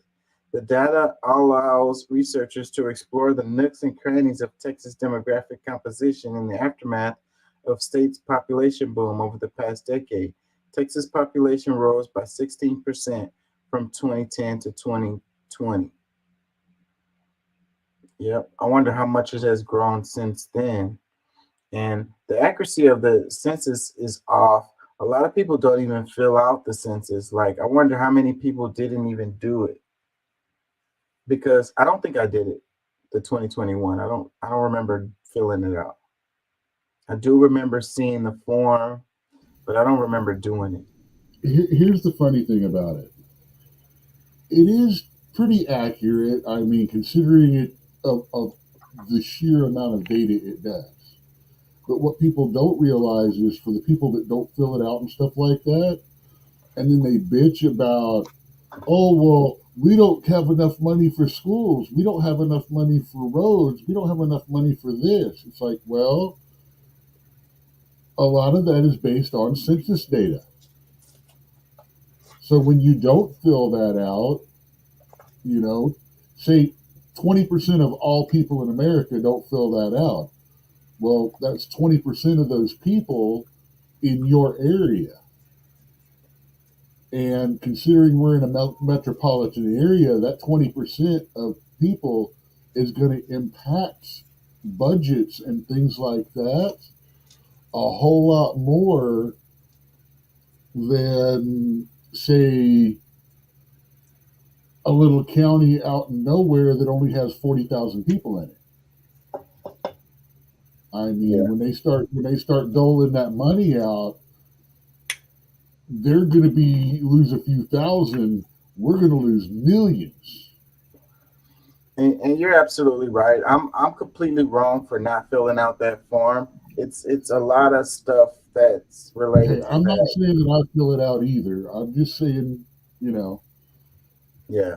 It is what it is, and I'm at least going to be accountable and say, you know, I know what it does. I know what I don't do. Bad me too. Yeah. I can't help but to think of the Anchorman clip where the he's like, and take me off your census. What did he say? Oh, that clip is funny as hell. It's like, anyways, like a lot of people do have issues with it. Like, and maybe I do too, like in the back of my mind and underneath it, in the subconscious or whatever. It's like, why you want It's to know all this invasive. information about me? Yeah, why do you want to? Why do you want to? You're asking too many. It ain't none of your damn business. Yeah, you're asking me way too many questions, man. I Yet don't know they'll if I really fill want to out share this. 50. Yet they'll fill out 52 pages and keep track of what they watch for 2 or 3 months to get a $50 Amazon card for the Nielsen ratings. Yeah, man. So yeah, but at the end of the day, I have to say this because we're on the show. The right thing to do is to fill out that form. Yes, I mean, like I said, that's how they allocate government spending money and resources and stuff like that. So it is important. And if you think that your area doesn't get enough of that money and you're not filling that census form out, well, you're part of the reason why it's not getting that money. Yeah. And yes, it's invasive. And if you don't want to do it, don't do it. But be aware of, the consequences of not doing it. Or So take some yeah, time and try to help raise some money in another way. I like these charts right here. So like it says each circle represents an ethnicity group sized by the share of the Texas population. Only includes groups that comprise 0.1% or more of the population. So you see Hispanic is 31%. It's the biggest bubble. And you got African American here at 7%. But then over here, it's got German 9%, Irish 7%, English 12%. So, the way that they have encompassed this ethnicity of white would put these three in the same group, I think you could say. So the representation would make it look like they're taking up smaller part of the population, but they would be grouped together, like, what am I trying to say? Like, as far as the block. Well, see, the word American shouldn't even be on African American, should it? Right? How come none of the other ones have that? But see, like when I was still growing up in the late '70s, when I first started becoming aware of the world, '80s, '90s, not even really into the '90s, but into the '80s, back when boomers and stuff were still making the movies and doing all the stuff. I always heard Irish American, German American, English, French, Franco American, stuff like that.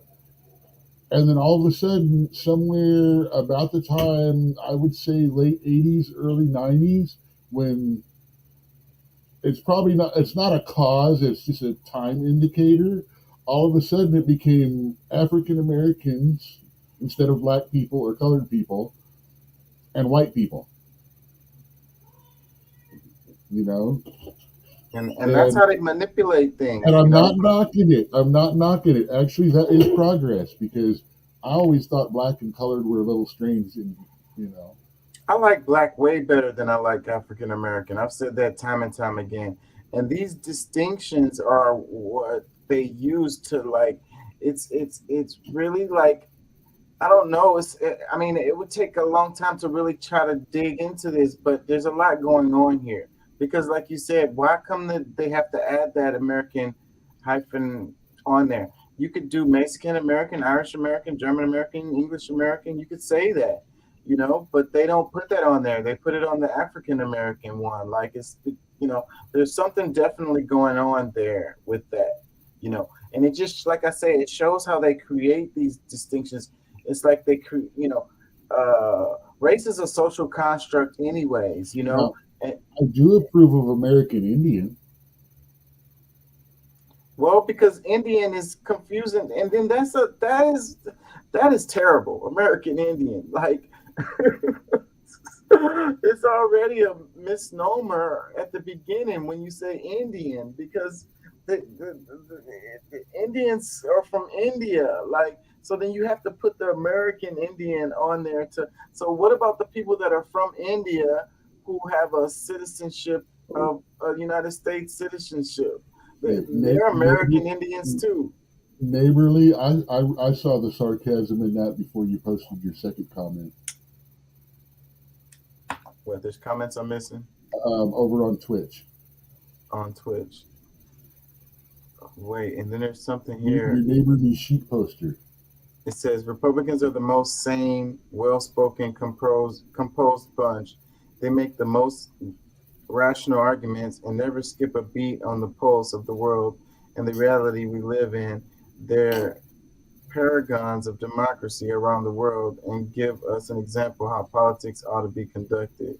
Yeah. That's got to be sarcasm. Now I dare you to read this without laughing. Yeah. That's good. It was hard for me to read it. My brain was like, okay.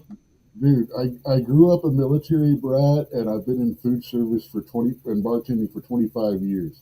All I have left is sarcasm and dad jokes. I saw that one coming. So these are cool little. It says Harris County's You could population. also put Democrats in there and post the same thing, and Yeah. it would be just as hilarious. Yeah. So looking at this though, Mexican group 9 that's 9 million there. That's the largest group by far. English, but you can put English, German, and Irish together, like I say, 3, 4, 5, 6, 7. So then that would be right underneath the Mexican, or right at the same number too. And then you would go to African American, would be the next one down, just over 2 million. So then you got Scottish, Italian, Asian, Indian. So then that's the one that we're talking about when you were saying American. What'd you say?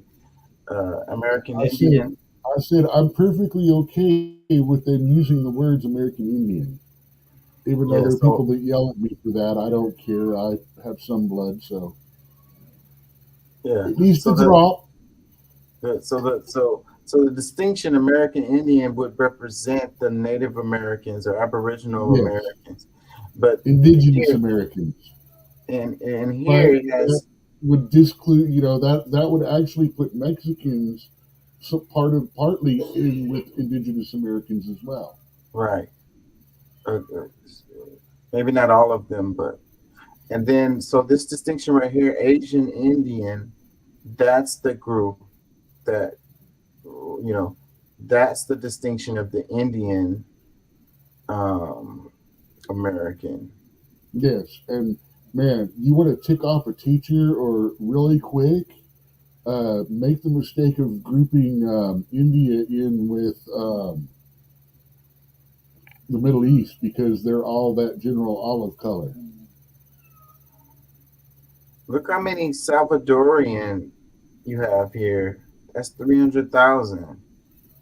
Number 10 on the list. Next down is Vietnamese, Polish, Chinese, Filipino, Puerto Rican, Czech, Honduran, Dutch, Swedish, and Norwegian. It's like I've seen Dutch and Swedish. Norwegian is like, really? Yeah, that's what I was thinking too. Where did they come from? That's a large number too, 130,000. Well, Scottish, we've got a lot. I know a lot of Scottish people are here working in the industry, energy industry. So I don't know what all is up about that. But then again, is that ancestry or ethnicity? If you understand what I'm saying. Yeah. Because my ethnic group, I would be in both German and Scottish.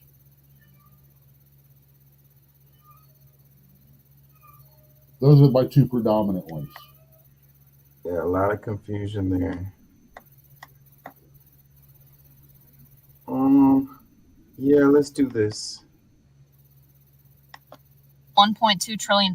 What? That's what raising interest rates does. Gives rich people more money. I thought higher interest rates means we have to pay more on our loans and mortgages. When you or I take out a loan, it's a liability. We have to pay it back with interest. So when interest rates go up, life is more expensive for us. Right. But when a bank or a wealthy person loans out money, they earn interest. They get more money back. It's an asset. It's how they make money. What? Who can afford to loan money out? It's bankers, it's wealthy elites, it's people with extra money. When interest rates go up, they make that much more on the money they loan out. Wait, so you're saying rich people are getting richer because of the high interest rates? Yep. That doesn't even include government bonds. When the Fed raises interest rates, the interest earned on government bonds goes up as well? Bonds? The name's bond. Treasury bond. A treasury bond is like an investment or a savings account. For example, let's say a rich person gives the government $2,000. They'll earn interest over 10 years. That's a small amount, but it's secure. It's a guaranteed trade backed by the US federal government. When interest rates go up, rich people make a bigger return on government issued bonds as well. Not a bank, not a private equity firm from the US government. Why does the government issue bonds anyway? It's a part of how they do public spending. The government says, hey, give us money now, we'll use it for stuff, and then we'll give it back to you with interest after a few years. How do they pay the interest? Usually public spending means more economic growth. Their thinking is that means more sales, corporate, capital gains, and income taxes are collected, so they'll have more money to pay back that loan with interest because the economy grows. But public spending doesn't have to be funded with bonds. Yeah, the tax revenue. Not taxes either. They can just make dollars from scratch. Think about money as a tool for organizing the economy. You need dollars to start a business, to pay workers, get land, machinery, tools. If dollars are put into the economy and they go towards increasing economic productivity, then the economy grows. There are real things of value represented by the dollars. The return justifies the initial dollars put in. Right now, rich people buy bonds and those dollars go towards public spending. And then the interest they are paid is the money made off of our country's entire workforce and increase in productivity. Instead, the government can issue no bonds at all. Cutting out the middleman? Cutting out the middleman. Instead of paying that money out to rich people through interest, we could use that money to invest in schools, roads, highways, public health care, or entirely take the dollars out of circulation. Then the dollars we have already out there represent more things of value out in the economy and we'd have deflation. But we pay interest on bonds and make rich people richer instead? Yeah. The U.S. government's giving rich people $1.2 trillion. What? That's what raising interest rates does. Gives rich people more money.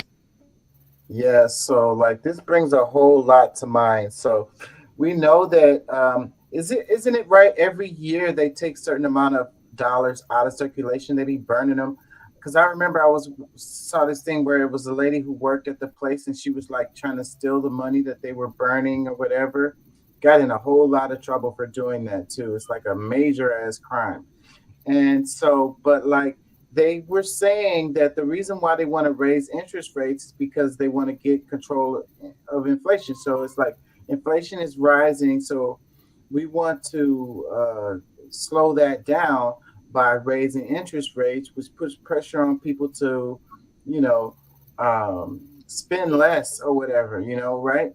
So, but then what this lady is explaining in this video is like a certain segment of our society benefits from these higher interest rates, making them more money, so it's good for them. So, but the average person who's trying to go buy a car or a house or whatever is having a hard time because the interest rates are so high. The people who have already bought a house, if they don't have a fixed mortgage, then they're paying more for their house. Like the cost that they signed up for the house to be is not what they're paying now. They're paying, in some cases, it may even double. Like I covered a story earlier in the show where they were talking about the Canadian market and talking about how like these people signed on for like a 20-year mortgage or a 25-year mortgage, and they may end up paying it for 45 years. So yeah, so you yourself have experience with that adjustable rate mortgage. Imagine what just happened to people that have those right now. After years and years of it being nothing, and now, literally 6 months ago, 8 months ago, you could have gone and with good credit, you could have gotten like 4 or 5% for your house, your house note. And now with that same credit, that good 720 solid credit, you're looking at 8.8 to 9% on a house note. On a $250,000 house, that's almost $600,000 by the time you're done paying for it. So, and the other comment I made earlier was that, like, if you wanted to do some investments to make some money in this situation, like being a lender would be a good move, right? Because you would benefit from these higher interest rates, right? Directly. If you was a lender for someone who was buying a home, and you put up the money for that, they have to pay the money back, and they have to pay it back with interest. So that would be a good investment Dude, right now in this market. they hit me for 14.9 on my car notes.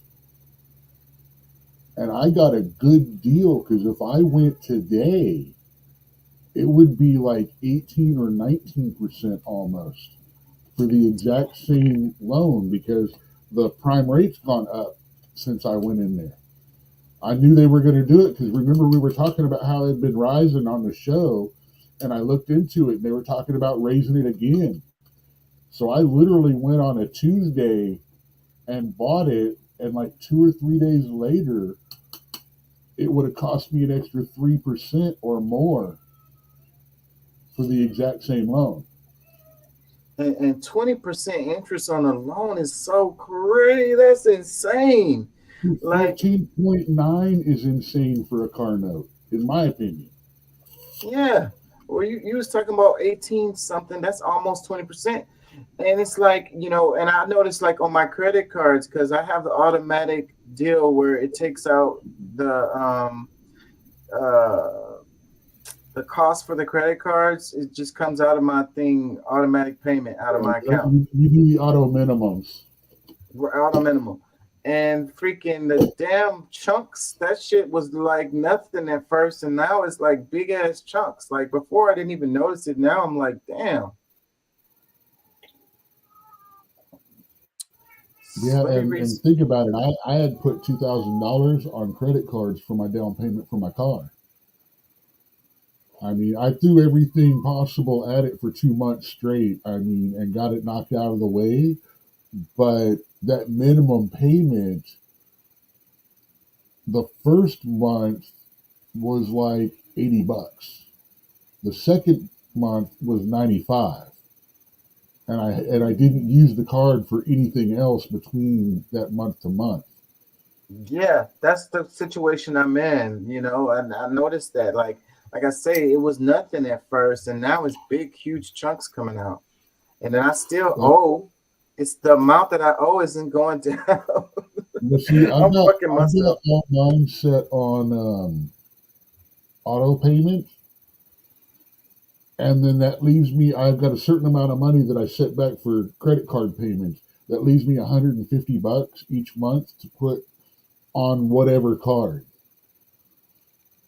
So I've been doing that. I've been throwing that extra $150 either at the highest total or the one closest to getting paid off. Because if I can pay it off, then I can put that $35 minimum a month payment toward another one. I'll have more money in that every month. The first month I have some substantially extra money. I'm putting it all on my credit cards. I swear to G. Let me read a couple comments. He says, I'm a dad joke factory. He says, well, I mean, Democrats don't call a Jewish person a Nazi. So shrugs, I don't know, as silly as Democrats are, I don't think they're at that level. I don't know. I've heard a lot of Democrats call Ben Shapiro a Nazi. It says Democrats don't call slavery involuntary migration. He says, I'd ask an indigenous person what they prefer generally because it varies from person to person. I usually call them Native Americans or indigenous people. Social distinctions are super arbitrary. They are because it's completely made up. Well, no, man, about the involuntary migration, though, that sounds like a very, very left kind of politically correct thing to say. I mean, we wouldn't want to use the S word on people now, would we? Involuntary migration. Oh my God. Anyways, this chick right here was making some really good points on this. Let's read some comments on this. It says, and if rates are low, you'd complain elders. Wait a minute. And if rates were low, you'd complain elders on fixed incomes weren't making enough interest. What is he trying to say? If rates were low, you'd complain elders on fixed incomes weren't making enough interest.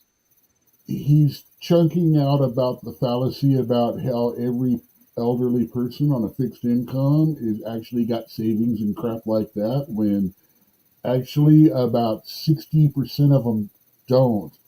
And by the time we retire, it's going to be almost 70% of elderly don't have significant retirement accounts to help pad their livings. Okay, I get it. For like your retirements or stuff, like if you have money put away for your retirement or whatever it is, like you got your 401ks or whatever, So he's saying if rates are low, you complain elders on fixed income weren't making enough interest. Right. So they're not making all enough. not elders on fixed incomes have a nest egg or savings or are making money off of interest rates. They're just getting that freaking minimum that they threw into Social Security for most of their life. Mm-hmm. That's why I got so much problem with them trying to take it away or find ways to not get it, because some people, that's all they have, because life has taken everything else out of them. I'm going to be that way. When I get old enough to retire, Social Security is going to be all I've got.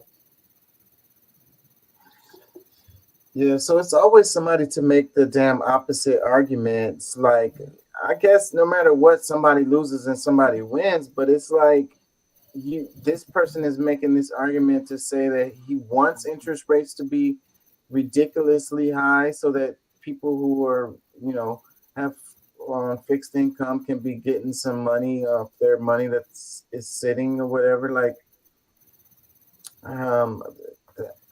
that argument is kind of.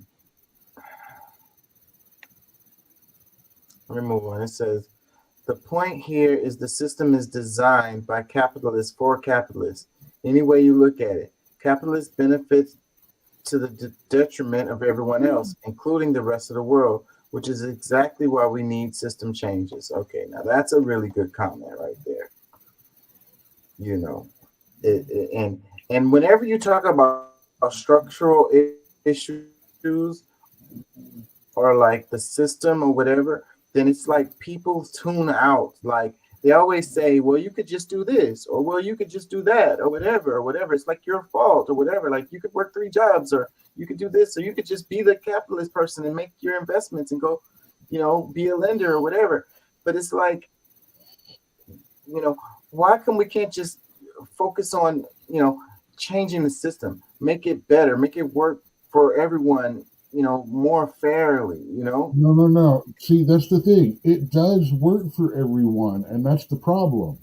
Everyone finds holes, everyone finds flaws. The biggest flaw is the fact that we weren't taught how the system works in school. We weren't taught at an early age the choices that we make and how much of a difference they would make as we went on in life. If I knew in high school the things that I learned during the lockdown while I was researching money and how to make money and how to survive and all that, I would have been a millionaire already. But that's what we have to do. We're screwed. The next 2-3 generations, we're screwed. But if we start teaching the kids that are in school now about investing, about how to make money, about how to let money work for itself, about what it takes to operate a business, about the difference in paths between going to a trade school and a college. And if you go to a college for a reason and get a degree that's marketable, not just a piece of paper on the wall that says you made it through college. If we start teaching this at an earlier age, and I would say start around middle school, so they can start developing their high school years toward whether or not they want to go on in education, move to a trade school. Teach them all this about how finances work, how loans work, how credit works, how to build credits at an early age, and how to keep good credit. Then you know what? We'll have a nation of millionaires. Well, I would say people with money teach their kids that stuff. So it's like, but it's missing out of the like public school system because they want a nation of workers. That's what I was just saying, though. But this is a different age than it was back then too. You have to learn how to make money to be more than just a worker nowadays, because there are very few jobs that are just worker jobs anymore. You need smarter people. You need people that understand this. You need people that are going to start working for a reason. And the best reason you can give them is themselves. Let me read this comment. It says, we're going to pay interest or inflation. Choose your sacrifice. I mean, and that's a fair comment, but it doesn't have, back to the system. It doesn't have to be this way. Like, and a huge chunk of the inflation is these corporations price gouging the shit out of us. They're freaking their profit margins have been out of this world since COVID, and they said that they had supply chain issues and all of that. Corporations are legally bound to maximize profits. Well, that's a problem. That rule right there is part of how we went from ethical corporations to money gouging corporations. Yeah, that's a problem. That's why they're always talking about the investors, because everything is about that. It's like, oh, well, we have an obligation to our investors, so it is. It's a legal obligation, and the bad thing is, the investors can sue the company if for they not think maximizing. If they sit there and they try to go, okay, we're going to give all of our employees an extra 3 days off. We're going to bump everyone up a couple of dollars an hour and all of that. The shareholders can get together and sue them and stop that from happening. And they can even override the board of directors if they have enough votes. They can completely vote that down because it is a violation of them maximizing profits.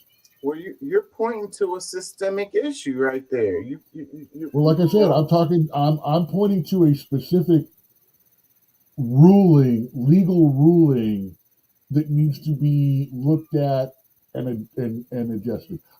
Remember I was talking about linchpins? That's the linchpin. That law is the linchpin law that will allow freer competition for workers. Because once you unpin that law, all of a sudden corporations can go, okay, well, you're only going to make 5% on your return instead of 7%, but we're going to get the best workers in the industry, which is going to make our product better, which will allow us to make more money in the future. Yes. Corporations will start treating their people right and going for long-term profits instead of short-term. Yes. So, and that's where I think that a lot of things, sometimes it's not about the money. It's this class system that we have, the turn and burn mentality with companies. Yeah. If they don't make a quick burn sell, what can we tear them apart and sell the parts for? Do they have a really big slush fund to pay off all their employees when their employees retire? Well, let's take that, dissolve the departments, dissolve the companies, and give them all release packages. And now we have that big lump of cash that they've been setting back is now ours because there's no longer a company or employees. So shady. It's that Watch the movie Wall Street. That's a really good movie to illustrate literally what I call modern day piracy. It's done in the boardroom, not on the ships anymore. It's that exponential growth. It's that over last quarter stuff. So you Man, walk the plank, you get sacrificed to the SEC.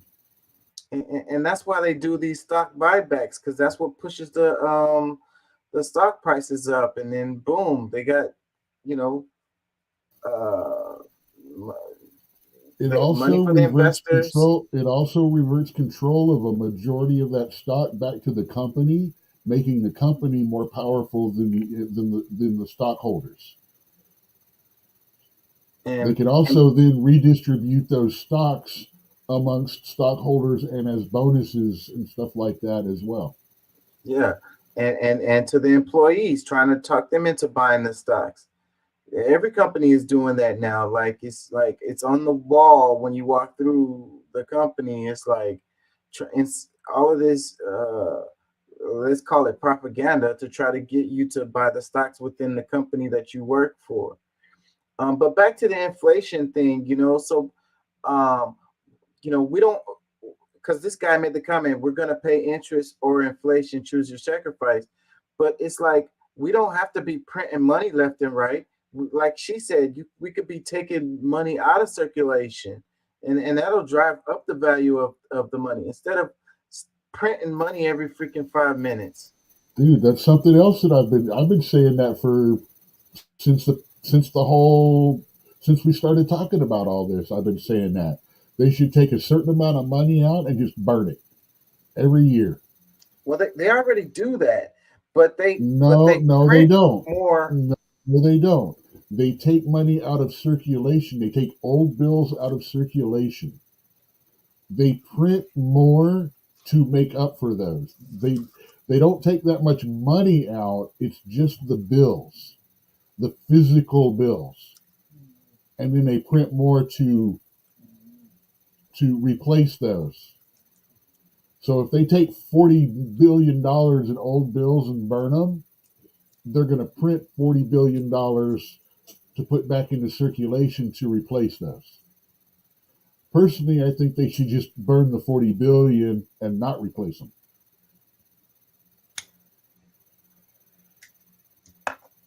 And that just makes sense. Like, the stuff that we're doing doesn't make sense.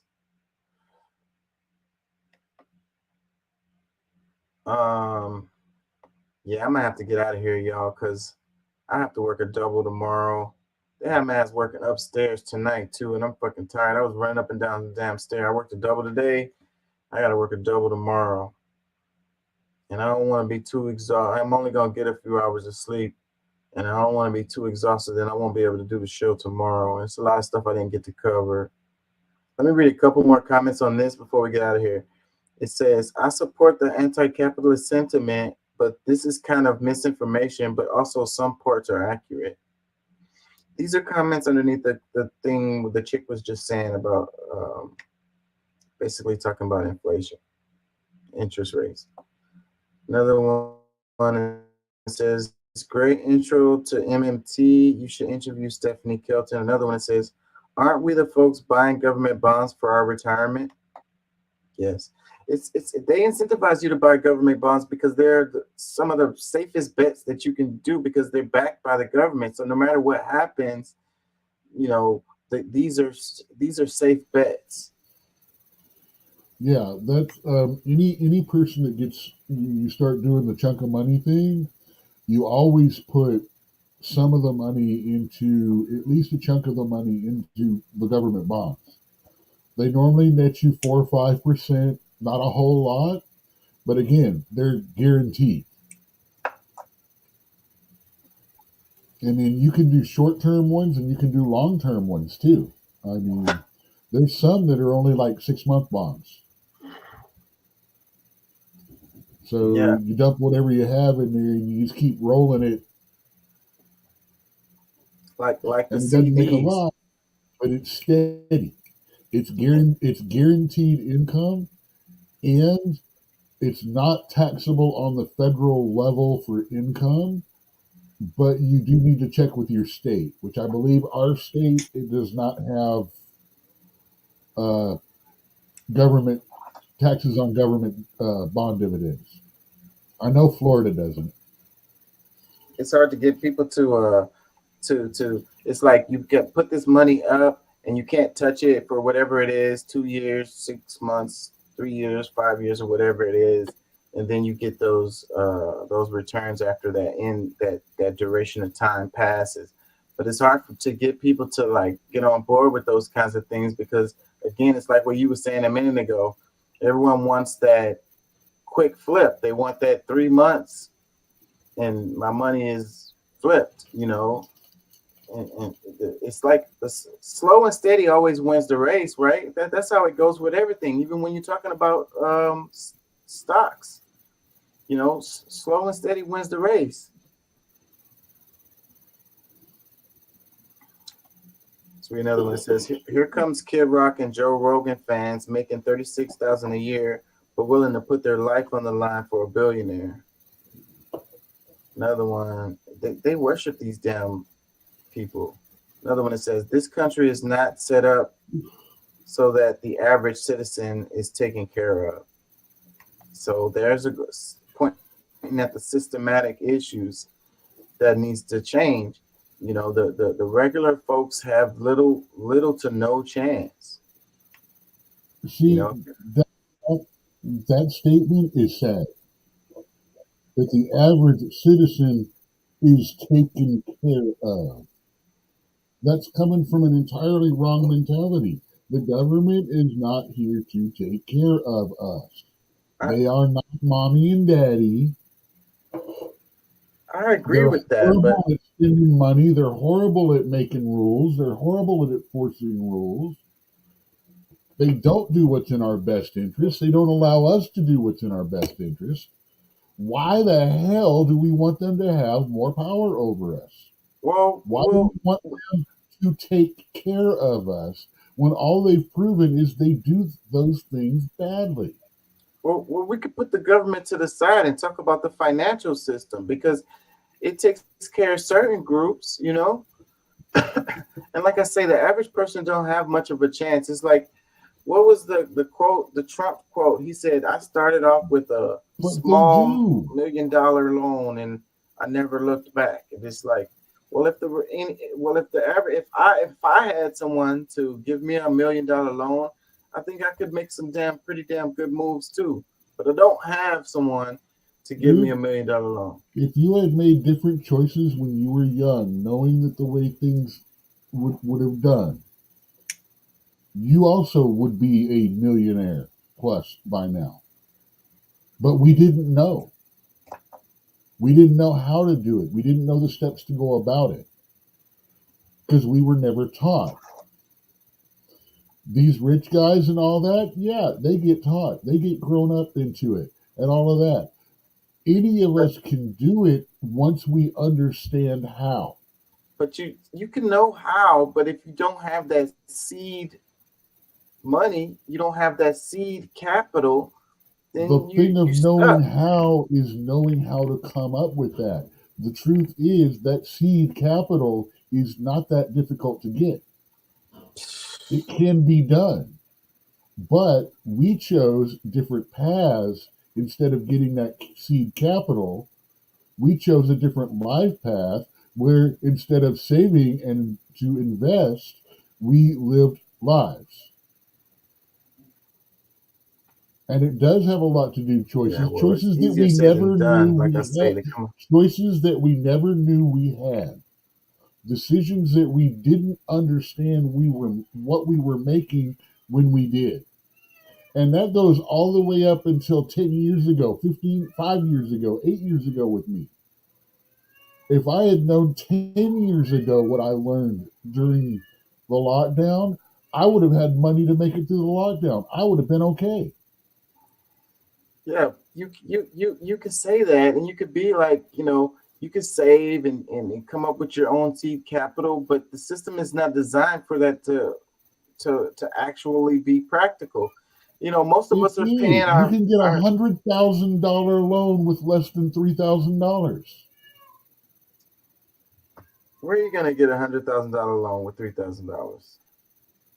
All kinds of places. Plus, there's programs. Plus, you keep saying no, no, no, but you never will research for yourself. And I've told you sites, and you haven't checked them out. It is possible. People that are doing this now did that. That's how we're learning about it being possible. Because people are finally talking about it instead of, it being the big secret of the rich. People are going, this is how I went about getting my capital, my little bit together, and then used it to do this, and then this. Well, what I'm saying is the system is not conducive to that. Even if we're looking at a $3,000, most of us are just paying our freaking our rent and whatever, like just to get by. We're talking about the prices of groceries, the price of gas. It's like the however much you're making on your check, and like most of us are, they came out with a report on the percentage of Americans who are living check to check. Like, if you're living check to check, you're not having that $3,000 left over at the end of the month to freaking make an investment with it. Like, you're just trying to freaking survive every month. Like, you're paying your rent, paying your light bill. I was living out of I'm pretty much still living out of a freaking hotel room, and I'm doing better now, $30,000 in debt, than I was 6 months ago, scraping week to week.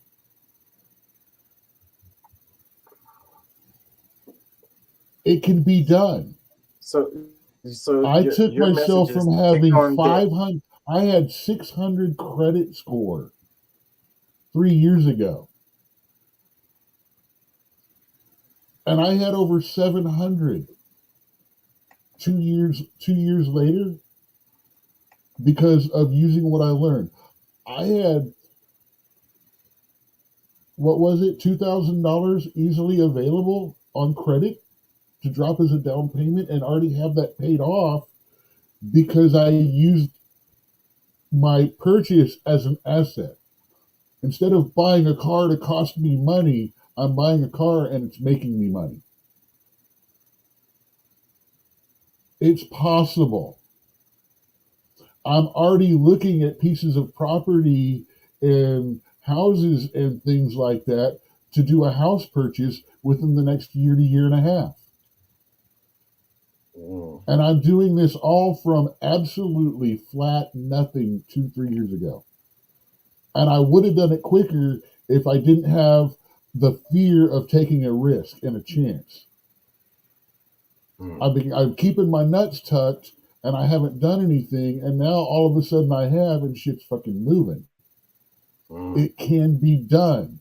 The possibility is out there, but you've got to learn to use the system. You've got to learn how the credit system works, how to manipulate it, take advantage of it and it's everything I've done is mostly legal.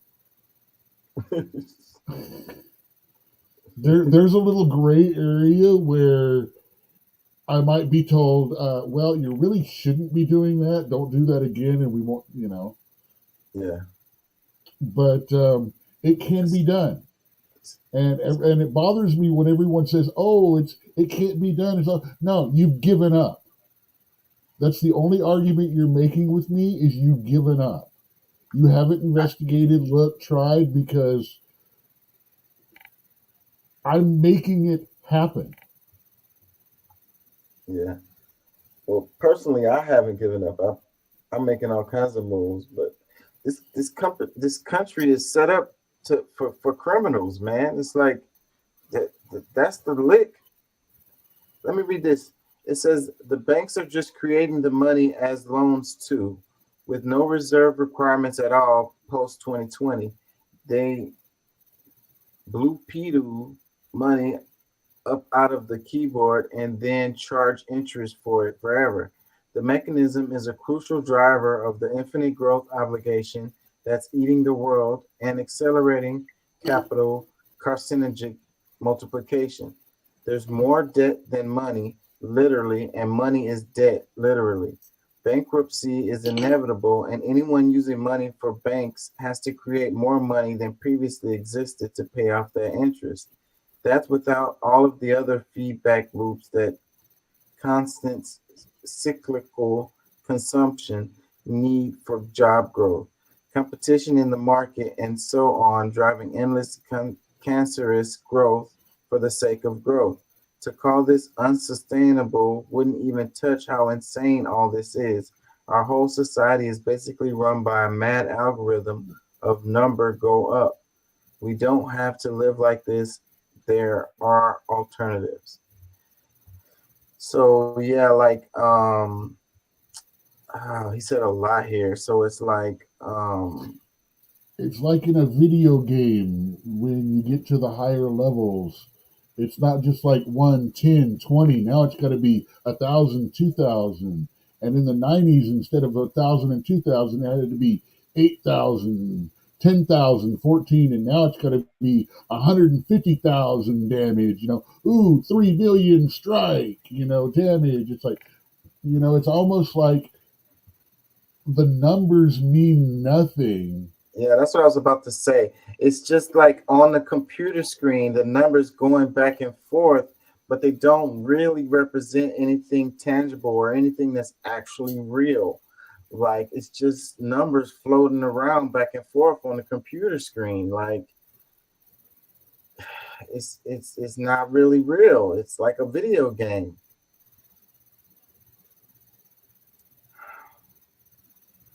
Like I was reading something somewhere and they were talking about like if you added up all the real assets in the whole world, it only comes to like 7 trillion or some shit like that. And that's like everything, resources, everything. But you have numbers floating around that well exceeds that. So it's like what does it represent? Like what is it, what is it backed by?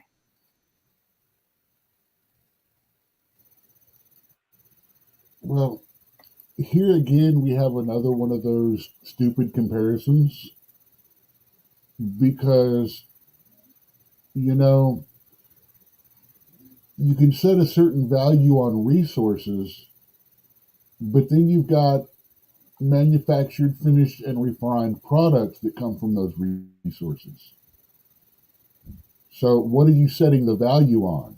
Because if it's raw resources, of course there's going to be more value out there because when you change the raw resources into goods and things like that, you increase their value.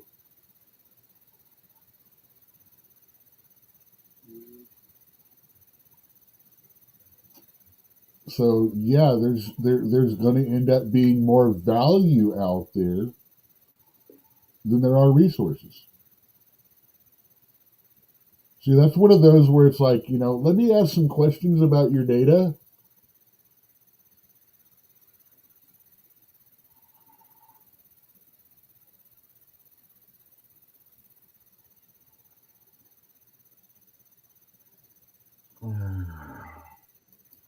Yeah, I got to get out of here, y'all. I got to go. So what, Doc? You finna go drive again? Are you done for the night? Yeah, I'm kind of done. I had a day that things went kind of bad, and I feel my luck on the line a little bit. So I'm like, back off. I had a day. I backed into a little something, forgot this. This went wrong. That went. It was just one of those days where luck was not with me. And it's like, you know what? I'm going to take a few days off from driving, not be responsible for myself or anything, get over what the heck this negative mojo is. Yeah. Take a little break, a little mini vacation.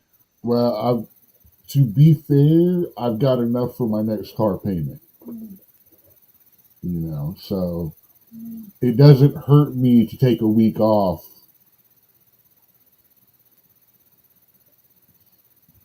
Yeah. At least of that job, I'm still working at the restaurant too. So Well, before I go, let me ask you this, because the title of the show is Asylum with No Walls. So imagine an asylum with no walls.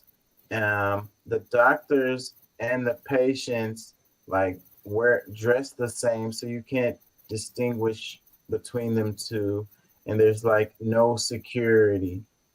So, like, imagine that. What do you vision? What does that say to you?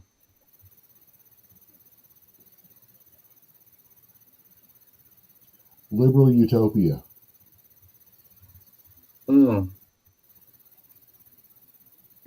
The world Okay. they're striving for. Mm.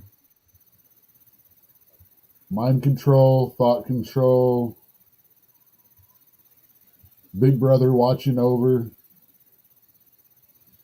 You will comply. 15-minute cities.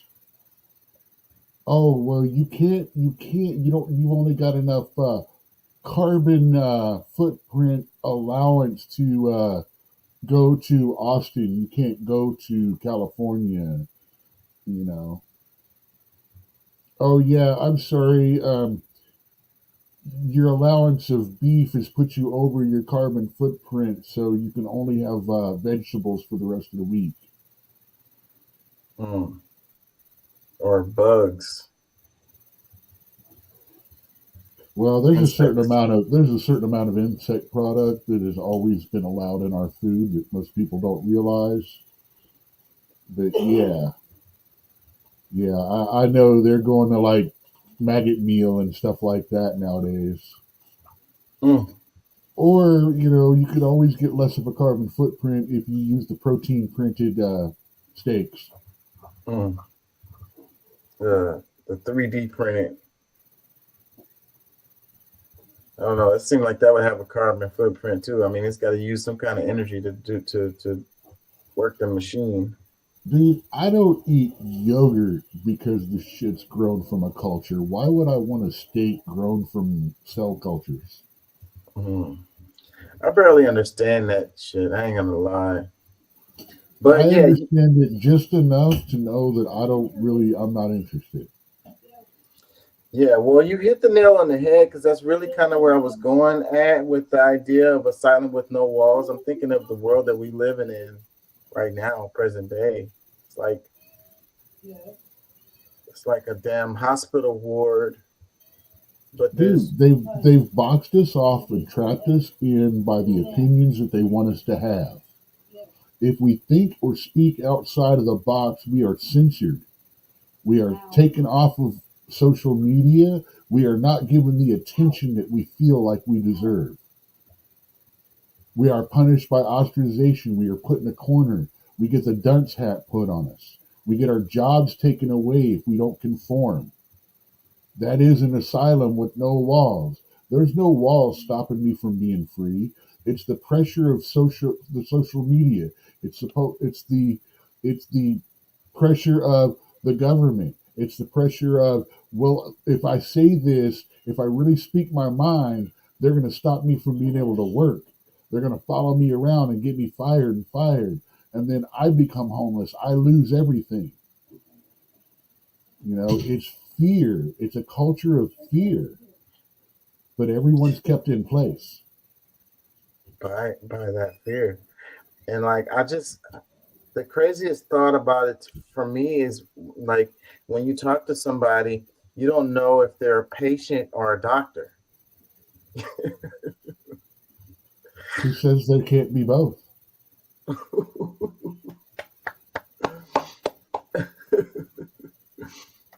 And then it's the drugs too is another part of it. It's like the doctors are prescribing you drugs, and you're prescribing yourself drugs. It's Theory of a Dead Man, Medicate. Listen to that song if you haven't. yeah, self-medicate. That's that one I turned you on to that day, and you started Yeah, listening to the band for. it's on my playlist. It's on my playlist. It pops up every now and then. A. Smith says fake food is worse than hormone food to me. It is, because they also can print it with the hormones. They can also print it they can also print it and encode RNA in there to where they can print that steak and they can prevent the Fauci algae. They can print the Fauci algae into it to where you get it in your body by consuming it. Bioengineer food is they've already talked about veggies and stuff like that being able to put the Fauci algae chemical into the food so it will be absorbed into your metabolism through eating the food. Well, let me ask you this. How do you escape an asylum with no walls? Well, there may be no walls, but there are boxes. And you can always fight to get out of your box, the one that they put you in. Because truthfully, only by staying in that box do they stop you. That's how they stop you from being free. Is by keeping you in that box. So you got to question the box. Like everyone, I got to stop and correct people sometimes when they accuse me of being a Republican or a right winger. It's like, yeah, not really. I tend to lean that way, but let's talk about a few other things. And a few other things I'm pretty far left wing on. And so it's like, I'm not in a box. And I'm not going to let someone argue me into that box. They can put me in one for their own convenience.